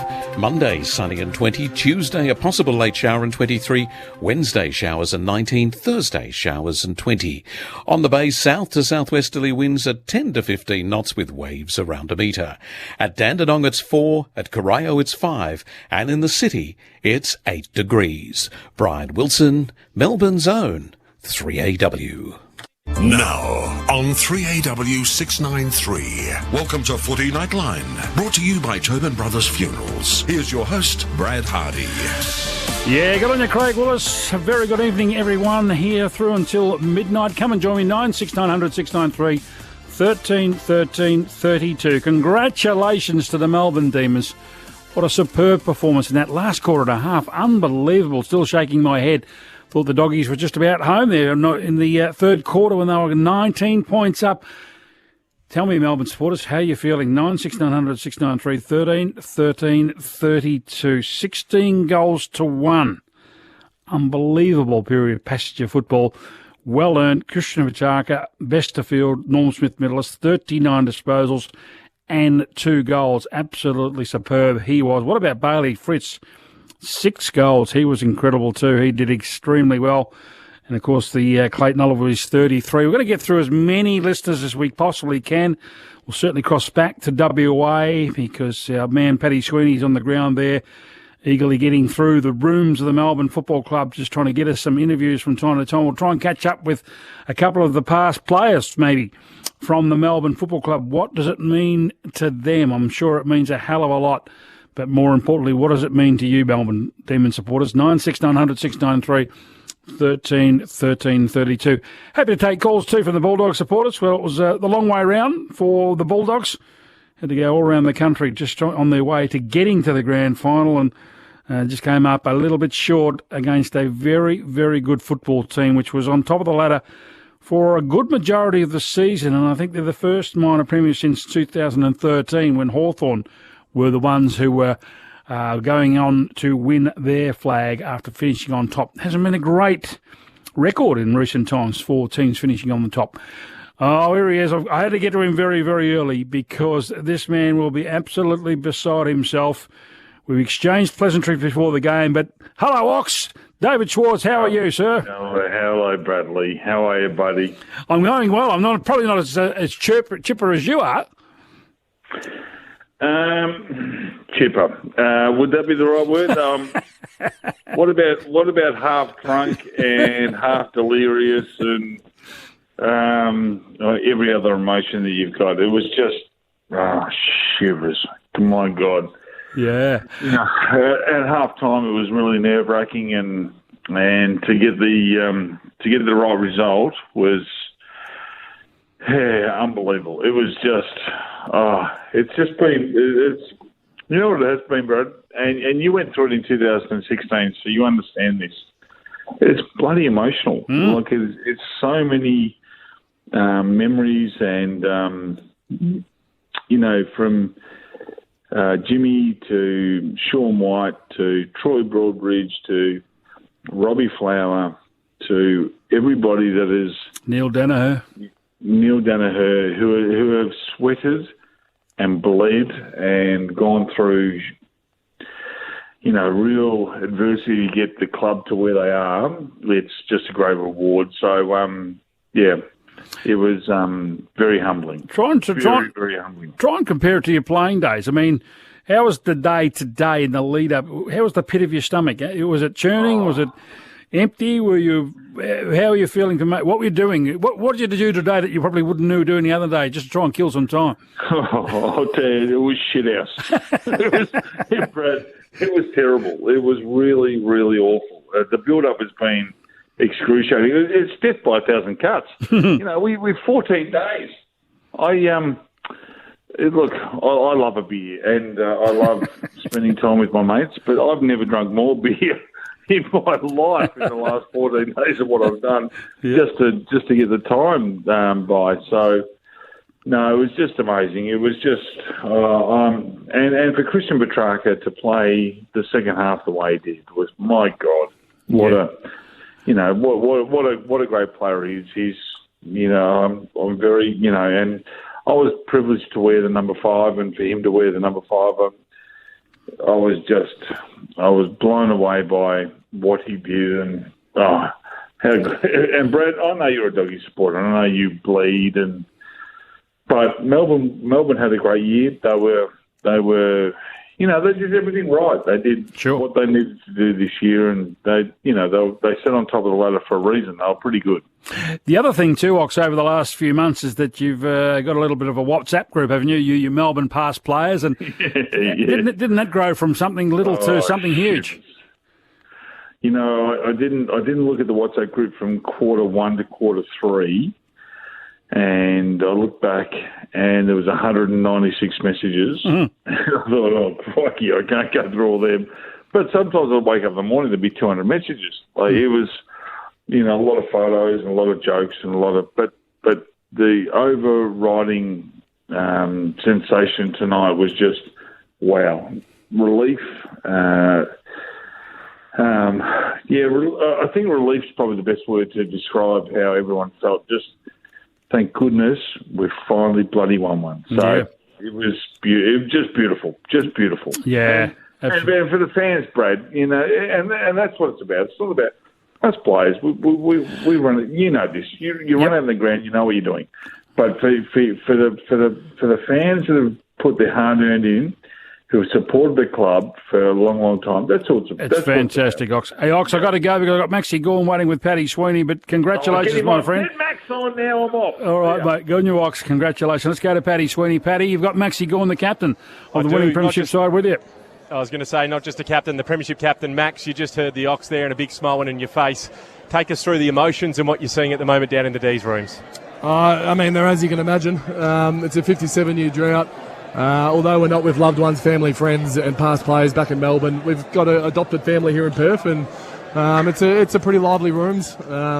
It's obviously, as you imagine, the emotions for having this drought. And for my time, 11 years, hasn't just been a drought for 11 years, it's been a miserable 11 years really, apart from 2018. So, it's exciting. Take us through the game, because you started out of the blocks brilliantly, and then that third quarter you found yourselves 19 points down. What clicked and what actually switched to turn it and obviously get back in the game and then put the foot down? Yeah, I'll give you a bit here. Doggies outworked us in the second quarter. Trelaw and Bont both kicked 2 each, and they were both from midfielders, so they outworked us and that's what Goody said at quarter time. Their way to get back in the game, they're going to throw everyone at it, and they did. We unfortunately didn't match that. And then in the third and fourth quarter, we were able to manage that a lot more. We were able to control their movement, work harder, be more honest in defence. And then we knew that we had an advantage with our tall forwards. So to get in there with Bailey Fritsch, Tom McDonald, Ben Brown one-on-one, we felt like that was going to be our advantage. You're the leader of the pack, the leader of the team, and this midfield is star-studded. You get your first hands on the ball, but what's it like to work with Jack Viney, Clayton Oliver, Christian Petracca, these absolute stars of the game? Yeah, I'll go through them one by one. Jack's a real special character. He had this on his wall when he was 1 year old to win a flag, so... he reckons he's never seen a sunrise ever when he's been drinking. I reckon tonight could be his first night. But no, Jack's one of my favourite people in the world, one of my favourite leaders to work with. And then Christian, you saw what he did tonight. He can just turn it on like that. And Clayton Oliver, he had some heavy attention at times tonight. But you got to know we're coming up against Bont, Libba, Bailey Smith, Jackson McRae, and they got them back into the game. So we got under the pump there in the second quarter, and early in the third we had 10 back stoppages in a row. And it felt like when we were 20 points down, we're not going to get it back out of our D50. We were able to withhold their attack in that third quarter, and then the damn walls broke. The next few days, what does it hold? Where do you go? What do you do? I'm just going to follow Bernie Vince. He looks to be in good form already. It looks like he's got a pretty big head start on us. I think he's about 40 deep, but no, it's obviously a really special feeling. We've got a bit of freedom here in Perth. Lots of people have friends and family, obviously, with South Australian born players and Western Australian born players, so that they'll be able to get around their family and really enjoy what a drought winning flag will give us. Finally, there's so many great Melbourne people and fans back in Victoria, Neil Danaher, Ron Barassi, but to have Gary Lyon hand you that cup with Simon Goodwin, how special is that? Yeah, I've spoken about the past player group. We've had tragedy around the Melbourne Football Club in the last sort of 15 years with Troy Broadbridge, Jim Dean Bailey, Colin Sylvia, Danaher's going through at the moment. So there's a lot of tragedy, and it really bonds that past player group together. And that's one of the strongest groups, and I love being a part of that. I'm not there yet. I'm not a past player. I thought about hanging them up after this game, but it's to have that network there behind us, and Gary's the king of that, and Ox, who was just on before, these guys who were in that 2000 granny just before it, Gary was just before it, they're holding our club together, and their WhatsApp would have been something special to be involved in. Max, everyone here in WA has adopted the Demons as your team. Obviously, I'm sure you can't wait to take that cup back to Victoria. Congratulations. The history has been very checkered, but everyone says now, 2021, a premiership. Thanks, for the Demons. Good man. Thank you.